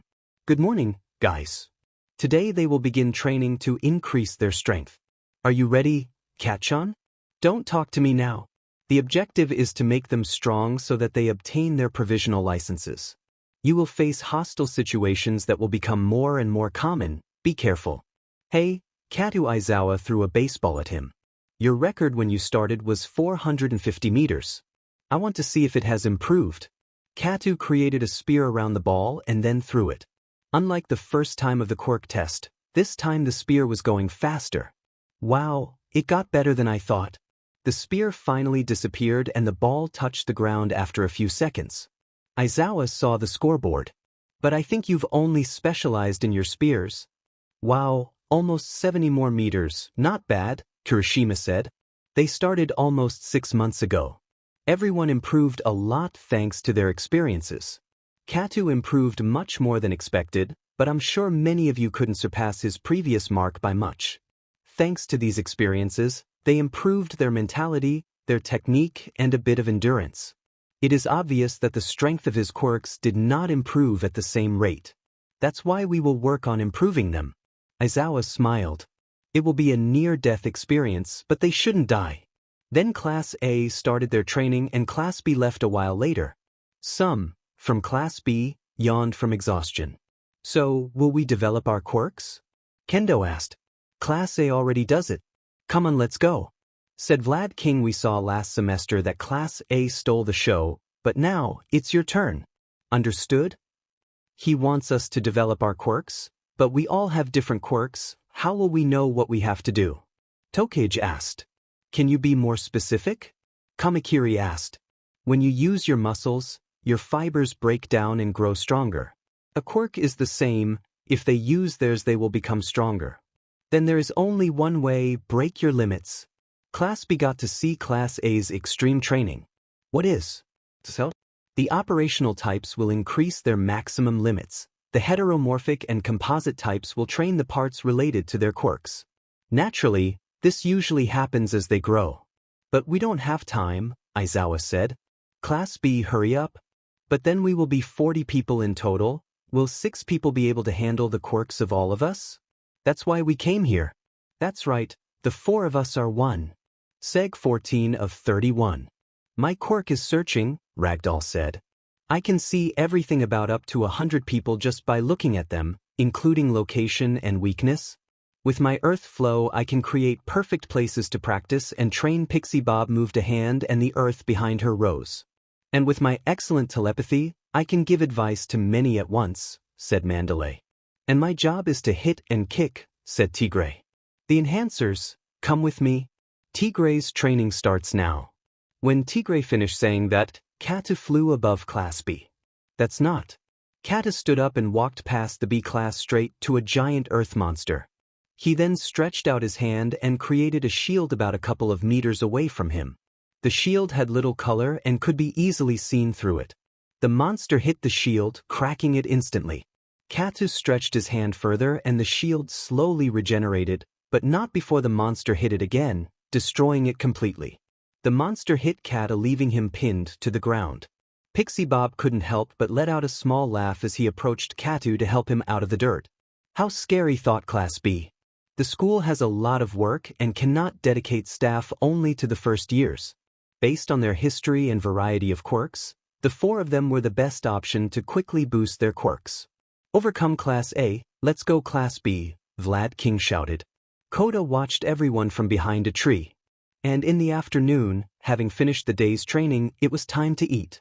Well, as I told you, we would only serve you yesterday. Today they will prepare their food, which will be curry. Ragdoll said excitedly. Yes, ma'am, the students said tiredly. Ragdoll laughed a little. Everyone looks so exhausted, Ragdoll said as she jumped up and down and pointed at everyone. But that doesn't mean they should ruin the food. Of course, part of rescuing someone in the middle of a crisis is lifting their spirits and filling their stomach. Ida said with a hand on his chin, this is classic UA. Let's do the most delicious job in the world. I hate this. It's not pretty at all. Appearances don't matter as long as they work. That doesn't matter, I can't wait any longer. Calm down, it's not time yet. Dabi is right, we have to wait for the others to arrive. Dabi looked back, seeing Deku and 3 other guys approaching. Hello, child. Hello, Dabi. Deku put on his mask. Call me Deku. The 13 of us will have to be there to start, don't rush. Let us teach them that their precious peace will depend eternally on us. The next day during training to strengthen quirks. Laggards, continue. Aizawa lifted Kirishima's head with his scarf. Sleepy, Mina said. I didn't think the extra classes would be until 2 in the morning. I told you it would be strong. It's not just their quirks, they showed too many weaknesses in the final exam. Think about why you are more tired than everyone else before you even start. Aizawa let go of Kirishima's head and turned to look at Uraraka and Aoyama. Uraraka, Aoyama. You two didn't fail, but you came close. Oh really? Uraraka said, impressed. Don't lose your concentration, move faster. No matter what you do, never forget your main motivation. This is how they will improve and progress. Why am I working so strong? Why do we pressure them? To what end? Always keep the answers to those questions in mind. My motivation? Bakugo saw Izuku reflected in the bucket of water where he had his hands submerged. Thank you, Mandalay, Aizawa, now I'm clear.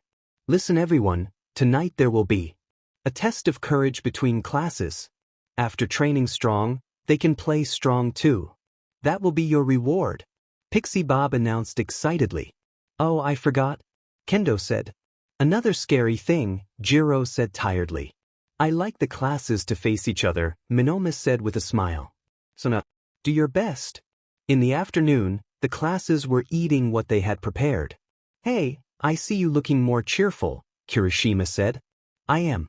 I was finally able to have clarity about my motivation to become a hero. It was depressing to see you like this. Mina said. I'm sorry for worrying you, and don't worry, I'm better now. I'm glad to hear that, but if you need to talk about something that's bothering you, don't hesitate to tell me, Ida said. Of course, I appreciate it. When I finished eating, it was already late at night. With a full stomach and clean dishes, it's time to. The test of courage, Mina shouted. Before that, I'm sorry to tell you that those from the extra class will come with me. It can't be, Mina shouted in disbelief. Aizawa tied the 5 students with his scarf. I'm sorry, you didn't try strong enough during training. Give us a breath. We want to do the test. Well, Class B will be the first to scare. Class A will go out in pairs every 3 minutes. And on the route they will find plates with their names, they must bring them back, explained Pixie Bob. It will be very fun, said Tokoyami. Scarers can't make direct contact. Show us how scary your quirks can be. The class that wets the most breathes with its creativity will win. Leave that. It's disgusting, Jiro said when he saw Tigre. I see, they want us to compete to improve our ideas and give us more opportunities to use our quirks. Great. Well, let's draw the pairings. The couples remain the same as the original story. Katu is the one left alone. Do you think they can scare him? Hagakure murmured as he looked at Katu. I doubt it, Jiro replied, muttering. 12 minutes later. Go to the 5th team.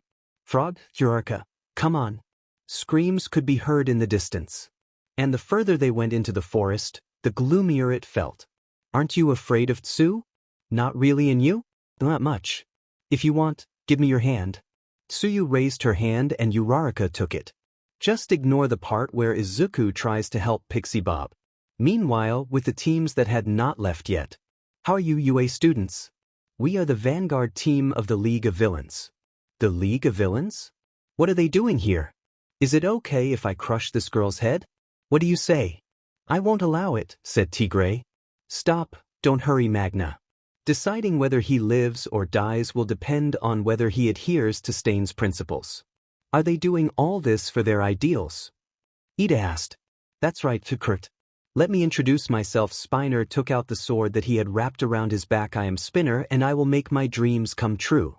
I don't care, UBSS. Pixie Bob recently started thinking about getting married. She struggled to find happiness as a woman despite her age. They can't hurt your face and just stand there laughing like it doesn't matter. No hero can ever have a normal life. Spinner said as he ran towards the heroes.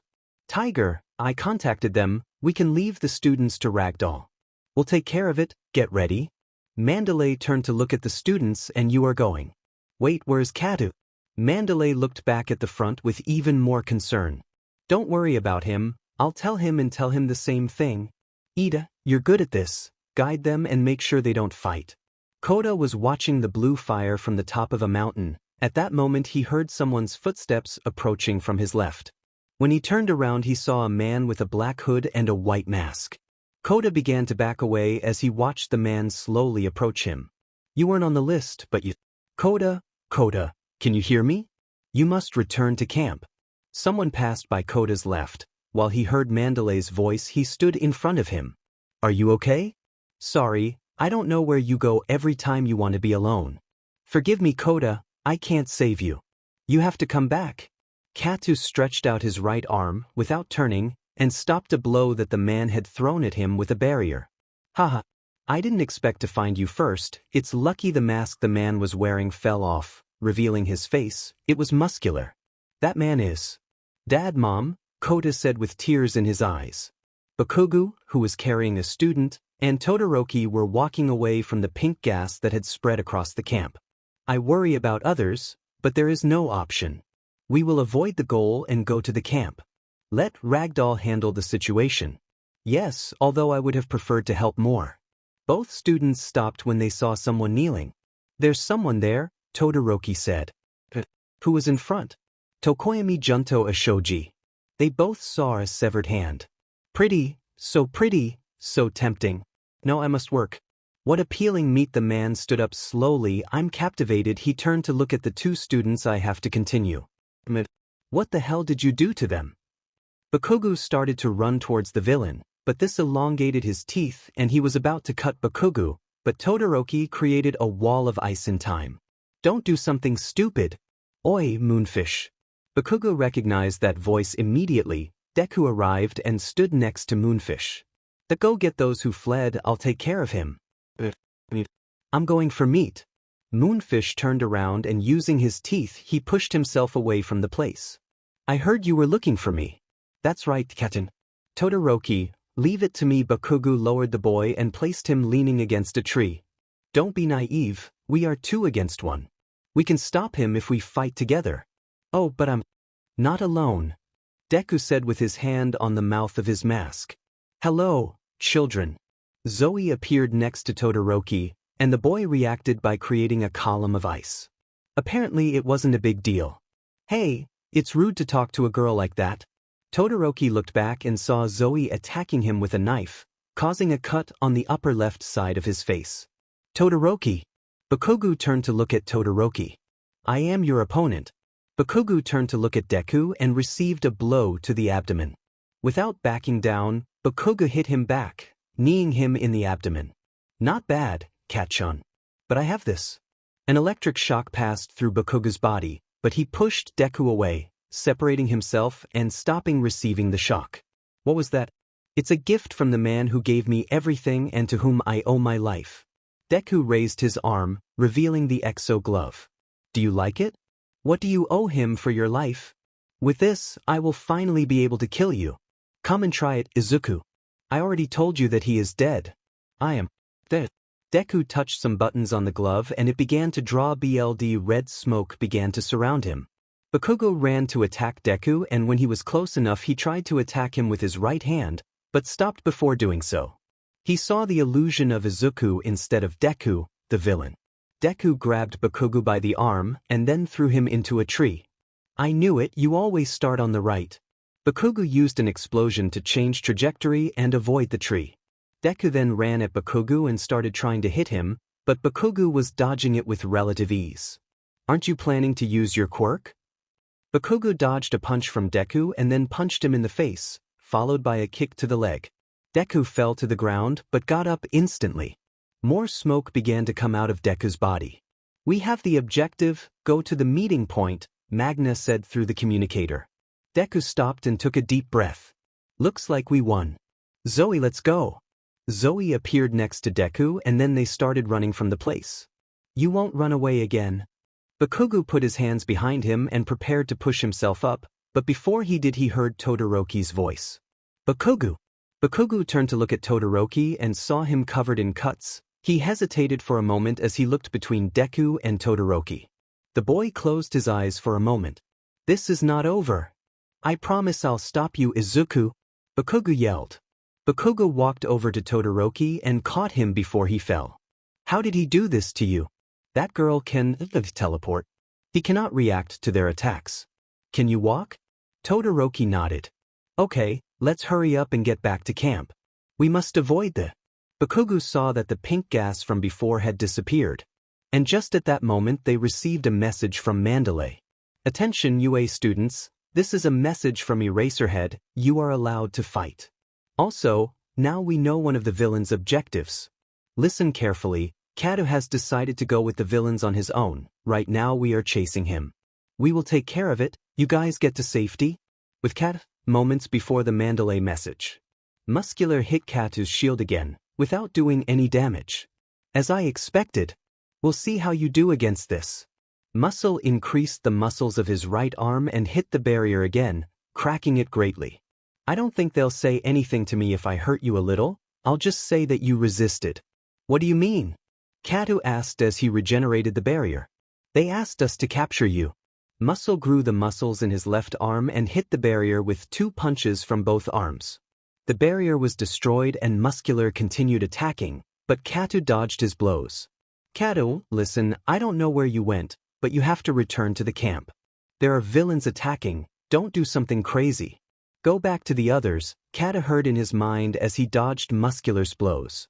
Kato created a spear and when he was about to throw it at him, Muscular threw another punch towards Kato. He created a barrier to protect himself from the blow, but it broke instantly and made Kato have to dodge Muscular's blow by just a couple of centimeters. That brat was right. You can't attack and defend at the same time. My quirk is just so much better. I strengthen my muscles and increase my strength and speed depending on the number of fibers. Look at me. Haven't you noticed? I'm bragging. Muscular's muscles grew even more. At inhuman speed, Muscular launched a blow at Kato, which created a barrier, but it broke instantly and the blow hit him directly, sending him crashing into the mountain. You weren't as strong as they thought. Muscles turned to look at Kota, now it's your turn. Muscular reacted in time, catching a spear before it pierced his abdomen. Looking up, he saw Kato bloodied on the right side of his face. That eye closed, with the right arm dislocated and the left arm stretched out. What a nice toy. With one hand Muscular broke the spear in half and it vanished into the air. Muscular jumped to attack Kato and he raised his arm, putting it in defense and creating a shield. Muscular shattered the shield and hit Kato in the sitting, slamming him to the ground. A small rock hit Muscular's head before it continued hitting Kato. Water hose, dead. And Mom, did you torture them too before killing them? Kota shouted with tears in his eyes. Ah, are you serious? Were those heroes your parents?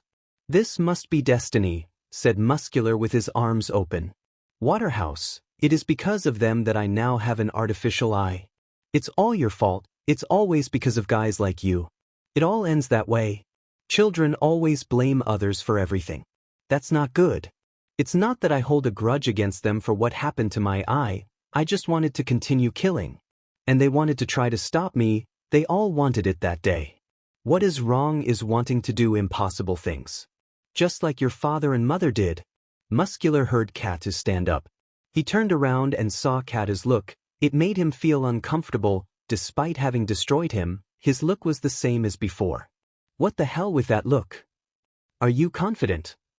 Then I will show you my true power so that you tremble in fear. Muscle increased his muscles impressively and jumped to attack Kat.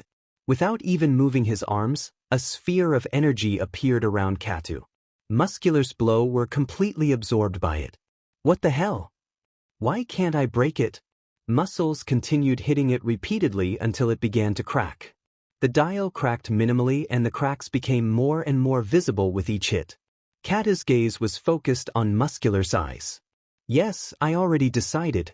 Child, you must go. You don't have to worry about me. That? No, we must run away. I saw how fast you were. We can. The fence. Do you really think I'll let him go? I'll go get him after I'm done with you. No, you won't. I'm going to stop you here and forever. Chalcona. Katu's sphere was breaking more and more. No, you won't be able to, Kota said desperately. Katu's sphere finally gave way. Mounted. A jet of water hit Muscular's face. He turned to look at the direction where the jet came from and saw Kota with his hands stretched out and wet. Are you that impatient for me to? A spear pierced Muscular's good eye before he finished speaking. Muscular screamed in pain and began to back away slowly while punching the air. I'm going to kill you. Kata pulled the spear out of Muscular's eye and snapping his fingers, fragmented it into pieces and burst all of Muscular's fibers. Muscles fell helpless to the ground, now defeated and eyeless. Katu turned around and started to leave the mountain. Hey, wait, you can't continue with those injuries. Katu ignored Kota and continued walking. With Uraraka and Tsuyu, in another part of the camp. Did you hear that? Someone, or rather something, attacked the two girls. Reacting quickly, Tsuyu pushed Uraraka back. The two girls turned to see what had attacked them and what they saw made them back away a little. What the hell? Is that? Uraraka said with a trembling voice. A black dog that had long legs, long claws, its body was extremely thin, its head was normal, but it had 5 white eyes and fangs the size of a finger. The dog lowered its head and began to growl at the girls. What a horrible thing. A girl's voice was heard behind them. When Uraraka turned around, she saw a girl attacking her with a knife. Barely managing to dodge, Uraraka moved back, receiving a cut on her arm. Ochako, are you okay? Yes, it was just a scratch. The dog stood next to Toga. I wish I didn't have to be with such a horrible creature. Who are you? Tsuyu asked. I'm Toga. And you two are cute. Uraraka, Azui. He knows us. Maybe because of the festival. If so, we will be at a disadvantage, Tsuyu said. The dog started to attack Uraraka, but she dodged it and touched it, causing it to start floating. One less to worry about. 0:32 a.m. 2:10. Toga stuck his syringe into Uraraka's leg. A few seconds later, a 2-headed crow began to attack Uraraka. And some black snakes started to bite Tsuyu. Uraraka had to let go of Toga in order to stop the crow from seriously harming her, and Tsuyu couldn't get the snakes to stop biting her.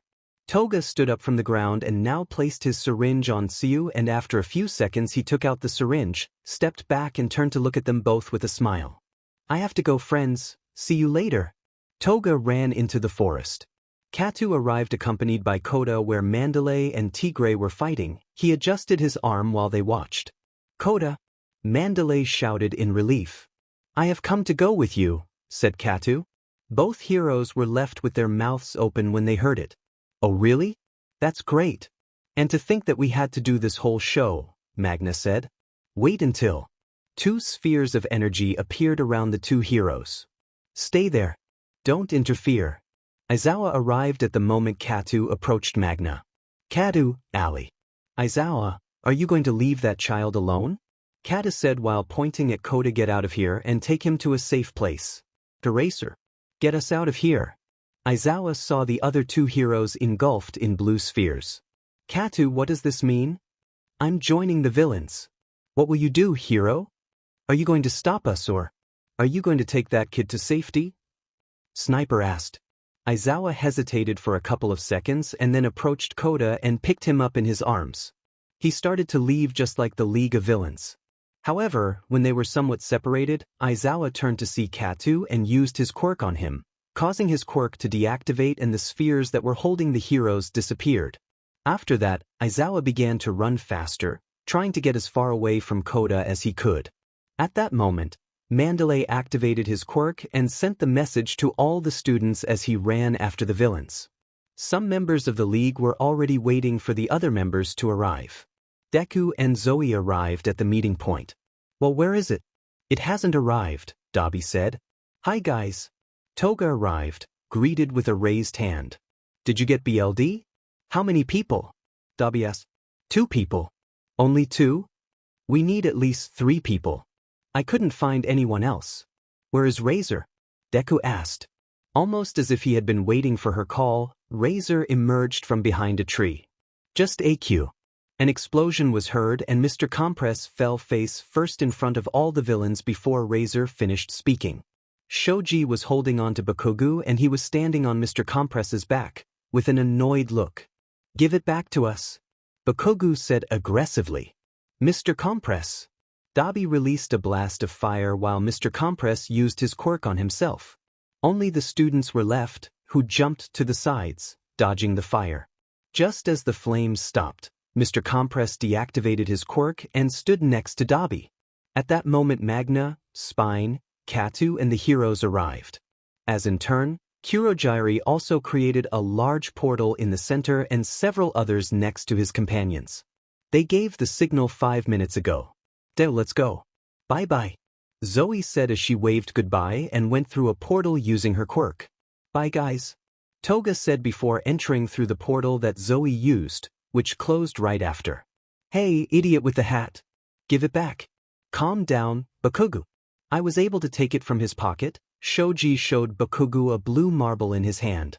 Well done, worthy of someone with 6 arms. Mr. Compress applauded. Let's go with Mandalay and Tigray, Bakugu said. And both students turned around, but found a Nomu behind them. Sheet one of these things. Bakugu said. Mr. Compress turned around and was about to cross the portal, but stopped because of Dabi. Wait, we haven't done something. Ah, they seemed so eager to get back here that I gave them a gift, said Mr. Compress.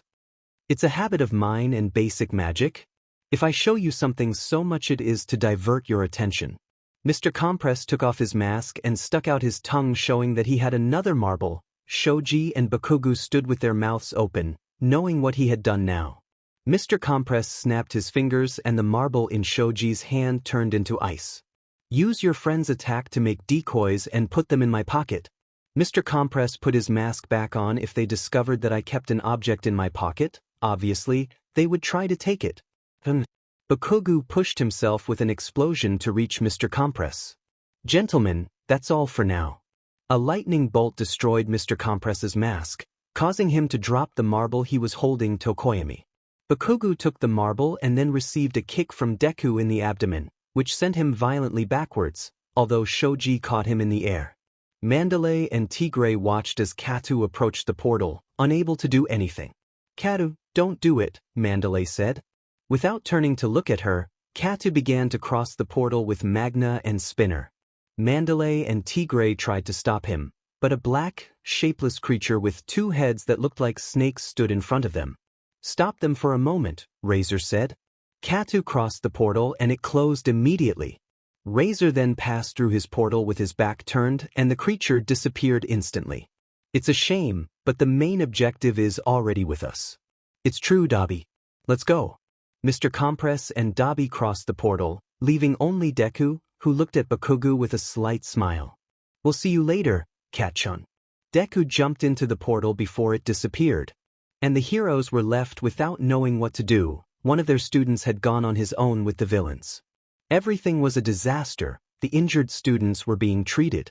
The PP Cats discovered that Ragdoll was also missing. There was BLD where she had been. And the firefighters were in charge of putting out the fire.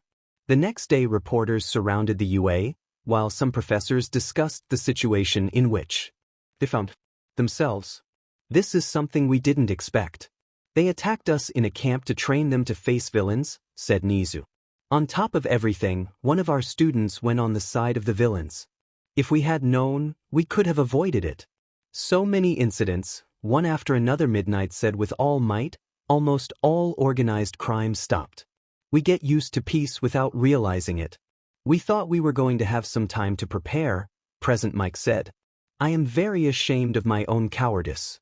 This should never have happened. Organizing the sports festival after an attack, we can't be so reckless anymore, said Snipe. The media thinks Kata was kidnapped, but we don't know how long it will stay that way. The news is already full of criticism of the UA. But I don't fully understand why they went for Katu. When that is known, they will never trust us again. That's something I wanted to talk about. We have no doubt that there is a traitor. And it seems very strange to me that Katu has agreed to go so easily with the villains. If you ask me, he is the main suspect. But then, why protect Koda? Midnight asked. Maybe I just didn't agree with Muscular. And don't like seeing children die. We can't make guesses. We must be safe first. If we begin to suspect ourselves, we will begin to destroy from within. At least I trust each of you. 0:00 a.m. 2:00. At the League of Villains bar. Hasn't he woken up? Shigaraki asked. No, I guess everything he did almost killed him, Deku said. After all, he defeated Muscular. Katu was in a chair, tied on all sides and with ancient FFS covering his hands. He had a bandage on his head and I don't think this is necessary, said Magna, the wine on its own. Don't be an idiot, I don't trust him, said Shigaraki. The only reason he's here is because Deku told me he might agree to join. The fact that she came on her own is a good start. But in fact, all this was already worth it. That's right, Deku. Just look at all the news, they don't stop talking about us. This is really cool, said Shigaraki with a macabre smile. 2 days later, in the hospital, in the morning. Blah Todoroki. Todoroki turned to look at the door. He had a bandage on the right side of his face and several more bandages on his body. Hey, Bakugu. The rest of the group entered behind Bakugu. How are your injuries? They told me I would have some scars. He was sorry for not being able to do anything. We couldn't either, Kirishima said. Don't worry, it wasn't your fault. But I don't understand, why did Kata go with the villains? I don't know, but I'm going to ask him. What do you mean? Yesterday I heard Yaoyorozu tell All Might that he put a tracker on a villain.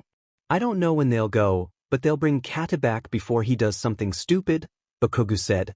Yes, I heard it too, Kirishima said. We went to see her and asked her to give us another tracking device, but she said she would never make another one. She only put that tracker on him because she didn't understand what was happening. She just felt betrayed. I see, we can only wait, right? During the night of that same day, in the league bar. Don't you think we should let him go? I'll let him go, but if he tries anything we'll kill him immediately. Shigaraki approached Katu and freed him from his HNDCFFS. Just let me talk to him for a moment. Deku stood in front of Katu. Everyone join us. I know you are looking for a better world, just like all of us. When I met you, you said you thought hero schools were stupid. Today's hero society is a complete disappointment. Someone knocked on the bar door. Hello, I brought the pizza. All Might punched through the wall of the bar. Kurogyri, on portal. Kurogyri attempted to spread out, but before he succeeded, Kamui would held all the villains, including Katu, in his branches. What, is it a tree? Dabi began to activate his quirk, but Gran Torino arrived and knocked him out before he let out a flare. Then he jumped at Zoe and knocked her out anyway before she used her quirk. It will be better for you if you stay still. Worthy of the most competent new hero, Kamui would.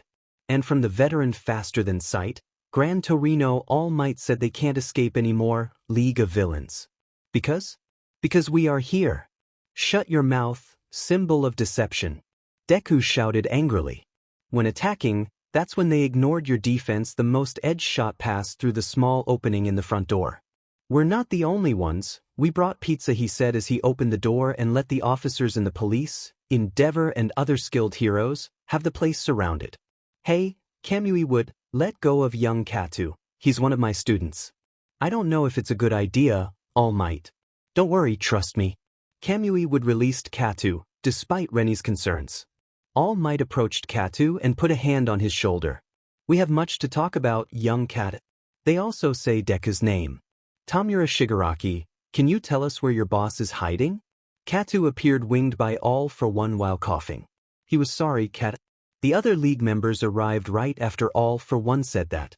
You have failed again, Tamura. But don't let this discourage you. Try again. I also brought your partners, including the boy. All for One approached Tamura and extended his hand. Try as much as you want, that's what I'm here for. All this is for you.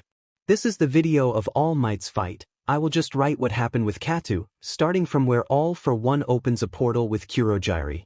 Magna compressed Zoe and Dabi into marbles and put them in his pockets. Let's go, while the one with the mask with tubes distracts All Might. Come on, Katu, Deku said. Katu did not move, staying still while he glanced at All Might out of the corner of his eye. What are you waiting for, child? Move, Razor said, somewhat agitated. Katu raised his right hand and 8 spears appeared behind him. What are you planning to do? Katu moved his arm forward and the spears went at each of the league members, however, they all narrowly dodged them.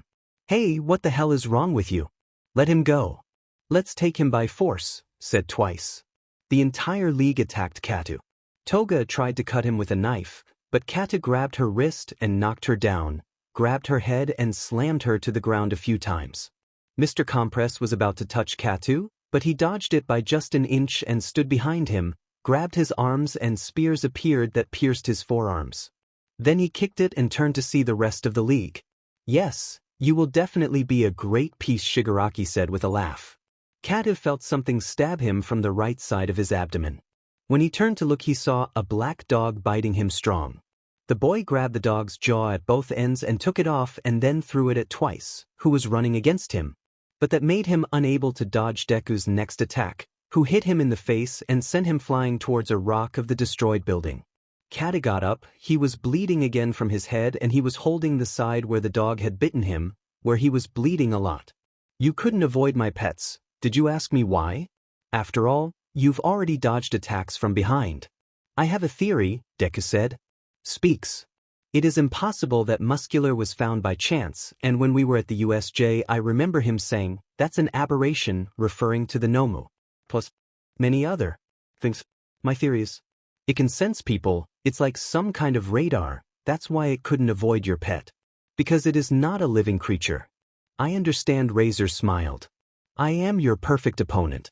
Katu took off the bandage on his head and tossed it aside. The league stood in front of him again. This time there were 2 shadow creatures, the dog and what appeared to be a hawk. Katu was avoiding all the members of the league, but he was more focused on avoiding Razor's pets, especially the falcon. This caused Toga to stab his knife into the other side of Kat's abdomen. You look great bleeding, Tech. Katu took Toga by the mouth and created a spear in his other hand and was about to pierce her with it, but the dog bit his arm, preventing him from doing so. Katu threw Toga and began to try to get rid of the dog without success. He created a spear in his other hand and pierced it from the forehead of its head, causing it to vanish into the air. Katu was already extremely injured and started to stagger. A sphere was created around Katu as he fell to his knees. Are you going to defend yourself? Unfortunately for you, that won't help. Mr. Compress, use your quirk and catch him, said Deku. Come on, give me a moment. My arms hurt. Mr. Compress walked slowly towards Katu, and when he was in front of the sphere he stopped for a moment, then began to raise his left arm. Although before he could touch it, the sphere vanished and Katu began to fall to the ground. However, before he fell completely someone stopped him. Sometimes you're too stupid. What are you doing here? A girl, who are you? Twice asked. A yellow energy surrounded Katu and the girl. Rewind. The two became lightning bolts and retreated until the league stopped seeing them. Sheet, we already had it, said Mr. Compress. I don't know who that girl was, but I appreciate it. 229.9. All Might's fight is the same as in the original, with the exception that All Might is less weakened and took longer to transform. All for One does not know whether or not there is any heir to the One for All, so when he tells him that he knows he is Izuku, he changes and tells him, with your death, it will be the end of one for all. The next day, at the new base of the League of Villains. Shigaraki, I'm sorry. It was my fault this happened. No, Deku. It wasn't your fault. It's All Might and the hero's fault. And soon, we will make them regret everything they did. Shigaraki's gaze showed pure hatred. Don't blame yourself, kid. Dabi hit Deku on the head. Besides, I wanted to talk to you, alone. Come with me. Deku nodded and they both left the room. Already outside in the hallway. About what? Zoe, I said alone. Don't be nosy. Zoe appeared behind Dabi and played dumb for a moment, looking at the parade as if she hadn't heard anything. I didn't think you knew I was here, but well, what's going to happen? Zoe shrugged her shoulders and headed to where the other members of the league were. If you come back, I'm going to burn you. How rude. Zoe said in a mocking tone. Zoe disappeared from both of their sights and Dabi looked back at Deku. Well, now we're alone. I wanted to talk to you about that boy, Kachun. You want to make him suffer, don't you? Yes, more than anything in this world. I have a similar motivation. Well, the important thing is, I have some advice to give you. I hear you. Kill him at the end. From what I know, he feels very bad about what happened to you. Make him feel worse, show him that his mistake made you a villain. Create chaos, destruction, kill people and in the end, attribute everything to him, said Dabi with a macabre smile. Do you think that will destroy it? Yes, I'm sure. After all, if you want to make someone suffer, it is better to destroy them mentally than physically. Deku put his hand on his chin for a moment, muttering a few things before starting to smile sadistically. It's perfect. That idiot will suffer the greatest possible suffering. In a hospital with All Might. Maybe I can spend 5 more minutes in my muscular form. You must find a successor as soon as possible, Gran Torino said. But there are still things I have to do. Shigaraki Tamura, El Nieto de Nana Shimura.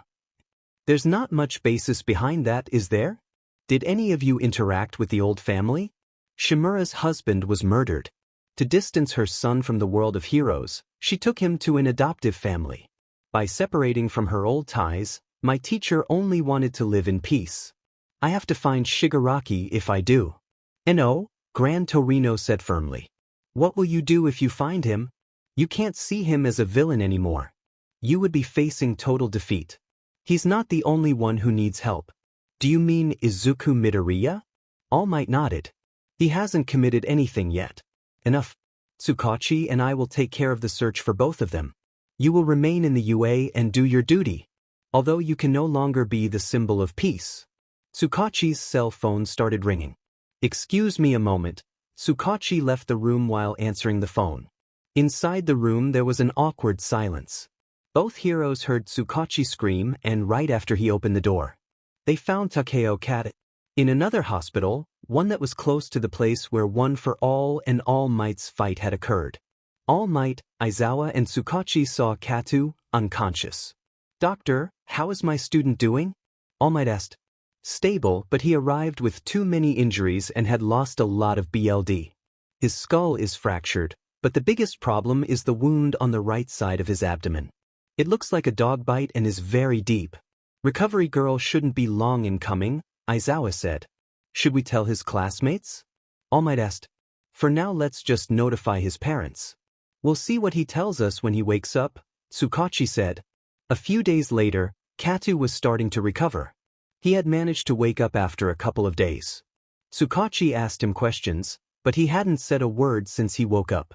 They had asked how he had gotten to the hospital. The receptionist said that a girl with black hair, with strange glasses and a scarf that covered half of her face, had brought him carrying him from behind and that after giving the information of Katu disappeared without a trace. Katu, you have to tell us everything, Tsukachi said as he entered with the police. Why did you go with the villains in the first place? Katu stared at him. We have to clarify the facts. If you don't cooperate, we're going to lock you up. It was the best option. So you're finally speaking. Please continue. If I went, they would go. Furthermore, you should not have intervened. What do you mean? Tsukachi asked. I was going to destroy them from within. And then why didn't you go with them when our plan went wrong? Katu remained silent. Answer. By All Might.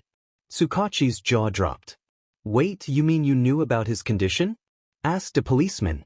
And what can you tell me about the girl who brought you? From what we heard, she knew you very well. Kata didn't say anything. Are you going to protect them? Tsukachi sighed. Well, at the moment it's not important.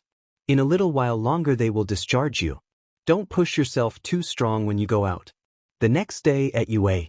Room 1A was chatting when Aizawa entered the room.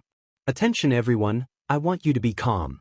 The door opened again and the entire Class A was left with their mouths open when they saw who it was that entered. Through. Kata. What is he doing? Shut up. Aizawa shouted, interrupting Bakugu and Yaoyorozu. Kata sat in his place. A few days ago, we found Katu in a hospital near All Might's fight. He was in a critical condition and we decided not to tell them anything. Wait, does this mean Katu will live with us? Kaminari asked. No, he did not agree to live in the dorms. But still, he will continue to attend UA, whether they like it or not. No one said anything, so Aizawa continued. Okay, then let's continue with classes. At the end of classes everyone had tried to talk to Katu, but he didn't say anything to them and just left the school. From a window, Nizu watched Kata leave. I'm in position, Edge Shot said from a comm. Don't lose sight of him.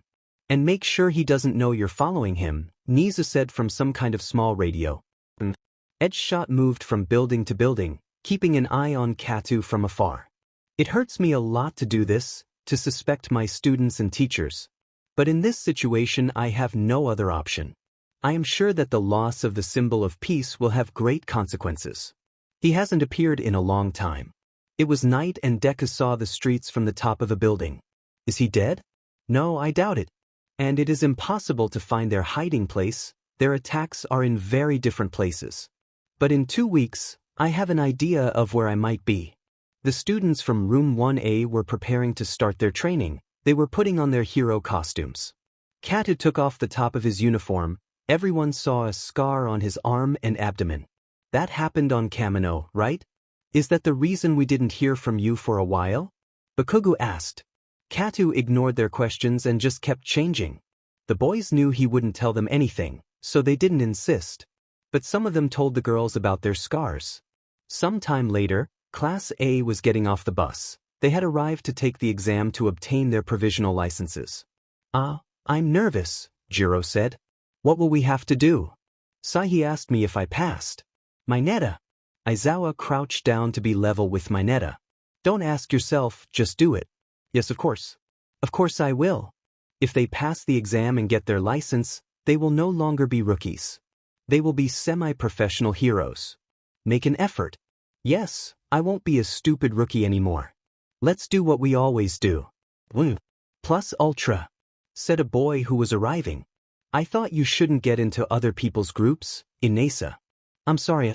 Extremely sorry. Inesa slammed his head into the ground. What's wrong with that guy and his enthusiasm? Kaminari asked. Wait, that uniform is the one from the west. Shiketsu? No? Mucho gusto Daijo Bakugu. Inesa stood up quickly. The pleasure is mine. I'm sorry I butted in, I just wanted to say it. Plus ultra. The thing is, I love UA. For me, it is a great honor to compete against your students. His head began to bleed. I want to start now. Oh BLD. Let's go. The 3 Shiketsu students left. Inesa Yorashi. Professor, do you know him? Hagakure asked. That's right, he's strong, said Aizawa. Last year, Yorashi took our entrance exam and got the best grades, but in the end he rejected his admission. Wow. It seems like even Katu is interested, Kirishima said. The others noticed that Katu had his gaze in the direction of the Shiketsu students. This will be interesting, Siro said excitedly. You do well to keep an eye on him. Pay close attention to it. Eraser? Aizawa jumped a little when he heard that voice. I saw you a while ago on television at the sports festival, but I haven't seen you in person in a while. Let's get married. Never, Aizawa said, annoyed. Ha ha ha, what a good joke. It's always strong to talk to you, joke. If you marry me, we could have a family full of happiness and fun. A family like that would not be happy. It seems like they are very close. Our agencies were closed. Every time we helped each other, our love blossomed. It isn't true. I like those quick answers. It's worth bothering you, Eraser. Joke, if you're here it means that. Yeah. Come on guys. It's the AU. They're the real ones, said a black-haired boy. Brilliant. I saw them on television, said a blonde. The second-year class of Ketsubetsu Academy. They're my class. Get along, Joke said. The black-haired boy approached several of the students and began praising them. Among you, Katu is the one who was on Kamino. You have a strong heart. I will try my best to learn from you. The boy extended his hand. I don't think I should worry about you, but everyone be careful of this boy, he's fake, Bakugu said. What do you mean? Kirishima said. And don't bother, he won't shake your hand. Hey, and would you give me your autograph? Asked the blonde girl. Don't bother talking to him, he won't respond unless it's important. Hey, go to the locker room and your orientation. And, wait a moment, Kat. I have to talk to you. The class began to murmur about why they were talking to him.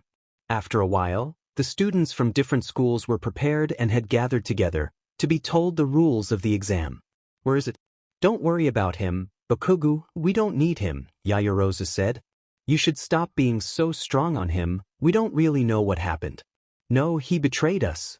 It doesn't matter how you see it. Well, let's do the license thing. I'm Mara, from the Hero Public Safety Commission, she said with a tired voice. I like the REM floor. Nice to meet you. I've been so busy I've barely slept. We are short on staff. I'm sleepy. With that conviction I will give you your guidance. The content of the issue is that of the license. The 1,540 participants will have to win a free exercise. Oh really? That doesn't say much, said Zero. They say that our society is saturated with heroes. And since Stain was arrested, many have doubts about his current status. Well, as a private citizen, the motivation doesn't matter. Telling someone to risk their life for another without compensation is. It is the cruel story of this modern era.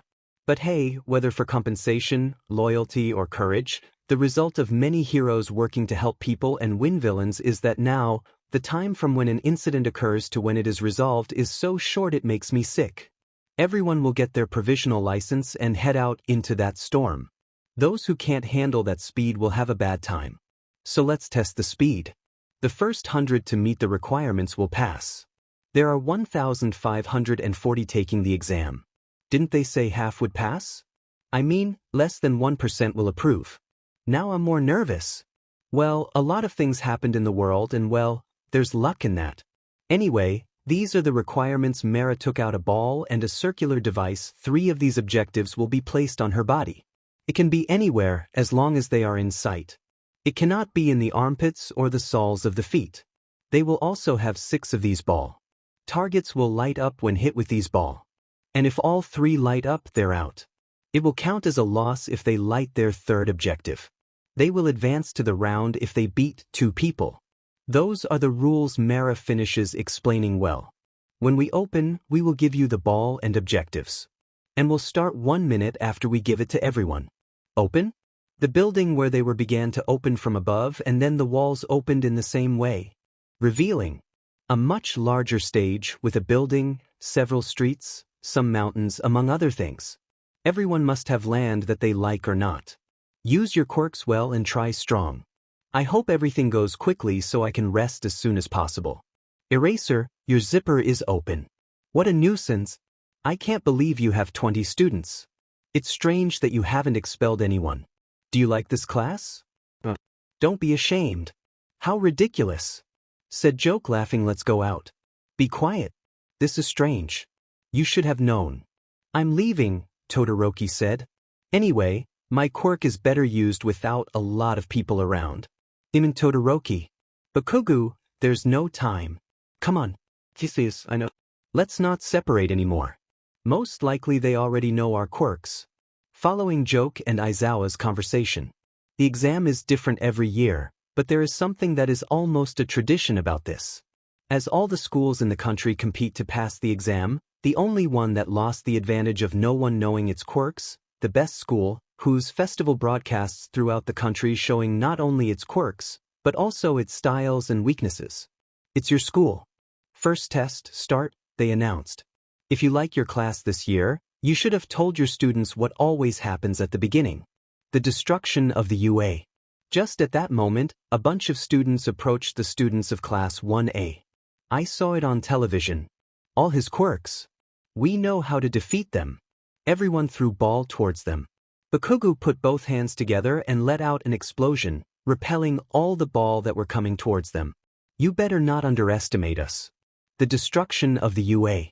There was no reason not to tell them, but it doesn't change what they should do.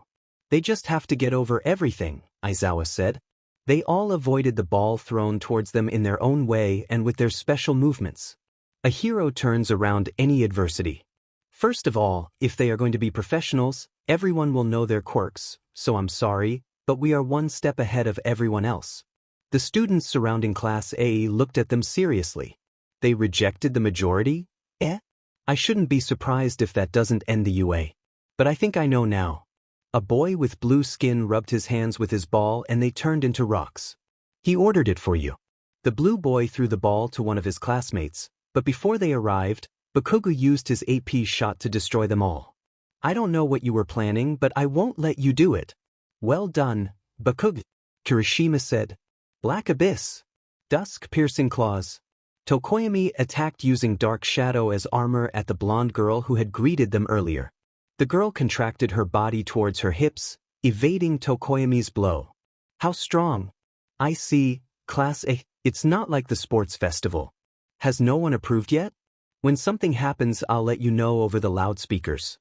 Are they one step ahead? You are very condescending, Eraser, said Joke. There are as many aspiring heroes as there are stars. The strength of that will is not related to a famous being. If they look down on the rest out of pride, this will not turn out as expected. Back, their defenses are strong. The black-haired boy crouched down and touched the ground break. Maximum strength. Earth shaking. The ground began to crack massively. Class A fell downwards, unable to do much due to the attack. Class A had separated. Bakugo stood up and looked around. They separated us, but they won't look good for this either. I have to meet someone as soon as possible. Bakugo started walking through the rubble, trying to make as little noise as possible so he wouldn't get ambushed. I should have passed one or two at least. Oh, finally someone approved. That. He eliminated 120? One alone eliminated 120. Mara announced with encouragement. Hey, well, I got so excited that it woke me up.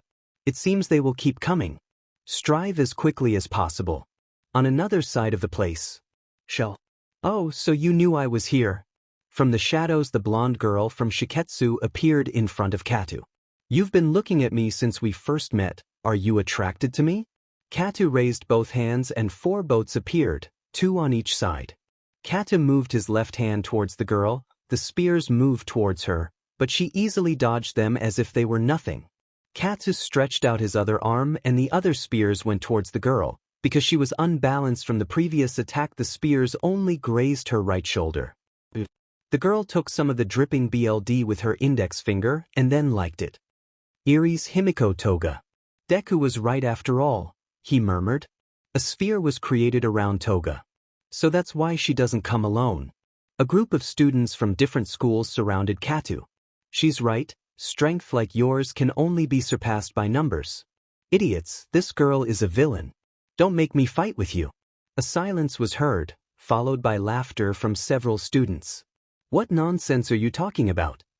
Well, it doesn't matter if the laughter fell silent. Back to Bakugo. Shiro Uraraka. Bakugo approached them both. Bakugo. What a disaster, right? Uraraka nodded. This is bad, we must hurry or we will run out of time, Shiro said. If we try to get together we will waste a lot of time. Yes, but it won't be easy. My explosions would attract a lot of attention and we would be immediately surrounded.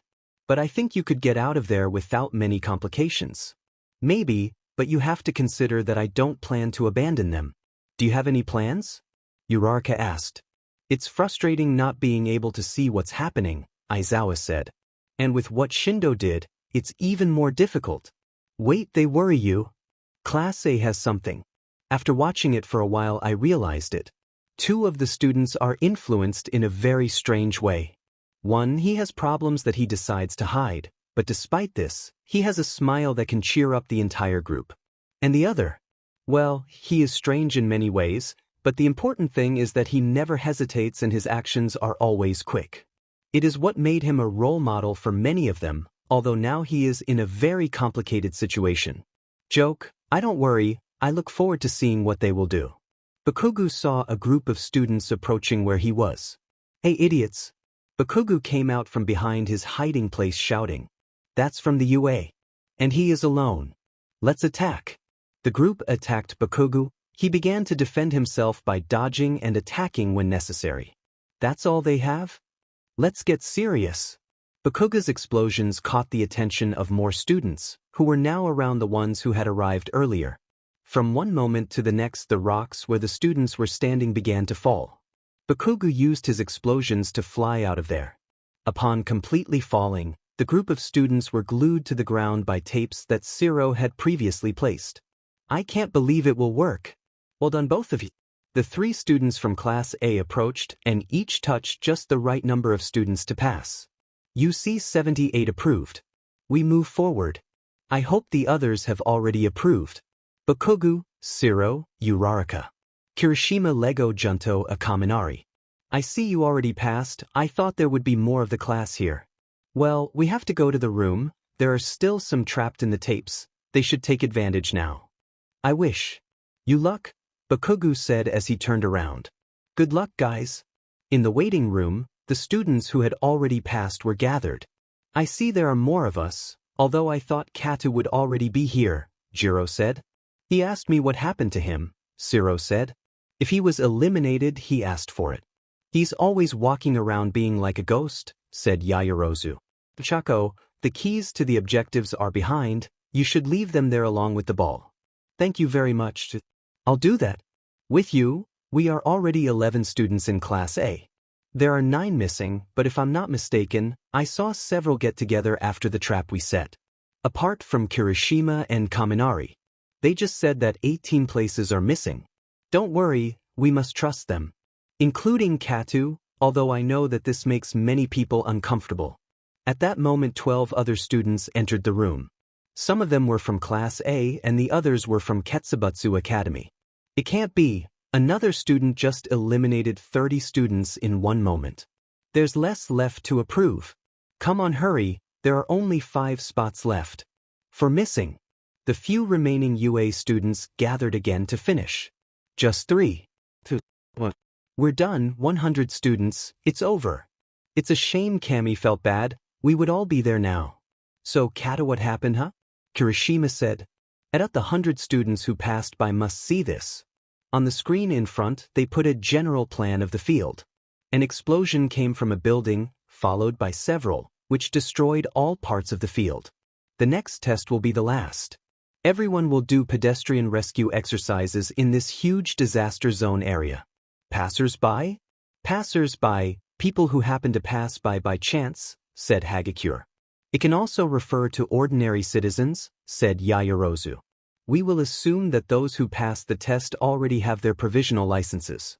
And we will test how well they can execute a rescue procedure. There are people there, Shoji said. That? Elderly and children? These are people trained to be professional victims and they are in great demand. Help Us Company, or also known as HUC. HUC people dressed as injured victims and waited in the disaster zone. Now you will go out to rescue them all, plus. We will grade your rescues with a point system. If those points exceed the minimum mark at the end, they will pass the exam. We'll start in 10 minutes, so use the bathroom and get ready. Hey, you the one with short hair. Did I do something bad to you? Well, sorry if I bother you, son of Endeavor. But I hate all of you. I noticed that you have changed a lot since then, but your eyes are the same as Endeavor's. This surprised Todoroki. Yurashi, what's wrong? It's okay, sir. Just like his. Don't listen to him, continue your path, and don't suffer for the mistakes of others. Todoroki turned to look at Bakugu without saying anything. A buzzer sounded. There was a terrorist attack by villains throughout the city, buildings collapsed and many were injured. The place where they were opened just like before. Due to the damaged roads, the first group of rescuers was delayed. Until they arrive on the scene, the heroes in the area must perform the rescues. Save as many lives as possible. So, get started. The trumpet sounded and everyone ran away. For Class A's impression, Katu was in the group. Class A arrived in an urban area where all the buildings were destroyed. They quickly found a child crying on the ground. It's my grandfather, he was trapped. His injuries are not serious, someone should take him to a safe area. Aren't they serious? Asked the boy. The BLD you have in your head is not much. Such a small amount of BLD indicates that you do not have a serious injury to your head, you are conscious and can think of someone else, which tells me that. But I understand. Someone takes him to a safe place, then you must separate into groups. This way they will be able to reach several areas. Class A watched with their mouths open. Hurry up. Yes, it's just that I think it's the first time you've talked so much, Mina said. You heard it, going class. Ida shouted. The class separated into groups of 2 or 3 and began the rescue efforts. Katu and Uraraka approached a place where an elderly person was trapped. Katu raised his hand and 10 spears pierced the rubble. Sakalo. Uraraka walked over and began picking up the debris around the man. Wow, I use his spears as support. It's very clever. Bakugu, Kirishima and Kaminari were walking through the mountains. There should be someone here, keep your eyes open, Bakugu said. I told you, come on. The 3 boys approached a cliff and saw that there were 2 people there. Are you okay? I hurt my arm.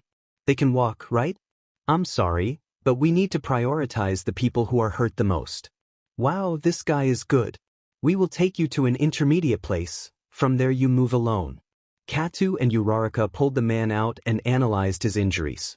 What do you have, Katu? Nothing serious in sight. Keep helping.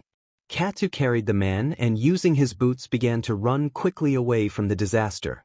Halfway there, explosions began to be heard. I'm going to increase the speed. Wait, what? A large amount of energy began to come out of Katu's boots and he began to move at a speed comparable to that of Ida's recipro burst. Katu arrived at the area in a moment. He had barely been able to stop due to the speed he was going. Hey, that could have hurt me. Katu put the man on the ground, along with several other civilians. Rescue and fight, can they do it all at the same time? Gang Orca had arrived with a group of men. Villains appeared and began their chase. Aspiring heroes, you must continue your rescue efforts while defending yourself from the villains. Even for a professional it would be difficult. I think they went a little overboard, said Aizawa. Now what are you going to do? Help or protect? Fight or escape? What will they do, heroes? Take them to a safe place. Shindo began to approach the villains. Storm blades.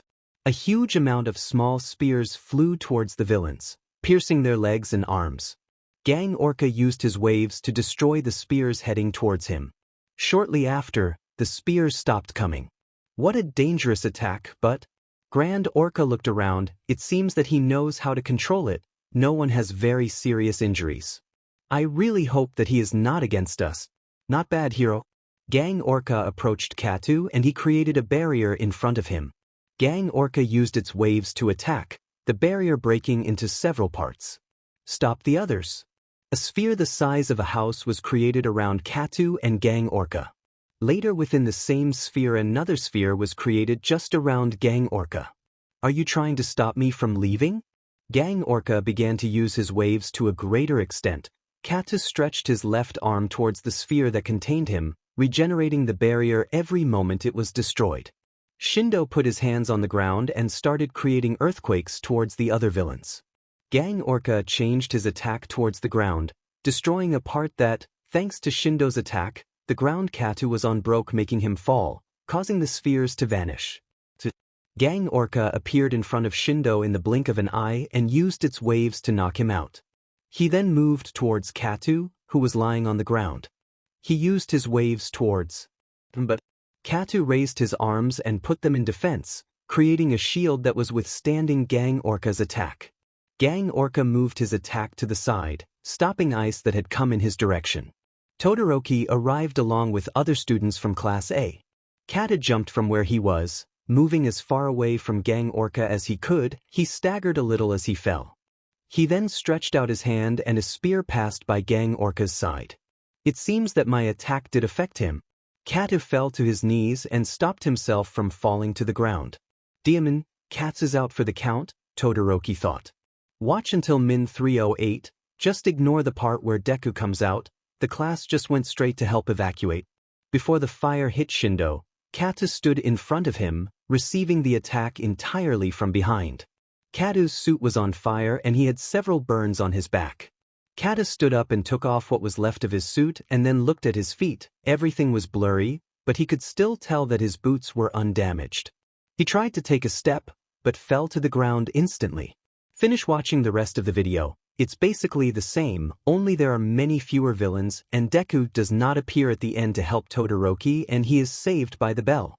Right at this moment, all the victims of the disaster are already out of danger. It may seem arbitrary, but with that all the exam procedures ended. We will calculate the points and announce the results here. Go to the infirmary if you are injured. The rest should change and wait for the next announcement. Take that boy to the infirmary as soon as possible. Gang Orca pointed at Katu. I don't know how serious those burns were. A while later, they would finally be giving out the results, putting them on a big screen in the middle. The students were gathered around. Class A celebrated every time they saw their name. Happens? Bakugo said in disbelief. Of course, idiot, why would it be any other way? Kirishima said mockingly. Forget it. You're right. Wait, I didn't think I saw. Bakugo turned to look at Todoroki and then at Kat. 65611. Just ignore Bakugo and Deku. Katu read his paper and then folded it and put it in his breeds pocket. At night, Edgeshot was on top of a building watching over Katu's house. Report number 30, no changes. Since he arrived home today, after the professional licensing exam, the guy, Takeo Katu, hasn't left his house. He must. Wait, I see something. From his window, Katu jumped onto the street, carrying a suitcase hanging from his shoulder and across his ST, and then started running towards an alley. The subject is moving, suspicious activity. Starting chase. Edgeshot began to run towards where Katu had gone. When he reached the roof of a building, he saw Katu jump with great pressure to climb onto that roof. He quickly used his quirk and hid behind a television signal antenna that was there. Katu turned towards that direction, but quickly continued running and jumping between posts and buildings. I have never seen him run so fast or so agile. After almost half an hour, Edgeshot saw something that caught his attention. There was a boy who fit the description of a villain, Deku, belonging to the League of Villains. He had to quickly make a decision. In the end, he decided to change his goal. A lightning bolt was heard, indicating the start of a storm. Edgeshot attempted to knock out Deku, but a wall of fire prevented him from getting close. Edgeshot backed away a few steps until the wall of fire dissipated. A cartridge jumped out of Deku's exo glove. That was close. What is a hero like you doing here? Meh, patrolling a little. How about you? I'm just looking for someone. Drops of rain began to fall. Sheet, what bad luck to meet him. I must find a way to escape. Sorry kid, but you're going to have to come with me. Yes, I don't think that's possible. Is it going to be the strong way then? Deku threw some ball from his glove that released a screen of smoke. Edgeshot tried to attack right in the position where Deku was, but to his surprise he had failed. He didn't feel the blow, so he jumped onto a building to get a panoramic view. He looked around as he saw Deku running down an empty street. It's faster than I thought. Deku was running away from Bagshot. He had to use his exo glove to run faster, but before he did, he heard something that made him stop in his tracks. Izuku? Is it you? The rain intensified at that moment, and Deku turned his head. Mother? Izuku, why? Stay away from him. That boy is a villain. Edgeshot brought Deku back to reality, immediately touching some buttons on his glove, which drew BLD. Izuku, what are you doing? I'm not Izuku anymore. I'm sorry. Deku turned around and started running at inhuman speed. Edgeshot started chasing him. After turning a corner, Deku reacted by dodging a blue claw that was about to hit him. Edgeshot was surprised by Deku's reaction and paused for a moment, watching the Aoi Kaibutsu emerge from the corner with his head covered in energy. Wow, is that you, Aoi Kaibutsu? What happened to your mask? I forgot about her. Well, it doesn't matter, the good thing is that I found you. Were you looking for me? Why is that? Please help me with Ed's shot. Aoi Kaibutsu turned to look at Ed's shot, making him put on guard. Why would I do that? You're going to be captured today. Wait, weren't you were part of the league? Of course not. That means you're a vigilante. Demons. Well, I'm sorry, but I'll have to capture you too. Yes, I expected it. Deku touched other buttons on his glove, which caused small needles to emerge from his knuckles. If you manage to even scratch him with this, it should be enough for him to run away. Ed's shot tried to knock Deku out, but he dodged it by moving his head to the side. He then tried to hit him, but missed. Not so much. Aoi Kaibutsu appeared in front of Deku to hit him with his claws in the sea, opening wounds in him and sending him flying backwards. Deku slammed against a pole that is there. This made more smoke come out of it. Izuku! Deku turned his gaze and saw his mother approaching him, bending down to check him. You're bleeding a lot, please stop. Aoi Kaibutsu slowly approached Deku. Get away! Inko screamed desperately. You heard her? Ed's shot shouted, trying to knock out Aoi Kaibutsu, but not being able to break through the energy that covered his head. What the devil?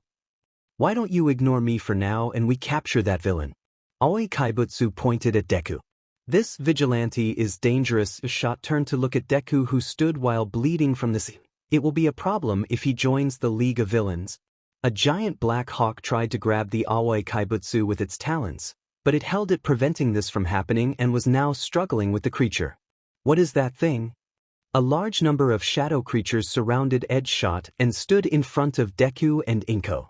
Ed's shot dodged the creatures with his quirk, while trying to knock them out, but for some reason they did not stop. Hero, these things. The falcon made the Aoi Kaibutsu kneel. That can only be destroyed in 3 ways. Ed's shot moved as far away from the creatures as he could and tried to get closer to the Aoi Kaibutsu. The falcon placed its wing, preventing it from getting any closer. They are based on concentrating the shadows. If you break that balance. The Aoi Kaibutsu tore off one of the falcon's legs and then grew. Claw. And then cut the falcon into 3, making it disappeared. They simply disappeared. Deku started to leave, but Inko held him by his wrist. Let go of me, please. No, I can't accept this. There were tears in Inko's eyes. Deku forcibly removed Inko's hand and began to run, but Aoi Kaibutsu stood in front of him, preventing him from continuing forward. I don't know how you escaped the last time we faced each other. You should have been captured that day. Deku approached at inhuman speed and tried to attack Aoi Kaibutsu, but he only dodged his blows and then knocked him down. Who taught you to fight? Deku stretched out his arm with the exo glove. Aoi Kaibutsu bent down and took it from there. If I'm not mistaken, this doesn't belong to you. Aoi Kaibutsu took off the exo glove and then threw Deku into a tree. Izuku! Without letting him rest, Aoi Kaibutsu continued to hurt him with his claws, until at one point, Deku stopped his attack with his hand. Devil Vemelo. Try to take it off. Deku and Aoi Kaibutsu began to struggle, but it seemed like Deku was getting stronger by the moment. Wow, it doesn't seem like your strength is diminishing. I'll have to get serious. The vigilante's claws disappeared and he hit Deku with a series of blows that caused him to fall to the ground. Deku stood up from the ground, leaving marks from his hands where he had leaned to get up. It's the same as that time, but you're weaker. Hey, watchman. Help me. Aoi Kaibutsu turned to the side and saw a shadow snake wrapping around some people. And a falcon carrying more. I'll have to let you go, unfortunately. Or maybe you can't leave with those injuries, we'll see. Aoi Kaibutsu turned around and headed to help Ed's shot, leaving Deku alone with his mom. I have to know why. What happened to you? I was nobody before they gave me this power. I owe everything to them. And your dreams? You always said you wanted to be a hero. But you never believed it, right? I was hopeful even after All Might said otherwise, but when I heard about that stupid journalist, I couldn't stand it. But, Izuku, that man told nothing but lies. His program disappeared shortly after you. Deku hugged his mother. I know, but it wasn't the only reason I did this. Katsuki. Yes, he is one of them. They both separated but did not stop holding hands. He has changed. He learned that what he did was wrong. Please. Don't go into the dark anymore. Sorry, now I think this is the right way. I love you so much. Mom. Deku finished saying this with a smile, then let go of Inko and started running as fast as he could to get away. Watch until 14, just ignore when they talk about Bakugo and Deku's fight. When Deku comes out doing weights and Ida doesn't say anything about being a delegate. Until 159. Deku began to release an amount of red smoke that they had never seen before. As he took a step, the ground where Deku placed his foot cracked. Compress. Use your quirk on Deku. Deku had started running towards Overhaul, destroying the ground with each step. Mr. Compress rushed over and keyed Deku while using his quirk on him, turning him into a marble. Razor. Several shadow creatures launched themselves to attack Overhaul. Among them there was a 2-meter wolf that had 2 heads, a 3-legged hawk with its beak split in 2, and finally 2 snakes with stingers in their tails. A bullet hit the falcon, but did nothing. Overhaul jumped back and one of his companions stood in front of him to defend him from the creatures, but he was completely torn apart by them. The entrance wall was destroyed and several of Overhaul's companions entered from there. I understand. If you had started like that we would have understood you. Overhaul, are you okay? The creatures began to approach the Shu Hasaikai. Overhaul touched the ground and deformed it to pass through the creatures, destroying all of them except for the falcon, which dodged the attack by flying upwards. Make him back away. The falcon moved back and stood in front of the League, protecting them from a possible attack. I don't understand, no one followed us. Twice said upset. It must have been someone's quirk, Shigaraki said. It will be difficult to be objective like that. Well, it would be stupid to reduce our forces. For now we are even. That's enough. Overhaul turned around and started to leave. Let's relax and talk another day. Unfortunate, kill you. Tamura, I can kill him. Do I do it? Let me fix it. Twice shouted angrily. I said no. Good thinking, Handman, said Mimic. It doesn't have to be now, but the sooner the better. Overhaul threw a card at Shigaraki's feet. Remember everything I told you and think about it as your organization. Call me when you're calm. You won't escape. Why don't we do anything? Twice asked. We must make Deku calm down. I have never seen him like this. Not even when it came to Katchon. I don't want it to destroy the new base. Take him somewhere he can calm down. Compress. Mr. Compress nodded and turned to leave the back of the warehouse. Tamura, I will kill them all. You won't. Why not? Toga asked. We must wait. Shy Hasaikai, they will pay dearly for this. The next day, during the morning.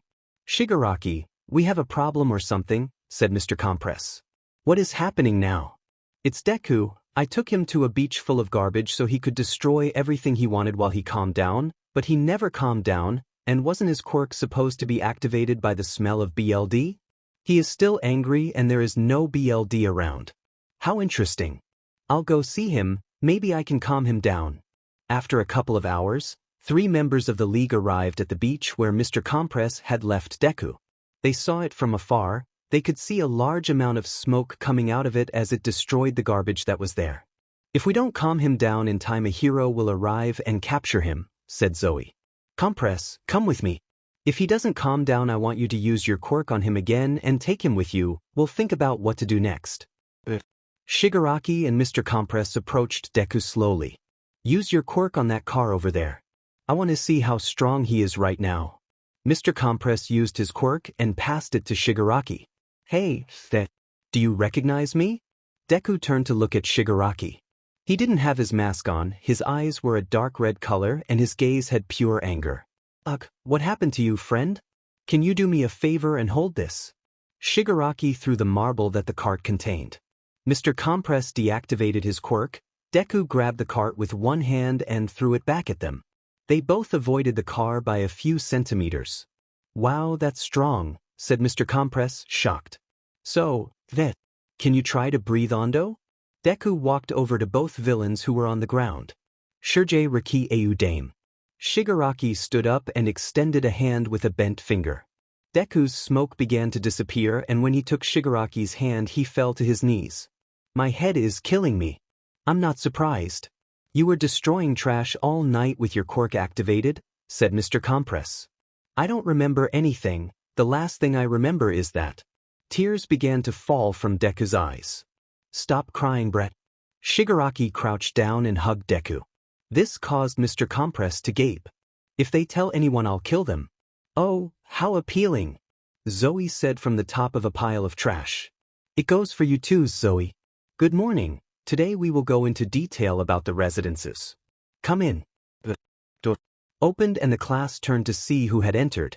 We will let those who have experienced it tell you what is different from the practices. Pay attention. The 3 third years who are at the top of the UA students, also known as the Big Three. The Big Three, Mina shouted enthusiastically. The best in the UA, Ida said. The closest to the professional heroes. Yayarosa said. I heard we're supposed to be like them, Jiro commented. One is very pretty. Don't you think? Well, can you introduce yourselves? Let's start with Amajiki. And that look? So much intensity just with the look. There's no point. Mirio, Hato. Although I looked at them imagining that they are potatoes, everything except their head is human. I can only see humans. What should I do? I can't say anything. My mind is blank. Amajiki turned around and leaned his head against the wall. I wanted to leave. You're one of the best at UA, right? Listen, Amajiki. That's called having a flea heart. Although you are human. How odd. This flea is Tamaki Amajiki. And I am Nijire Hato. They asked us to tell them about their residence. Wait a minute. The one over there. Katu turned his gaze forward. I'm an idiot. Nijire pointed her finger at Katu. The idiot? The whole group asked. Oh, so you're from this room. We haven't seen each other in a long time, said Mirio. Amajiki turned his head slightly and saw Katu out of the corner of his eye. Later they will have time to catch up. Finish introducing yourself. Yes, I'm sorry. It's my turn, right? The future will be. Mirio put a hand to his ear as he said it. They should have said dark. Well, I think it came out wrong. Moreau started laughing after that. You know, they are very strange. They call them the Big Three, but I don't know. His attitude doesn't reflect it.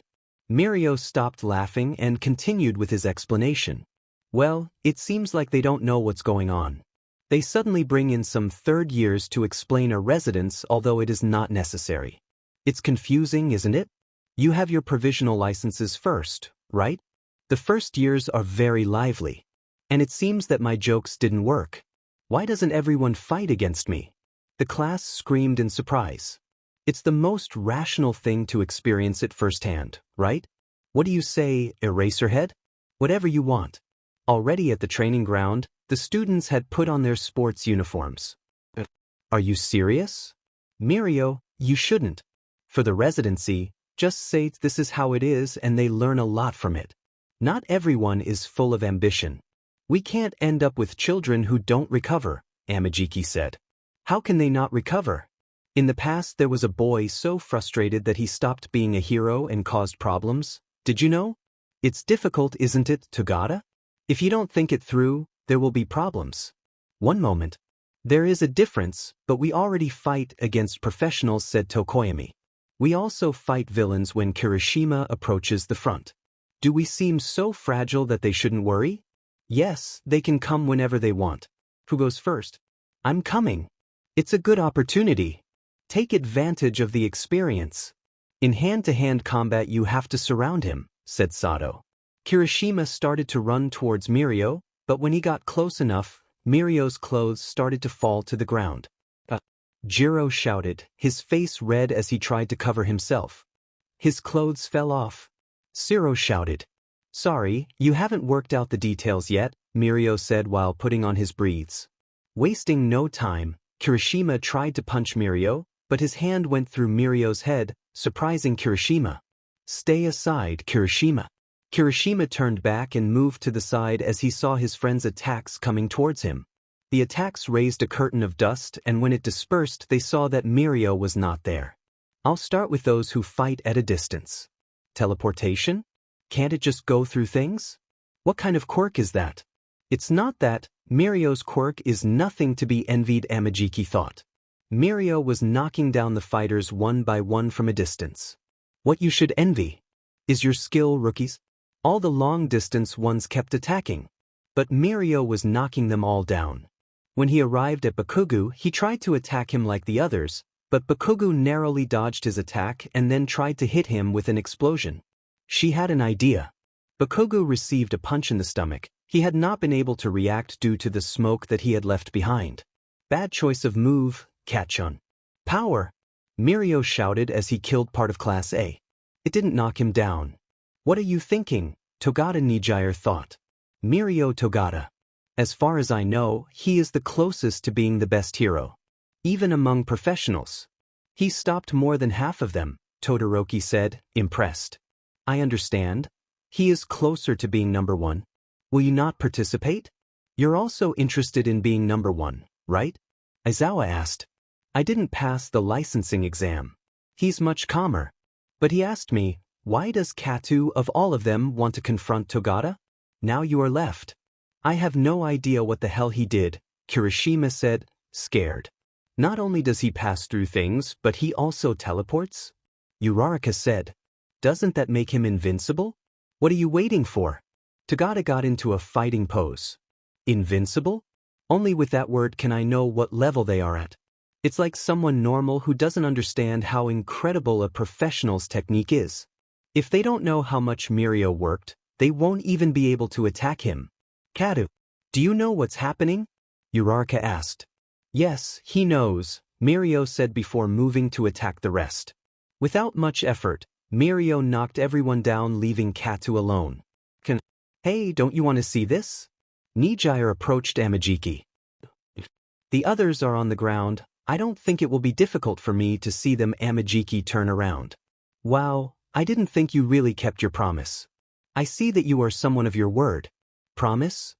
Todoroki said, confused. Well, shall we begin? Katu stretched out his hand and gave him the same hand movement that was their first confrontation. Mirio smiled and started running towards Katu. It was like watching a video of that day, which was what Nijire and Amajiki thought.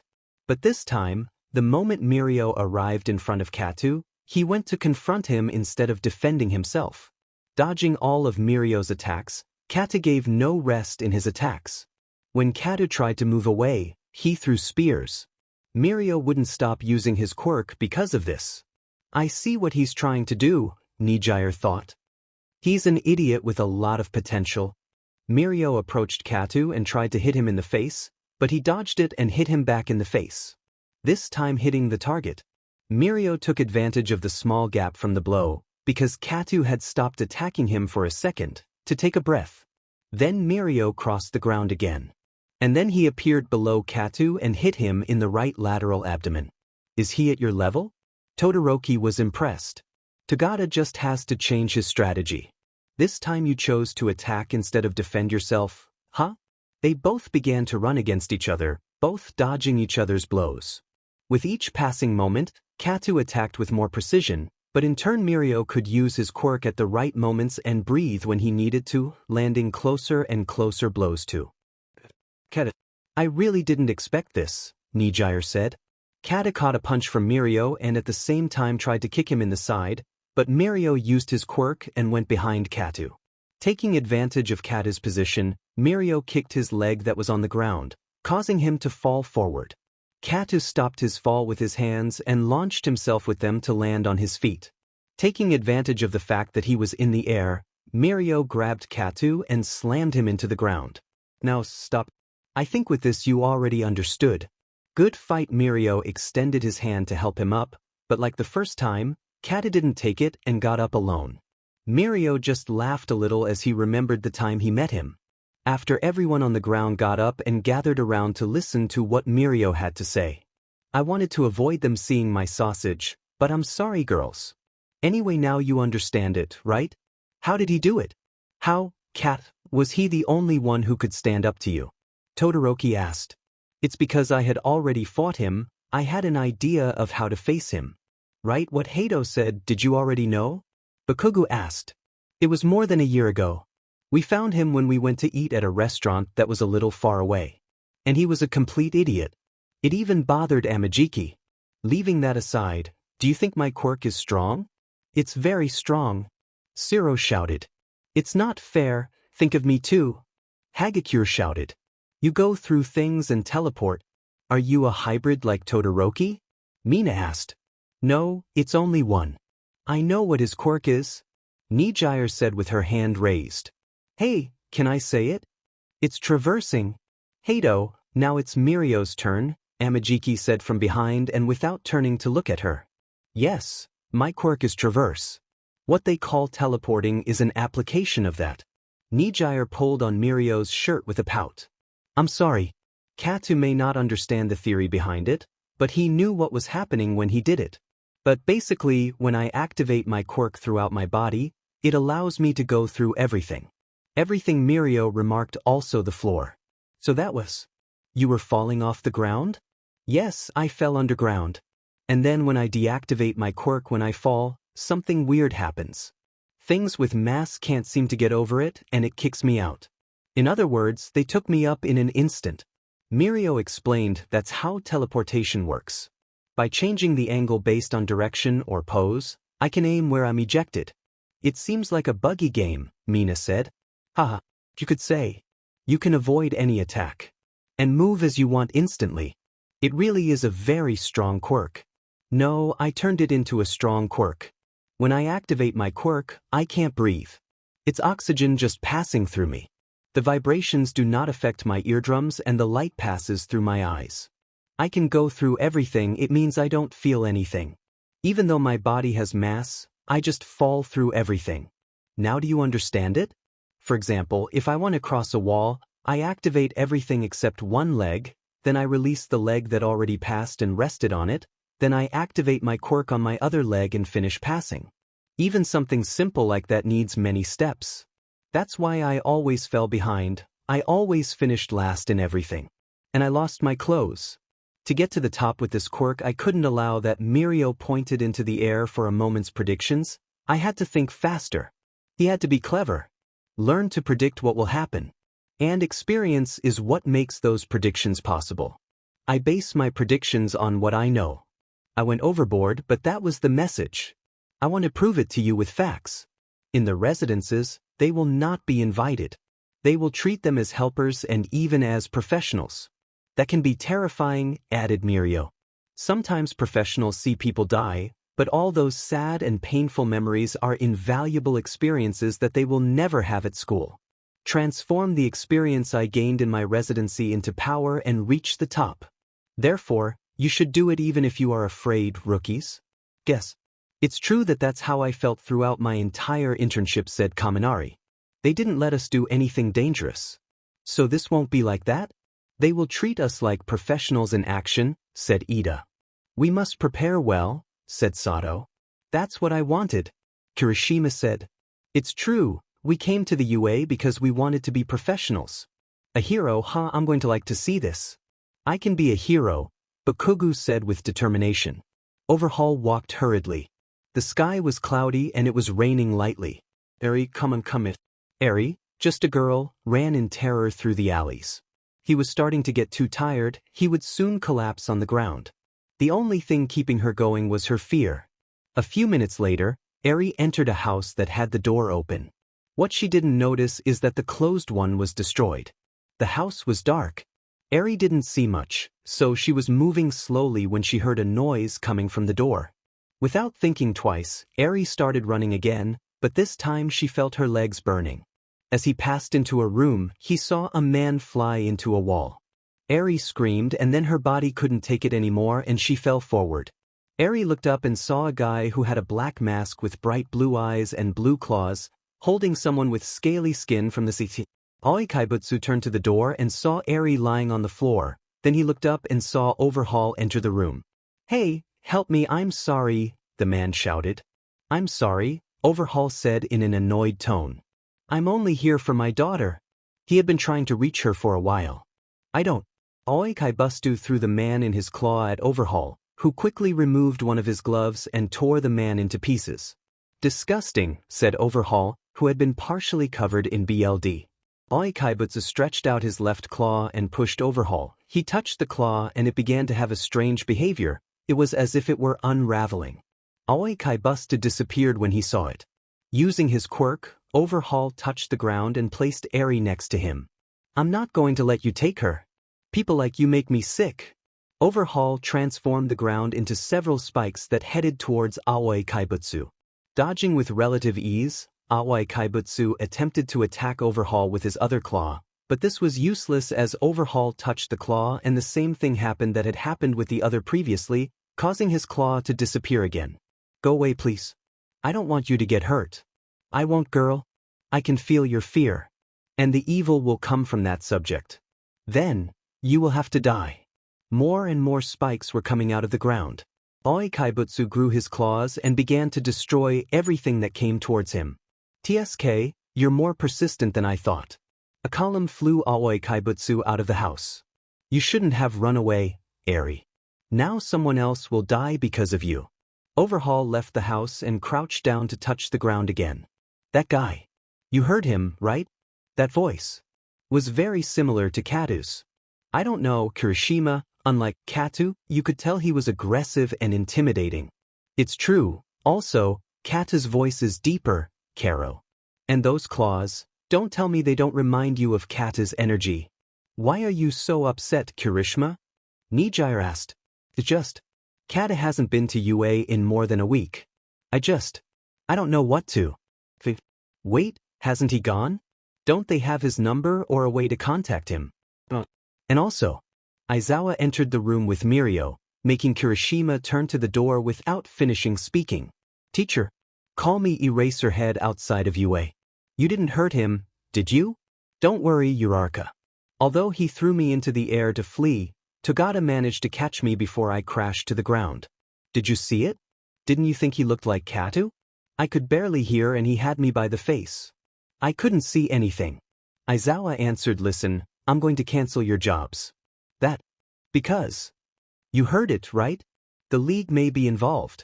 That's the reason. I refuse, that guy could be Kata. I already abandoned it once. I won't do it again. But how not rational? What do you mean you already abandoned him once? Well, I'm a little lost. How can that guy be Katu? Miro asked, whispering to Nijire. I'll tell you later. Speak, Aizawa ordered. When he left with the villains, we thought we'd go and bring him back, Kirishima said quickly. Aizawa was quiet for a moment and then put his hand on his head. I hope I don't regret this. That day, in Kanemo, Kata barely survived. Everyone present was left with their mouths open. The villains outnumbered Katu Aizawa, but before they managed to kill him, an unknown girl appeared and saved him using a quirk that made them disappear. Or that's what All Might said. The League. If they wanted to kill him, it means that he is not with them, right? We thought so. I was hoping Katu would tell them the reason why he went with them. Aizawa sighed. I guess I should wait for them to go even without having my permission, shouldn't I? None of the students in Class 1A said anything. Hiran, but none will have an important role. Also, if it turns out that the League is involved, I want them to leave immediately. And if you see the guy with the claws, Aoi Kaibutsu, that's what she calls herself, Mirio said. So, if you see Aoi Kaibutsu, I don't want you to be distracted, focus on your objective. Speaking of which, what is our goal? Kirishima asked. Before coming here, I went to deliver something to Sir. Aoi Kaibutsu said that the bullets that destroy quirks come from someone who is against their will. He didn't give many details, but our job will be to rescue that person. And as far as we know, it is a female person, since Aoi Kaibutsu referred to that person as her. You must be ready for anything, we do not expect this to be easy. A few days passed, the heroes had been investigating suspicious movements of the Hasaikai. Aoi Kaibutsu was now leaving during the day and is gathering information to be fully ready. At the Hasaikai base, Overhaul was watching the news about Aoi Kaibutsu. There were many theories about him. Looks like that guy survived. Overhaul, they're here, Kurono said. Overhaul turned off the television and stood up. Afterwards, they both entered a room where the most powerful members of Hasaikai were. Sorry for making you wait. Overhaul sat in his chair and turned to look at the members of the league he had requested for his alliance. Just know that I only came because I was told to, Toga said. Just like me, Deku said. How long, Birdman? I'll never forgive you. Twice ran his finger along his neck. It's a pleasure to be here. I still think that's very annoying, Razor said. League of Villains, Let's fight. I would love to, but I don't think it's the best time, Razor said. He was sorry for what happened to Magna. I assure you that it was not my intention to kill him. You'll say kill her, Twice corrected. Don't make a mistake again, Toga threatened. Well, I understand that they hold a grudge against me. But now we will work together and we need your help to carry out our plan. You poor thing, you were also acting like a DM and arrogant the day I met you in that alley. Well, what do we have to do? Just follow my orders like everyone else in Hisaikai. But first, to use them, I must know the details of their quirks, and thus be able to coordinate them correctly in any scenario. Only when strictly necessary will I explain it. For one simple reason, I still don't like them. And I will never tell them, said Deku. I can create shadow creatures, there must be a light source for me to do it. The other three of the league turned to look at Razor in anger. That they would notice anyway. Everyone else answer. Mimic shouted. How rude, we won't tell them. What is your quirk? I can duplicate anything. To do so, I need a clear image. For a person, I must measure from their height to their shoe size. I have to look carefully and measure carefully, only then can I make a good copy. The only thing that is different is the resistance. The copies fall apart if they take damage.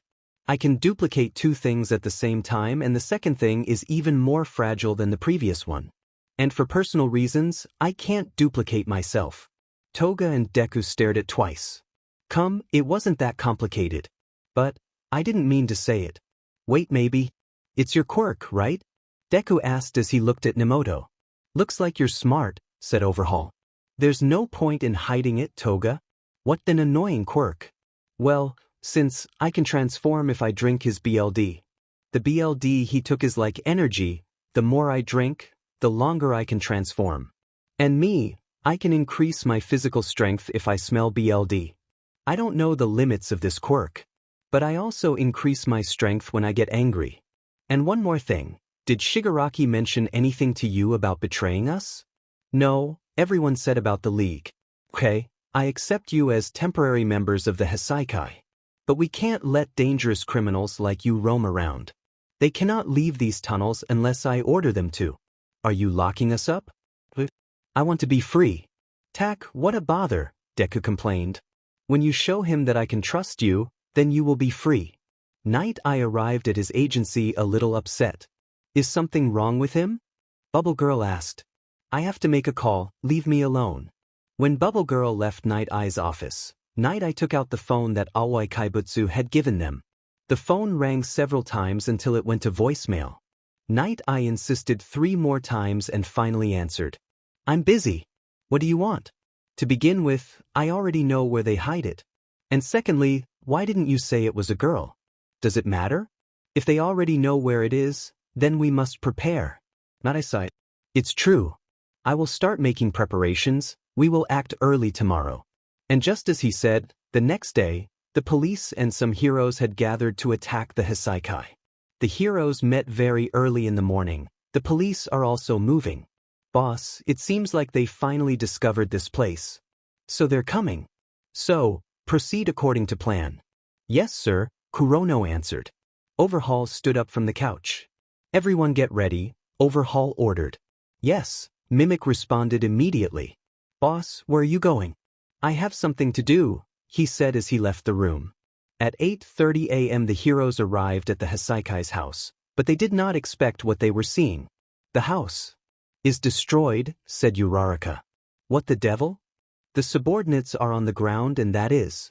Rocklock saw Katsukame lying on the ground bleeding too much and with wounds all over his body. Those wounds are serious and seem to have been made by claws. Night I finished saying for Aizawa, it doesn't matter now, let's hurry. Police and heroes ran into the house. Everything was a disaster, half the house was in pieces. What a disaster. So he did this and I thought he was a weakling, said Rocklock. He's definitely a monster, Ryukyu said. Fortunately the secret door was still intact, so Night Eye quickly opened it and the entire team began to descend. Do you think he knows about this? After Kirishima said that, everyone saw a hole above. I think so, Mirio said. Quickly this way. The wall is destroyed, Tsuyu said.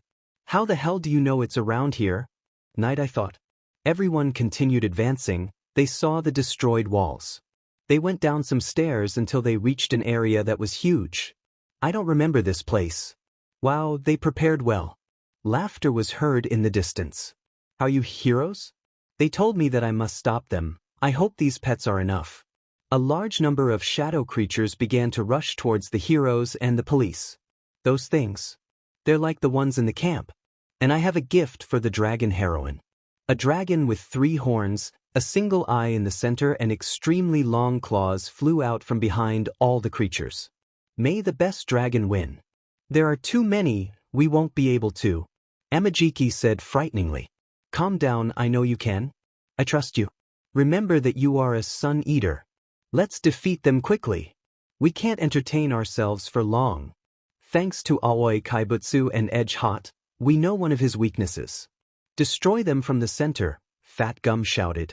Ryukyu transformed into a dragon to crush some creatures before he started flying and started fighting the shadow dragon. I have to go ahead, I have to support Aoi Kaibutsu. We'll be behind you as soon as we can, Night Eye said. Mirio crossed between the creatures as they tried to tear him completely apart. Hey, that's cheating. TSK, hey, I missed one. He's watching us, if I can see him I can eliminate his quirk. Mirio completely crossed the creatures and started running faster. I have to reach him, I don't think he can do it alone. The heroes fought with all their might against the creatures, but the police shields seemed to be made of paper against the creatures, causing some to be seriously injured. Back off. The heroes fought with all their might, causing the number of creatures to drop considerably. The leftover dragon also fell in half to the ground. Jew, not bad. But I wonder if they can beat the second round. Second round? All the heroes said at the same time. On 2 sides, the walls were destroyed. And an immense number of creatures came out, almost double the previous time. From each side came a dragon. The 2 flew directly towards Ryukyu. The heroes continued fighting the creatures for a few minutes, defending the police officers as much as they could. Some police officers had lost some limbs and the others who were less injured made them retreat and put tourniquets on their wounds. It's a shame that, from one moment to the next, the creatures began to disappear. Wait, what's happening? The shadow dragons were about to tear off Ryukyu's wing when they instantly disappeared. No. DB Serel. Maldito Aoi Kaibutsu, Juro Katie Matter. The heroes began to take a breath after the intense fight they had had. Are you okay? Aizawa approached his students. Yeah, that was intense, Kirishima said. And this is not over, Night Eye announced. Ryukyu. Nijire approached quickly. Ryukyu returned to his human form and fell to the ground. Nijire bent down and took Ryukyu into her arms. Ryukyu estis bien? Some of the police officers who had not been injured helped those who had more serious injuries. And the heroes and other police officers approached Nijire and Ryukyu. He's not waking up, Nijire said with tears in her eyes. Aizawa approached Ryukyu and felt his pulse. His pulse is fine. Let's split up, some police help get the wounded out of here. The rest of us move on. When the police officers took Ryukyu away, Nijire saw his hands covered in BLD and then turned to see the police officers who had been badly injured from the fight against just one villain. His creatures disappeared and I still don't see him, Aizawa said. Nijire looked up and saw a camera. Almost immediately he destroyed it using his quirk. I was using a camera. Let's hurry up, let's finish this as soon as possible, Nijire said, turning around to continue forward. You're lucky, heroes. That idiot saved you, although he ruined the fun, but don't worry. In the future, I will have something much more entertaining prepared for you.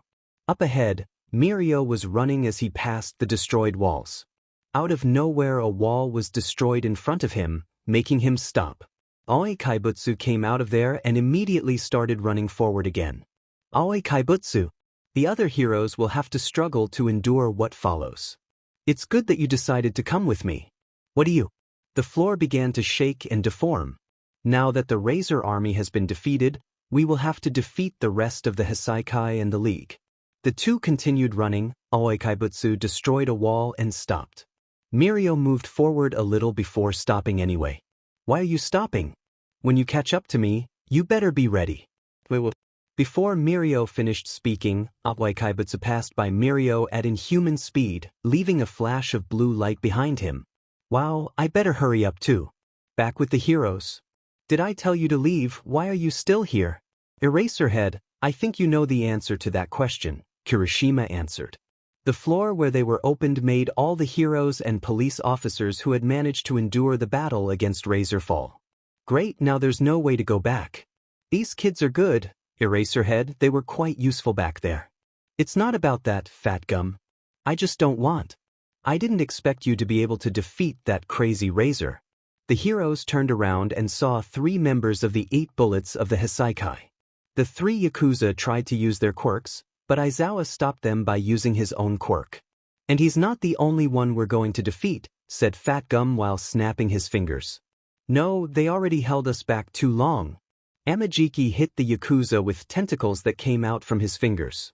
If we continue like this, we could lose the target. I'll make sure he's the only one they retain. About what? Okay, Amajiki Nijire approached Amajiki and put a hand on his shoulder. I trusted you, do it too. Let's go. Aizawa approached Tabe and knocked him out before leaving. Kirishima hesitated a little, but in the end he came out with the rest of the heroes. The group of heroes was running, getting closer and closer to Overhaul. I can't help but feel bad about leaving him behind. Kirishima said, I already abandoned a friend twice. If you consider yourselves men, you must trust those who have your back. Trust? Yes, that's right, Sun Eater will be fine. This is strange, the tunnel guy hasn't done anything anymore. If you no longer create walls in front of us, you may not have the power to manipulate the entire basement. Are you saying that he only manipulates the areas he sees? It's possible. If not attached to the building structure, it may move between walls to manipulate a specific area. His body may be nearby. If a part of his body shows out when he tries to stop us, then I will be able to see him. A column headed towards Aizawa, trying to separate him from the group.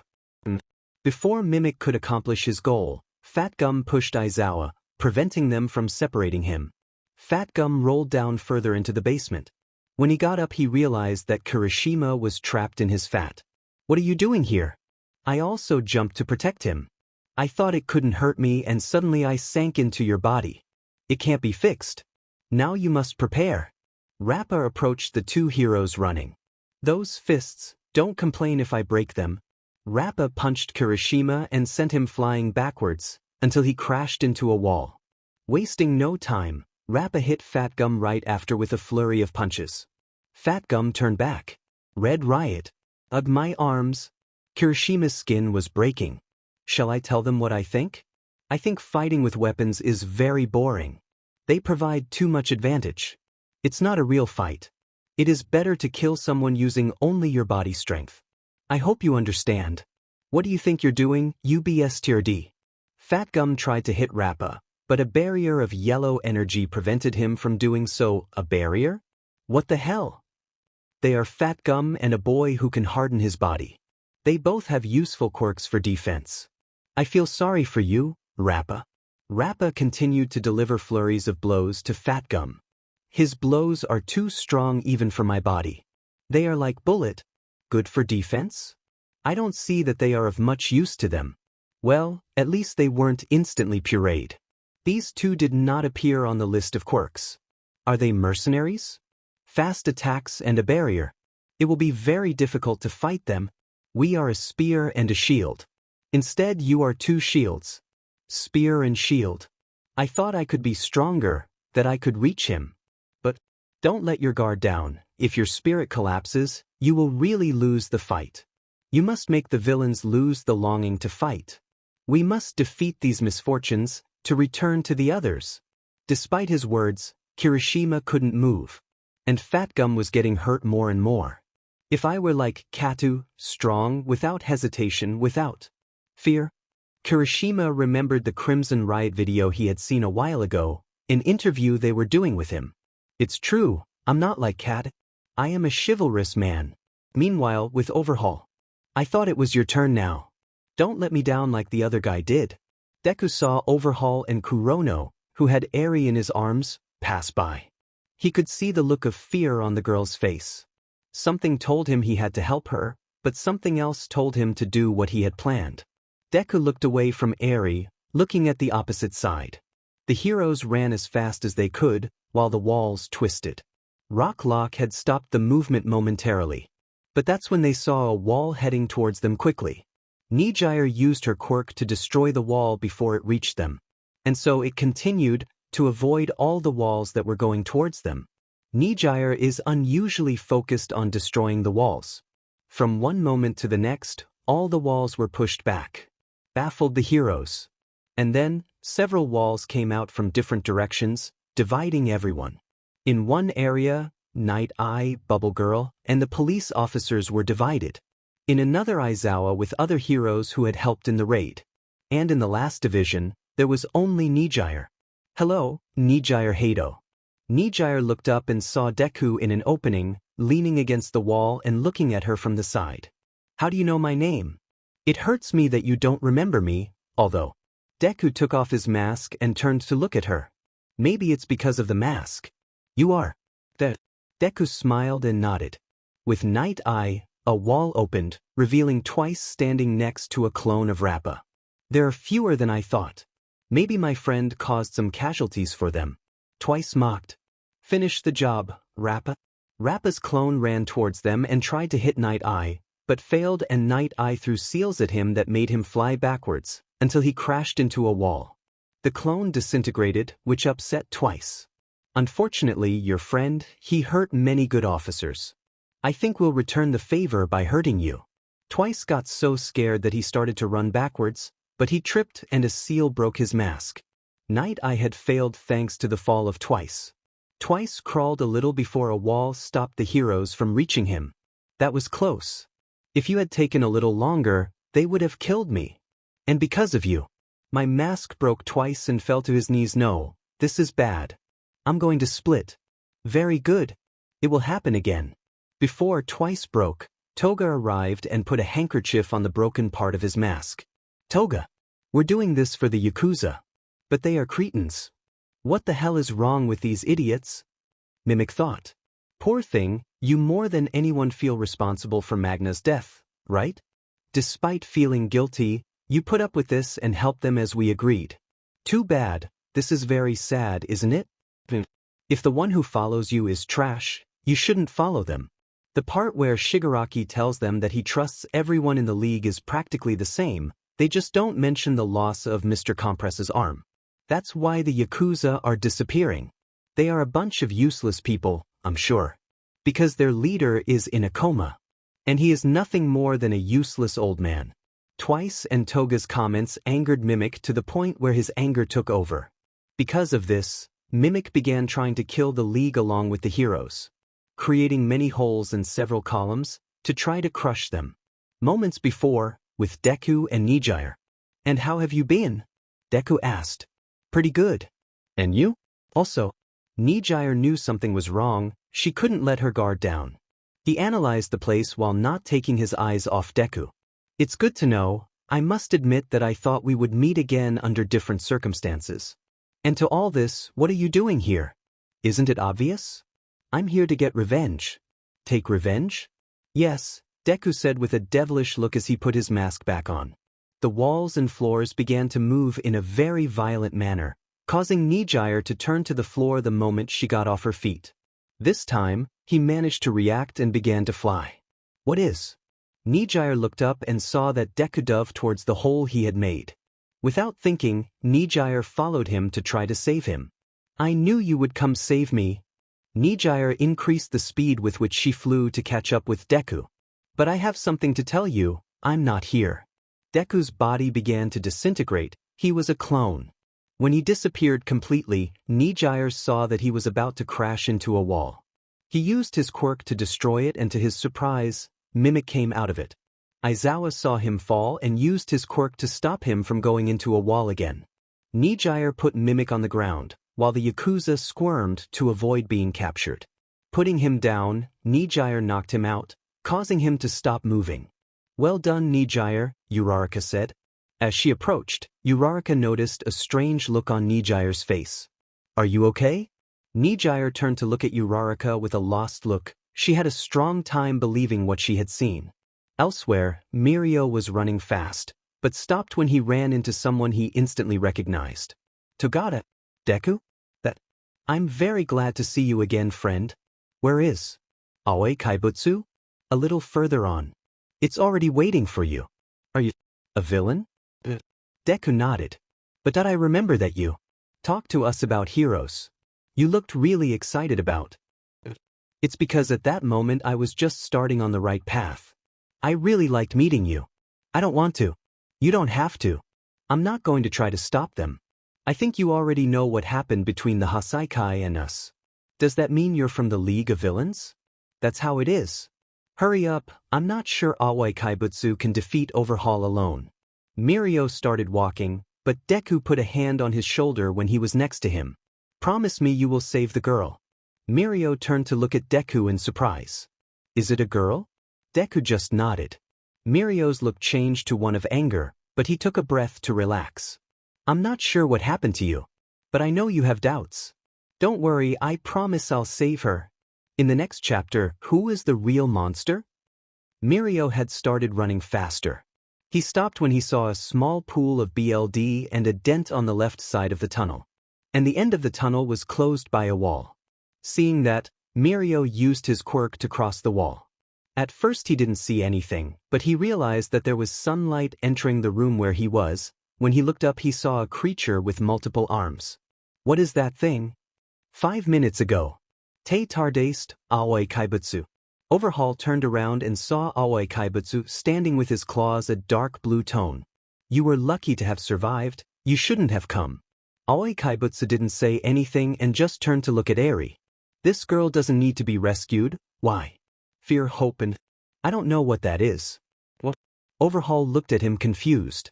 It doesn't matter what happens. I'm going to save that girl. You are very naive. Overhaul turned around along with Kurono. Immediately 2 more of the Hasaikai stood between Aoi Kaibutsu, Overhaul and Kurono. It seems that your quirk is not affecting him. Tell me what your quirk is. It controls the energy that I produce on my own. And it gives me a certain Aoi Kaibutsu stretched out his claw and slammed Nemoto against the wall with enhanced senses. Aoi Kaibutsu grabbed Sakaki by the face with his claw and pulled him towards him. You are despicable, Aoi Kaibutsu said just before throwing him into the middle of Overhaul and Kurono. They both looked back, Aoi Kaibutsu flashed between them. I think this is yours. Aoi Kaibutsu threw the arm he had torn off of Kurono to take away Eri, which fell at Overhaul's feet. Overhaul turned to see Kurono, his right arm was torn off at the elbow. And Kurono was in shock. He didn't even scream in pain. Overhaul took off a glove and fixed his arm immediately. Then Overhaul turned to look at Aoi Kaibutsu in anger. Aoi Kaibutsu's mask was stained with BLD. Go away please. I don't want him to kill you. This time I'm not going to give him the chance, said Aoi Kaibutsu as he wrapped his left claw around Eri. Overhaul put his hand on the ground. How many times have I told you, Eri, you are the one who destroys others. Overhaul made the area where they were enlarged. And then he pulled out several spikes from the ground, trying to kill Aoi Kaibutsu. The spikes kept coming, but the speed with which Aoi Kaibutsu destroyed them was equal to the amount attacking him. Overhaul, I'm sorry. I didn't expect it to be so fast. Those claws are too dangerous, don't let it reach you. Aoi Kaibutsu plucked a spike and threw it at Overhaul. Overhaul dodged it by getting up and then a rock flew towards him, causing him to put his hand back on the ground to create a wall to prevent it from crushing him. Weren't you a hero? Are you thinking of killing me? Aoi Kaibutsu no respondio. I thought I couldn't kill you with the spikes because I was holding back, but you are extremely fast. I was holding back too. Aoi Kaibutsu grew his claw free and struck the ground. With this, the ground began to shake and crack in some areas, causing Overhaul to lose his balance.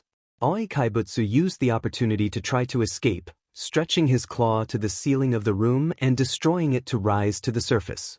I won't let them escape.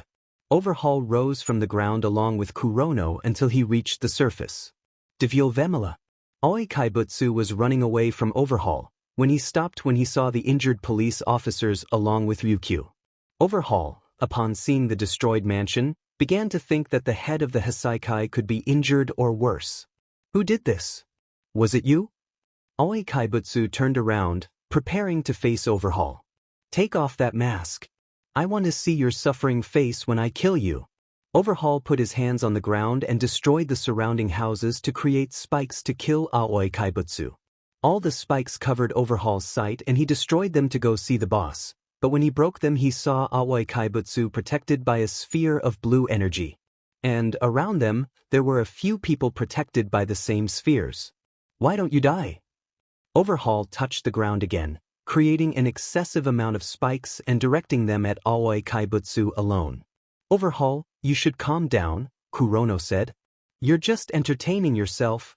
Without listening to him, Overhaul continued creating more spikes. And it was then that Aoi Kaibutsu's sphere disappeared and several spears began to collide with the spikes, causing them to gain ground each time. Girl, hold my neck. Eri raised her head to look at Aoi Kaibutsu for a moment and then put her hands around his neck. And at that moment, Aoi Kaibutsu created a claw on his left hand and stopped a punch from Katsukame coming from behind. You will pay for what you did to me. Aoi Kaibutsu's legs began to tremble. Because now I can use my quirk. Without thinking further, Aoi Kaibutsu threw it as far as he could. Thanks to the fact that some houses were destroyed, it did not cause any damage. If this continues, the other heroes will arrive, Kurono warned. Overhaul, however, continued to ignore him. And when he saw Katsukame, he made him stand next to him. With you I will make it. Overhaul touched Katsukame and instantly fused together, turning into a many-armed monster. That's when Mirio crossed the wall. I have to get up there. Miro turned to his sides and it occurred to him to use the column that Overhaul had used to rise to the surface. So, using his quirk, he climbed into the column until he was on top. Already up there, Mirio saw the monster that Overhaul had become. Without thinking further, he punched him in the abdomen and then kicked Kurono. Overhaul saw Mirio and tried to kill him by crushing him with his now giant hands, but Miro used his quirk to dodge him and get away from him. They won't be able to stop my plans. Overhaul began to use everything he had around him to kill Aoi Kaibutsu. Tagata, take everyone. I'm going to keep him. Aoi Kaibutsu used spears to remove Overhaul's arms, but they regenerated each time he did so. Mirio recognized the spears immediately and smiled when he knew who it was under the mask. Make sure no one dies. Mirio began using his quirk to remove people from the danger of battle. He helped the injured police officers while Aoi Kaibutsu stopped all of Overhaul's attacks. It was then that the rest of the heroes arrived at the battle. They had used Uraraka's quirk to get out of the basement. What is that thing? Uraraka trembled as she saw what Overhaul had become, who became more and more monstrified. The heroes saw spears pass through Overhaul's body. And in turn, spikes stabbed into the abdomen and leg of Aoi Kaibutsu, who had wrapped his body around. Just before the spikes followed, was when Aizawa used his quirk on Overhaul. Those spears? Mirio left the ground to arrive with the heroes. What's the situation? I asked. I'm not really sure how it came to be like this, but Aoi Kaibutsu has been holding Chisaki. You mean you throw them? Yes, Aoi Kaibutsu is cat. He asked me to. Wait, where is the person we came for? Aoi Kaibutsu has been protecting her. Overhaul launched himself to attack Aoi Kaibutsu, while using Katsukame's quirk to absorb all of his life force and became more powerful with every passing second. This caused Aoi Kaibutsu's energy to begin to flicker. In the middle of the combat, the other heroes began to join. You have a lot to explain, kid, Aizawa said as he tied a pair of Overhaul's arms. Nijire began to fly overhead while shooting waves. Capture him. Knight, I shouted. It was when the heroes began to feel more tired and Overhaul's strength increased. But this was not enough to stop them. Kurono had been hiding, waiting for the opportunity to use his quirk, and right at this moment was when he saw a very good one. Using his quirk, he hit Bubble Girl and Centipede, which none of the other heroes noticed.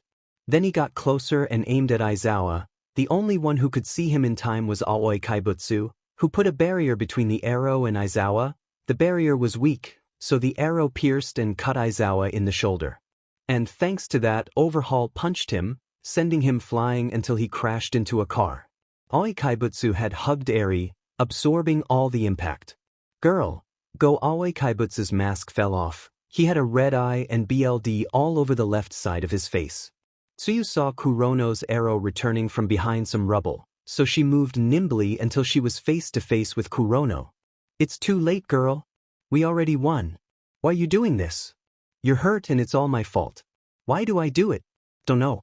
But what I do know is that Aoi Kaibutsu got up from the ground and created energy around his head that I'm going to save you, even if it costs me my life. Parts of Aoi Kaibutsu's suit slowly began to destroy, and with a speed never seen before, he ran towards Overhaul. Aoi Kaibutsu took out his claws and began to cut Overhaul's arms at a speed that no one could see. After a few seconds, Overhaul fell to the ground, unable to get up, and in front of him stood Aoi Kaibutsu, with his trench coat split in half, showing one side of his veins that glowed a bright sky blue tone. Issue. Mirio hit Overhaul in the head, knocking him out instantly. What was that? The energy from Aoi Kaibutsu's head disappeared, showing that the veins in his face and eyes were glowing brightly. I became a bomb. That? Wait, Eraser can. There is no time. Chrono hits him with his quirk. I trusted myself again. Just promise me something, don't abandon the girl. Will you die? Eri asked sadly. Aoi Kaibutsu turned back looking at Eri with tears, and without saying anything, he covered himself with a dark, competent sphere. No, you saved me. Eri ran towards the spheres and Mirio tried to grab her, but Eri had her quirk activated, making him unable to get close. I'll do the same for you. In the next chapter, I can't smile. Now that I have reached chapter 30, I want to say that I am writing a new story. Or rather, I am creating new characters, and that I plan to create almost a new Class 1A and a new League of Villains. I am trying to make their quirks and stories be as interesting and original as possible, without forgetting the simplicity of some quirks. I won't remove key pieces like Bakugu or Shigaraki, but almost most of them will be changed when I finish creating all the characters. I will take one at random and present it with quirk, but I will not tell its story. It will be like a small preview of the next story. And finally, I am going to pause Deku Villano for a while. Although I have some chapters already planned, I want to reorder my ideas, and so it's better than they would be. I'm going to do it as if it were another season. I'll pause it after writing the cultural festival. Stay away. Eri ignored Mirio and touched the sphere, causing it to vanish. He then rushed towards Katu, alias Aoi Kaibutsu, and hugged him from the abdomen. Girl, you must stay away from me. No, Eri said as she shook her head. You saved me, I want to save you too. Let go of me. Katu shouted. Eri just shook her head. Eri, that's your name, right? Listen to me, you must let me go. Your quirk is fighting mine, and when I did this, I lost complete control over my quirk. It just keeps coming out and it will continue until I can't hold it in anymore. It doesn't matter, I know I can do it. You all went out of your way to save me. I want to do the same. Meanwhile, Tsuyu dodged an arrow from Kurono as she tried to get closer, but Kurono stopped her by shooting her. I still don't know what that flash was, but Overhaul hasn't moved since then. I must go help him as soon as possible. Tsuyu hid for a moment to use her camouflage. She slowly approached Kurono, and when she was in a good position, she tried to catch him with her tongue, but Kurono dodged her and cut off his tongue with an arrow. I can't waste my time with you anymore. Kurono pointed his gun at Tsuyu's head, and as he was about to pull the trigger, Nijire shot an energy wave into his ST, causing him to fly backwards. Are you okay? Tsuyu slowly raised her thumb. Nijire sighed in relief. You guys. Kurono slowly got up from the ground. I don't know what you did to Overhaul, he should have killed you all by now. Nijire isi puso entre Kurono y Tsuyu. Don't try anything. Kurono tried to raise his hand with his gun, but before he could, Nijire shot him in the head with a directing wave, leaving him unconscious. I could see it while flying. I'm not sure what's up with Aoi Kaibutsu. Or Katu, whatever, but it didn't seem like a good thing. Nijire. Are they okay? Nijire looked back and saw Aizawa walking towards her. Eraser, we are fine, but maybe we have a problem. Katu tried to push Eri away once more, but she held on with all the strength she had. The pain that Katu felt in his body was indescribable. He was on the verge of death. His quirk pulled towards the side of death and Aries towards the side of life. Mirio tried to touch Eri again, but this time he felt more pain when doing so, making Mirio stay quiet for a few seconds while he thought. You want to save him, right? Eri turned to look at Mirio. Then I trusted you, I know you can do it. Don't encourage her. You must. Katu, I can't understand you. But she is not willing to let you go until she manages to save you. When Mirio finished saying that, Nijire and Aizawa arrived next to them. Tagada, what's going on? Aizawa asked. Eraser, that's it, I erased KO's quirk, like this. Idiot. What do you expect to happen when he does? May my energy magically disappear? If you delete my quirk, the energy will come out suddenly. My energy doesn't fade, it disperses. You were right, Hato, this is a serious problem. Then they will die with me. The heroes turned to look at Overhaul, who had spoken in a weak, defeated voice. Eri, this was all your fault. Eri, listen to me. Kata spoke, overshadowing Overhaul's voice. Stop using your quirk without thinking, it's what led me to this. You have to imagine, visualize how you want to use it. Imagine me before this. Do it before. Kata's veins began to shine with greater intensity. Before. Couldn't take it anymore. Imagine, visualize.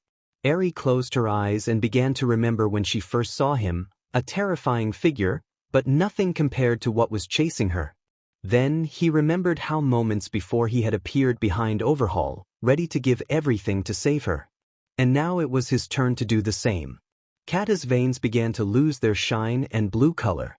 When the last vein stopped glowing, Eri and Kata fell to the ground, the two of them ending up unconscious after having used their quirks like that. Immediately, the heroes approached to check his condition, while someone watched them from afar. So it's finally over, Deku said, relieved. So the pretty boy ended up doing the job for us, it's really cool. Just like my dear Deku. I knew it, Twice said. Who would have thought that boy was Aoi Kaibutsu? And to think that I had it so close. It will be next time, old friend. The League turned around, while ambulances arrived to treat the injured. And now, there was only one problem left. The next day, Katu opened his eyes, seeing that he was in a hospital. And when he tried to move, he felt anti-quirk HNDCFFS on his hands and some tapes that prevented him from moving. You finally woke up, you have a lot of problems, child. You knew this would end like this, right? Aizawa approached Katu, who turned to look at him. What happened to your arrogant and aggressive attitude? Did it come with the suit? Katu turned his gaze to the ceiling without saying a word. You won't be able to stay silent when they come to interrogate you, it will be something similar to Kamino. I have other things to do, but I advise you to take your situation into account. As your teacher, I will try to help you, although I make no promises. Aizawa left the room, and there were 2 police officers guarding the room.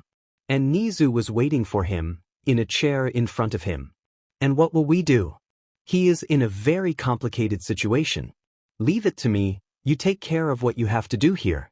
They both started walking together away from Kata's room. I thought he was the most rational of all.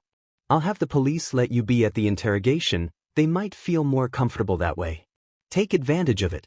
Thank you, Director. A few days later, at night, Tsukachi, along with a couple of police officers and Aizawa entered Kata's room. Takeo Kata, UA student. When we met, I felt something strange about you, but I thought it was the way you were. Now I see what it really was. We've been following you since they rescued me. This surprised everyone. I didn't realize it at first, but as I walked, I could feel someone who didn't move away from me. I couldn't confront him, it could lead to bigger problems. So I started thinking about who was following me, the League or you. And how did you decipher it? Tsukachi asked. The League would not dare to attack again, not so fast, that was pure logic. I left it to you, and what better hero to follow than a ninja who can hide so easily? I did some things to confirm it. You lied about your quirk, right? Aizawa asked. I had to make it look different. How long have you been doing this? For years. Wait, but you're 16. I started at 12. Although I wasn't as active there and they almost killed me a few times. And why did you do it? Why risk your life? Because? I don't know, when I was little, I saw quite a few things that I could have done if I had used my quirk. At 10, something occurred to me: if I started leaving my house without telling my parents, in the long run it wouldn't seem strange. After they tried everything to stop him from doing it and failed, they finally gave in. A 10-year-old boy who goes out without fear. Fear, happiness, anger. All feelings for me are the same. I feel them in the same way no matter what it is. And my quirk, I realized I could sense people, but they were all different. I spent the first 2 years since I started dating experimenting with this skill. I realized that I could notice similarities between some people, which allowed me to feel, or rather know, the emotions of others, and with more training I was able to predict movements. The girl who saved you on Kamino, was she your accomplice? No, I answer quickly and dryly. A silence formed after Katu said that he had been very collaborative and they thought he would continue talking. That's the only thing you'll say about her, huh? You didn't want to say anything about her at the Kamino hospital either. For now, those are all the questions I have. We will ask you more at another time. There is another topic to discuss, Aizawa said. You see, we've made some deals with the police. You're still a minor, so it's too early for you to go to jail. We will put you under house arrest at the UA. You have no choice. Officers, help him up and make sure he doesn't run, Tsukachi ordered. The policeman helped Katu stand up and, taking him by the shoulders, they approached Aizawa. Another thing, Eri wants to see you. We don't want him to see you in H&D CFFS, so they will take them off, and if you try to escape you will be much worse. So don't try it. One of the policemen took a key out of his vest and opened Kata's H&D CFFS. The instant they opened, his blue eyes returned. A pagalo. It's something passive, give me a moment. Kata closed his eyes and a few seconds later opened them, showing their original purple color. That's better. The police released Katu, but they walked behind him at all times. Tsukachi was behind everyone and Aizawa was leading the way until they reached Eri's room. Opening the room, the police officers stayed at the entrance along with Tsukachi while Katu and Aizawa entered. When I woke up, I thought they were lying to me, that they didn't want me to see you because I hadn't managed to save you. Girl, you don't have to worry about me anymore. Although I also wanted to apologize, I could see very hurt people when we were outside. Everyone suffered because of me. Eri's eyes became teary. That man Kata began to move towards Eri, putting the police on alert, but Aizawa signaled for them to wait. When he was on the side of the bed, he crouched down to be at Eri's height. He was no more too bad. I could feel selfishness, greed, and some others that I'm not sure what they were, but they were evil. So forget everything he told you. It was just a stew. Watch your language, Katu, Aizawa warned. He was just a liar. Everything he did was his fault. It has never been yours. Do not feel guilty for the actions of others. Could I ask you something? Katu nodded. You act very differently from when you saved me. Did something happen to your head? I can't distinguish my emotions. It's been like that since I can remember, so that was just a disguise, a way to better protect my identity. You'll find out about that later. So you can't feel afraid?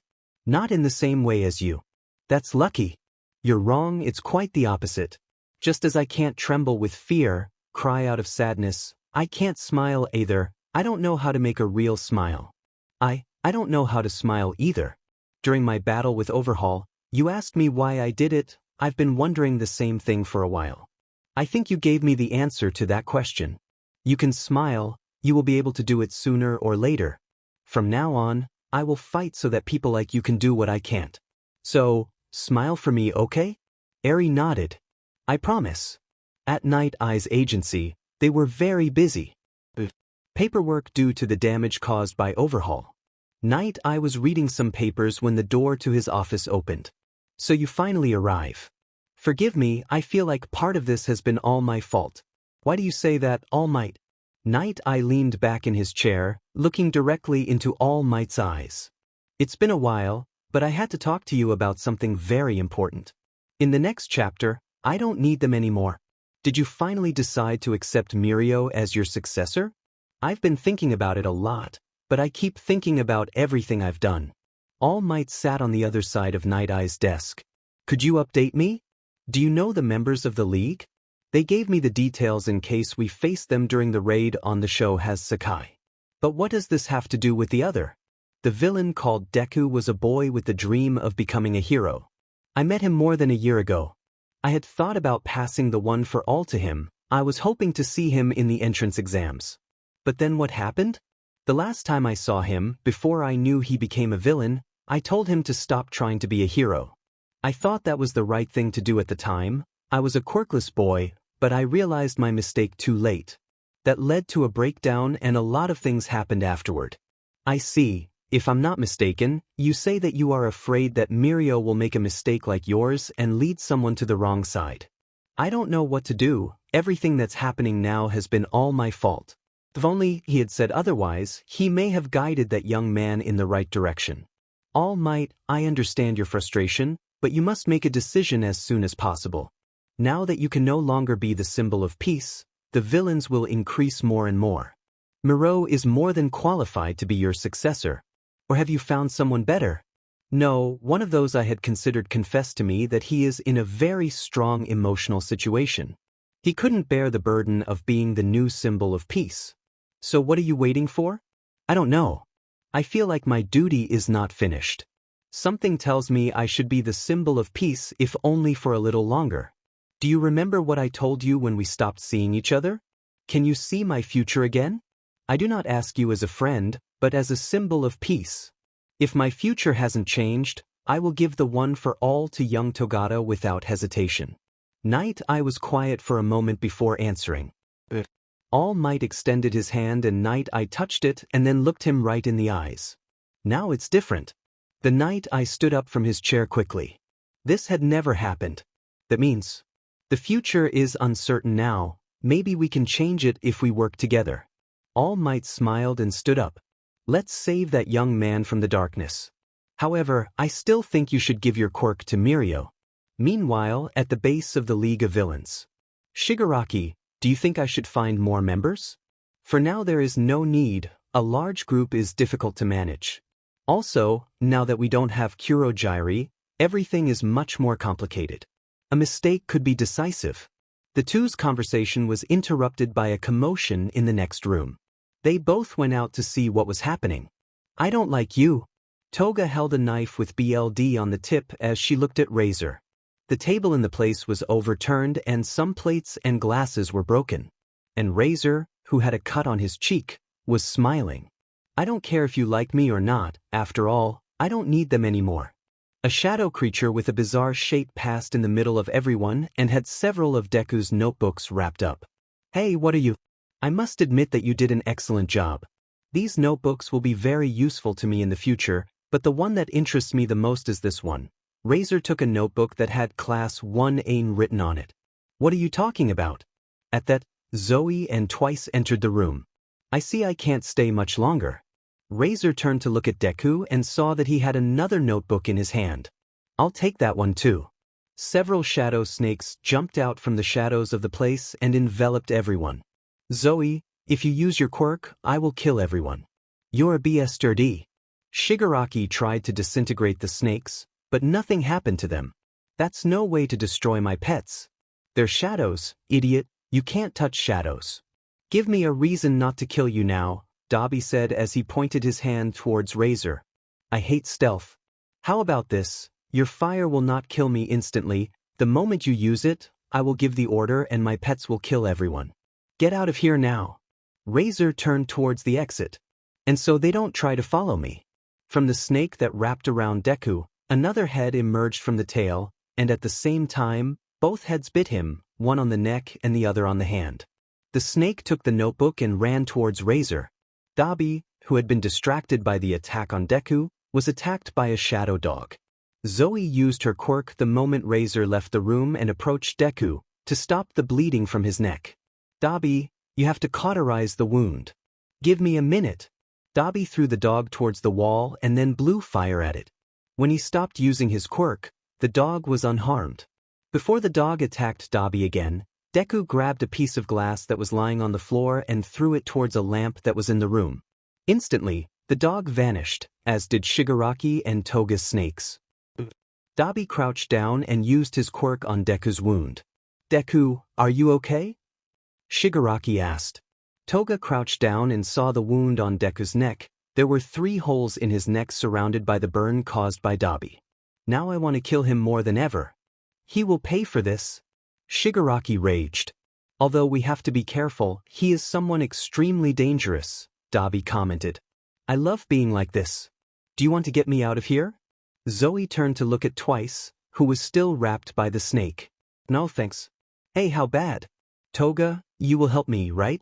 Toga, he hadn't even heard her and was just cursing under his breath. Please, take me out. That's when the snake slowly didn't take me out anymore. Deku got up from the ground, being helped by Dabi, until he reached a chair. He must be far away by now, Deku said with a weak voice. I still don't know how much the maximum range of his quirk is. Shigaraki, Shut up, I know what you're going to say, and no, it wasn't your fault. From now on, we have someone else to kill. One day later, during the afternoon, the students of Class 1A were returning to their dormitories while talking about the concert they would do for the cultural festival. That's when they realized that a truck was approaching the entrance. The driver of the van got out and opened the back door, where 3 police officers, Tsukachi and Aizawa, got out. Guys, I'm sorry I was gone for so long. Kata got out of the truck. He had a necklace with a red light in the middle. It can't be, said Yaoyorozu. We were fixing some things before we could bring him. Moments before. And you won't be able to leave your room at night. I only have 2 more questions to ask you. Do you know Razor's identity? No, just his quirk. I see. Okay, at least I think you can answer the second one. Why is he obsessed with you? Oi Kaibutsu is his rival, someone who could have defeated him. That's how he sees it. He believes that he defeats me, nothing will be able to stand up to him. Or that's what I think. He's crazy, is that what you mean? I wouldn't categorize him as crazy. He is someone extremely calculating, but I have never understood his motives. With that, I think you have another question. How long have you known him? Approximately 2.5 years. I was able to figure out how to defeat him, but he was already too hurt and had to run away. Thank you for all your information, even though you haven't told us anything about the unknown girl. Everything else has been very useful. One more thing, I imagine you already know that there is a traitor in the USA. An awkward silence. The tension was so high you could almost feel it. What do you know about that? Tsukachi asks. It is very obvious that there is one, but discovering who it is the difficult part. I have 3 suspects, and I will investigate them further. Speaks. The first is Toru Hagakure. Her quirk would allow her to hide from anything and thus pass information without fear of being caught. The second is Yuga Oyama. I investigated everyone. I found some anomalies in some of their files, but they were vaguely covered with other things. And finally, Katsuki Bakugu, the smile he always has is fake. He hides another face. You should be careful with him. How could he investigate everyone if Edgeshot was watching him every night? Aizawa thought. We're here, said the driver. When Kata got off, Class A began to doubt what their reactions should be. Kata, Ida said as he bowed, I must thank you. That time with the hero killer, you saved me. And not only that, you opened my eyes. Now I know which path I should follow. If I had not felt your anger, you would have undoubtedly died. Feel my anger? As part of the agreement for Katu to be here, he had to reveal his true quirk to us. I'll tell you the details later. I think I owe you an apology. Yaoyorozu said I stopped trusting you when I heard that you went with the villains on your own. I thought you were a traitor and I don't care, I never asked them to trust me. We will improve the way you treat people. Officers, thank you for the transfer, I'll take care of it from now on.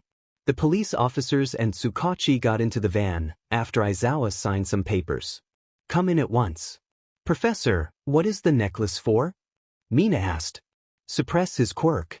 You will not be allowed to use it unless 2 professionals are watching you. It was one of the police conditions. Conditions? The conditions for Katu to be here at UA and not locked up somewhere else without even being able to see sunlight. Will Katu participate in the festival? Kirishima asked. That hasn't been decided yet, I'll tell you in a couple of days. I'm going to go rest, I recommend you do the same. Katu, once you enter the bedrooms you will not be able to leave, understand? Aizawa left there, leaving the students alone. Without saying anything, Katu started walking towards the bedrooms. So everyone followed him until he entered the building. I mean, we're glad you're here, Ida said. Of course not, they still don't trust me. Why do you say that? Katu made a sudden movement as if to attack Ida, but was stopped by Bakugo, who put his hand on Kata's neck, and Kirishima, who held the arm he had moved. Come, they are on the defensive. Yaoyorozu, under his arm, as well as Mina and Jiro under their jacks. Then, Bakugo and Kirishima let him go. I'm leaving, continue with your festival, I assure you that I will not participate. Sorry, I rushed, Bakugo said as they watched Katu take the elevator. No, I was about to freeze it. He says we don't trust him, but he doesn't make it easy either. Anyway, let's continue with the preparations for the festival. Bakugo said cheerfully, making the tension drop a little. In the next chapter, Infiltrated. Mizuki Saito heroine. Quirk. Punishment. It shoots a white ray from the palm of its hand that can affect a person's nervous system. So, I know it may be a little awkward now, but Katu has strict rules that you must follow. And remember that he is not a villain. He is a watchman, or was one. Moving on to another topic, Aizawa took out a piece of paper from his desk. Apparently they chose to do a concert for the festival. You still have time, prepare well. And about Katu, he will not participate for security reasons. So what will he do during the festival? Uraraka asked. He will be locked in the bedrooms with a clone of ectoplasm. Another matter, now that Katu is under house arrest, Yaoyorozu will become the class representative, they will have to choose another subdelegate. Let's do another vote, now that we know each other, we will have better judgment, Ida said. Now that I am the delegate, I have to put an order. But I agree with your proposal, Ida. Everyone agreed to vote and after a few minutes, the vote was done. Did I win? Bakugo had won with 12 votes. You are certainly someone very trustworthy, Ida said.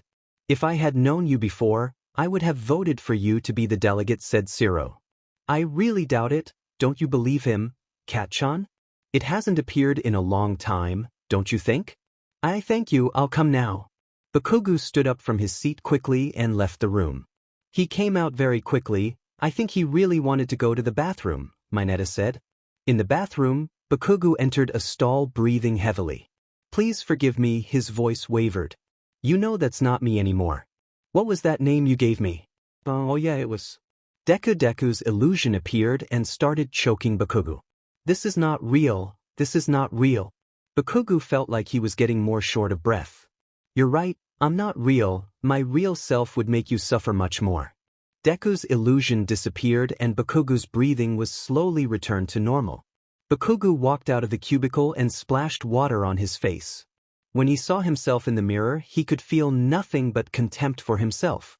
I won't let you do it. During hero training.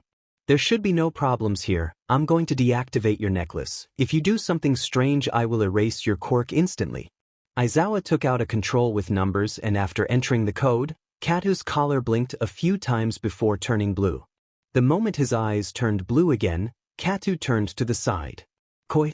Right at the same time, Koi jumped out of some bushes and jumped to hug Katu. What are you doing here? Koi began to cry while hugging Katu, to which Katu returned the hug happiness. But you cry. I don't understand emotions. Shut up, idiot. Aizawa used his quirk on Koi and his scarf to tie her up. And Kata's necklace had the red focus again. Those glasses and black hair. You are the one who saved Katu on Kamino. Guys, stay here, I must fix this problem. Katu, come with me. Aizawa pulled Koi and Katu went after him without saying anything else. With Nizu, Koi had anti-quirk cuffs on. Both boys were sitting in front of the director's desk, while he watched them attentively. So you're the mystery girl. To begin with, how did you get in without the alarms going off? What? Don't say anything. It was a rhetorical question, we know how you did it. We have an entry from 20 minutes ago with Katu's ID. Did you work with Katu? I mean with the vigilante Aoi Kaibutsu? Nizu asked. No, she's just a friend of mine. Why are you here? Aizawa questioned. I didn't know what had happened to you. Turn to look at Katu with tears in his eyes. When you told me to stay away, that's what I did, but then I saw that they couldn't stop talking about you on the news. There was speculation of your death, So I grabbed your ID from the basement and thought I'd sneak into the school and see if you were here, but when I saw you I couldn't contain myself. I think I forgot because of Katu, but she's still a girl, Aizawa thought. So the basement. I see, so that was your lair. Nenikoi, I told you to shut up. Tsukachi is coming, so you'll have to wait here. I must return to the class. I'll give it to you, director. Sure, go back to your students. Aizawa left the office and went straight to the training field. Como van, ectoplasm. They still have to improve. Guys, you better try strong. I have something planned for after the festival. They will have to give more than they have given so far. So try strong. I will strive and be truly indestructible. The hatred towards my father has already delayed me too much. I have to hurry up and learn to control both sides of myself. The class was motivated. They didn't know what it would be about, but ultimately it would test how much they have advanced in all this time. At the end of classes, the students of Class 1A entered the dormitories. Oh, I see they've already arrived. I'm sorry I was here, but I needed a more private place to talk to these two. Tsukachi got up from the couch and approached the class. You are the one who was in the USJ, right? Yes, it's me. If you don't remember me, I'm Detective Nao Mesa Tsukachi. Your friend here is someone extremely interesting. He has many more surprises than I thought at first. And who is the girl? Kirishima asked. This is Kazu Kobayashi. She is someone of interest in the Aoi Kaibutsu case. He will be here for a few days. I'm sorry for the inconvenience, but you are safer here than anywhere else. And don't worry about his quirk, although it wouldn't do anything to you. The wristband he has is like the device Kata has on his neck. Are they going to put another criminal here? Mineta asked with fear. She's not a criminal, I am. That's not true, Takeo. She is practically a civilian with minor charges. But she could be in danger, so that's why we'll keep her here. In an hour someone will come to fix Kata's room. He will sleep there, since it is the one with a surveillance system. We will fit you a room tomorrow. Please take care of her. I have to go and sort out some papers. Tsukachi left the dormitories, leaving the class with many doubts. Why did you have to bring your glasses, Koi? Custom, I think. Anyway, I'm going to my room. Wait, don't you have something to explain? Todoroki said. DMN, that idiot, Bakugu said. So, you are Takeo's companions? This is very uncomfortable, everyone thought. Guys, the detective said she was a civilian. We shouldn't be so tense, Mina said. That's true, let's calm down a little, Kaminari added. I'm sorry for the inconvenience. The truth is that I just wanted to see Takeo. I'm going to go to bed. Sure, Todoroki. Rest, Bakugu said. Hey, and how long have you known Katu? Hagakure asked. Almost 3 years. Oh really? And what was he like before? Mina asked. Quite similar to what it is now. Just a little shorter. He grew quite a bit in that time. The girls have already started, Shiro said. In Katu, he's going to be lucky enough to sleep with a pretty girl like her, Mineta cursed. Although I doubt he'll try anything, Kaminari said. Hey, don't forget that we have to see about the festival. Yayorozu shouted. Oh come on Yamamo, it'll only be a little while. We'll talk about that later, Mina said. Hey, tell us, why does Kata call you Koi? It's a nickname he gave me. Koi left Kobayashi and gave it to me so he wouldn't say my name when he left. And you also call him by his name. They must be very close. You could say that we are good friends. I thought Kata didn't have friends, Kaminari mentioned. They say it because of his personality, right?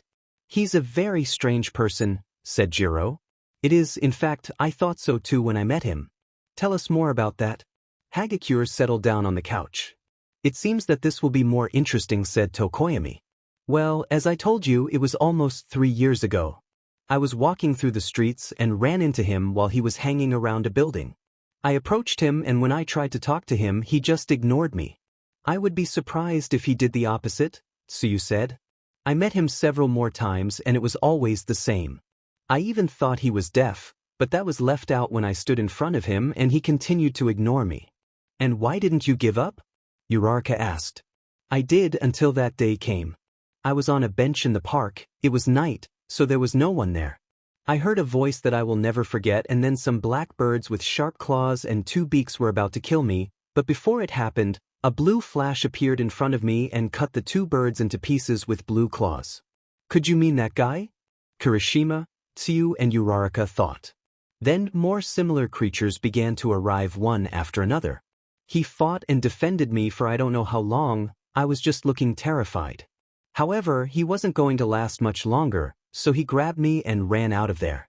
We managed to lose him, but when he tried to get up again he fell to the ground due to all the injuries he had. So I took him to a safe place, and when I took off his mask I saw that it was Takeo. So Kata saved you, he really is someone amazing, said Tokoyami. I realized some time later, Takeo would never give up. No matter what, he would always get up until he died. That's why I wanted to stop him when he went to confront that man, although as expected, he didn't listen to me. Hey, you talk about Katu in a very special way. Do you like him? Mina, don't be disrespectful. Uraraka said. Yes, I like it. Koi responded with a smile. Everyone was left with their mouths open when they saw that he had said it without hesitation. Although I know that I will never be reciprocated. Why do you say that? You should never give up on those things. Mina said. It's impossible because it's impossible for Takeo to understand emotions. What do you mean? Ida asked. He has a problem that prevents him from knowing what he feels. That is why I no longer have hope that he will accept my feelings.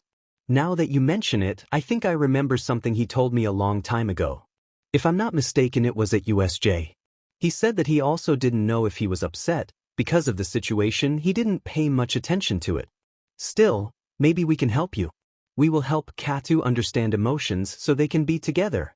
But what if he still doesn't accept me? That would hurt me more than it hurts me now, Koi said with tears in his eyes. Don't be afraid, if you don't do it, it will hurt, yes. But that way you can move on, said Bakugo. So, okay, he accepted. I will help you try it. That's how you talk. Aizawa had been hiding, listening to the conversation. Your plan worked. You had a good idea, Director. In an unknown place. This is perfect, I thank you very much, Deku. With all this information, I will be invincible. You even have details of all the league members. No one can beat me.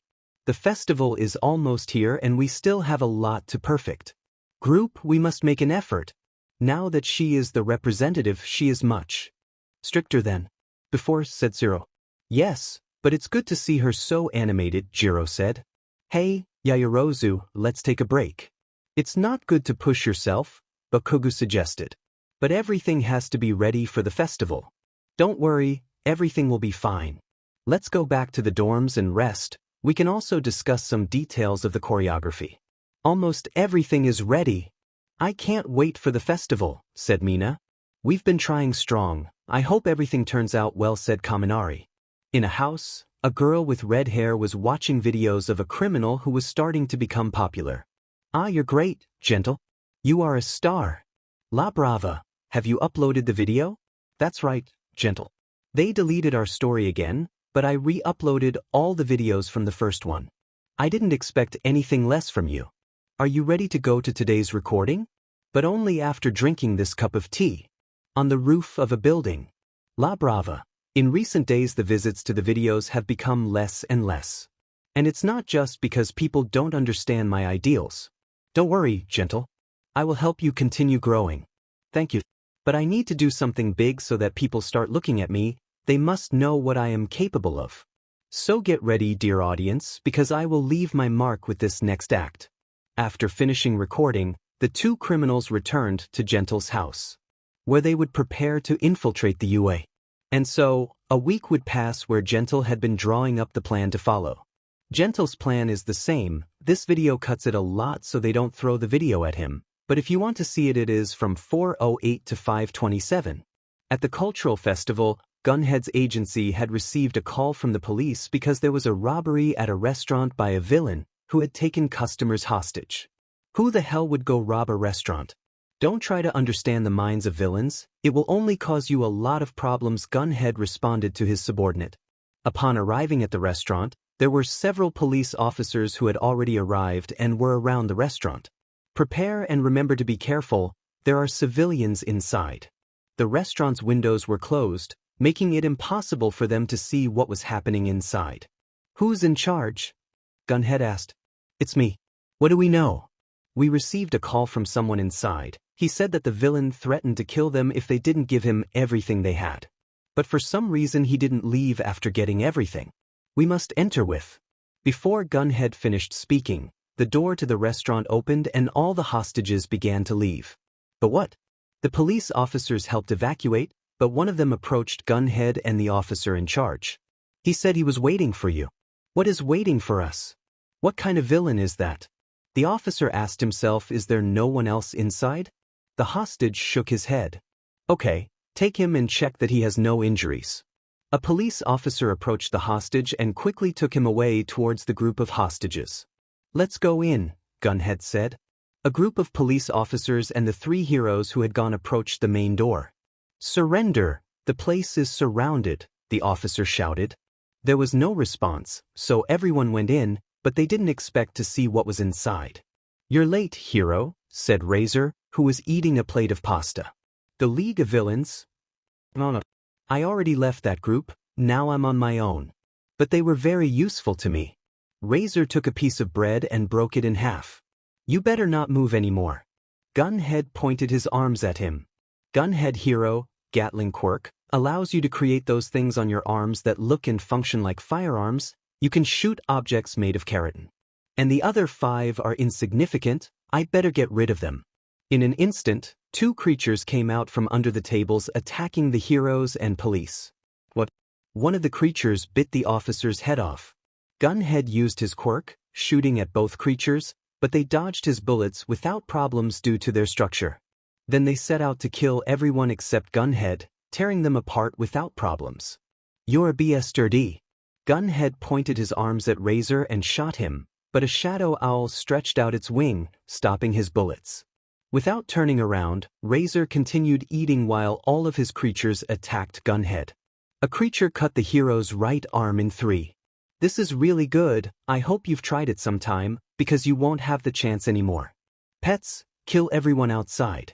I won't leave you. Ha, but you're already dead, he said with a macabre tone. While that was happening, the festival was starting.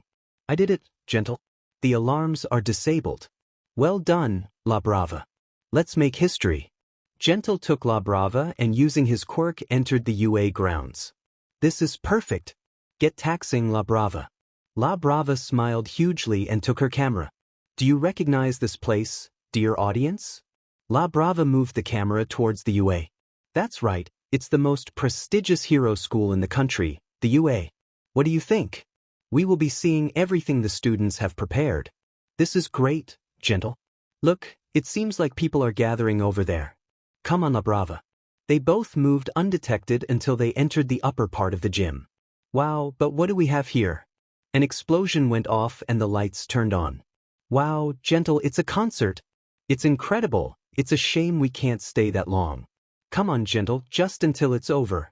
It will surely attract more people. Accused La Brava.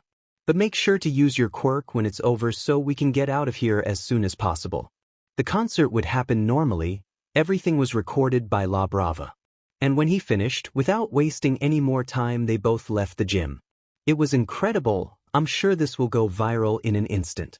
I think so too, La Brava. Now let's make our triumphant exit. Class A was cleaning the entire place after finishing the concert. Hey, Class A.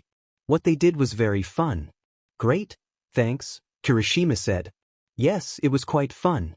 Very good work. Forgive us. We only went to criticize them. The 2 general course students ran away after apologizing. There was no need for that. Although I'm glad you liked it, Bakugu said. Those must be the stressed people the professor mentioned. Looks like the concert worked, said Kirishima. Regardless of their reasons, they came to see us. There were people who didn't see us. We must continue spreading. Okay, we know why they did it. And we get your message. We will spread the word. Those of us who were at the concert will spread the message. I thank you for your kindness, Ida said. On behalf of Class A. I appreciate it very much. Bakugu said. Hurry, we must finish as soon as possible. You seem a little upset, Mineta. If we don't hurry, we won't lose the contest. Class A started to work faster, as they had other plans in mind. Mineta and Kaminari went straight to the contest. while the others went to the bedrooms. We're done now. Aizawa and the ectoplasm clone turned to look at them. They must know that most likely no one wants him around. We know, Professor, but he is also our friend. Takeo, are you ready to go? I don't know why they do all this. Get up, Katu, Aizawa said. Come on, Takeo, it will be fun. Why are you so excited? You know I can't have fun. Just come, trust me. Kata stood up and approached. Aizawa, what's the trap? There is none. Your classmates want to include both of you in the festival. I'll be watching you, so don't try to escape. Katu turned to look at his classroom and then at Koi. I understand things less without my quirk. I will go. That's great, come on, Dva. Koi pulled Katu by the arm. And so, Class A was divided to be with Katu, who participated in some of the events that all the students had prepared. It was a good day, don't you think? I'm pretty tired, but I still don't want to sleep, Kirishima said. I'm leaving. Wait, Takeo, how did you have it? Entertaining? Boring? You know I don't know. Anyway, I'm going to my room. Yes, of course. See you tomorrow, Koi. Wait, what just happened? Did Kata say goodbye to you? Mina approached Koi excitedly. Yes. Wait, did he? You really didn't notice? Hagakure asked. I think I finally met someone more clueless than Kaminari. Why are you so cruel, Jiro? So it worked or not? Zero asked. It seems that he said it too naturally. Even though it's Katu, he still speaks the same way as Bakugo always says. You are the one who knows him best, Kobayashi. Have you ever done that? Ida asked. Let me think.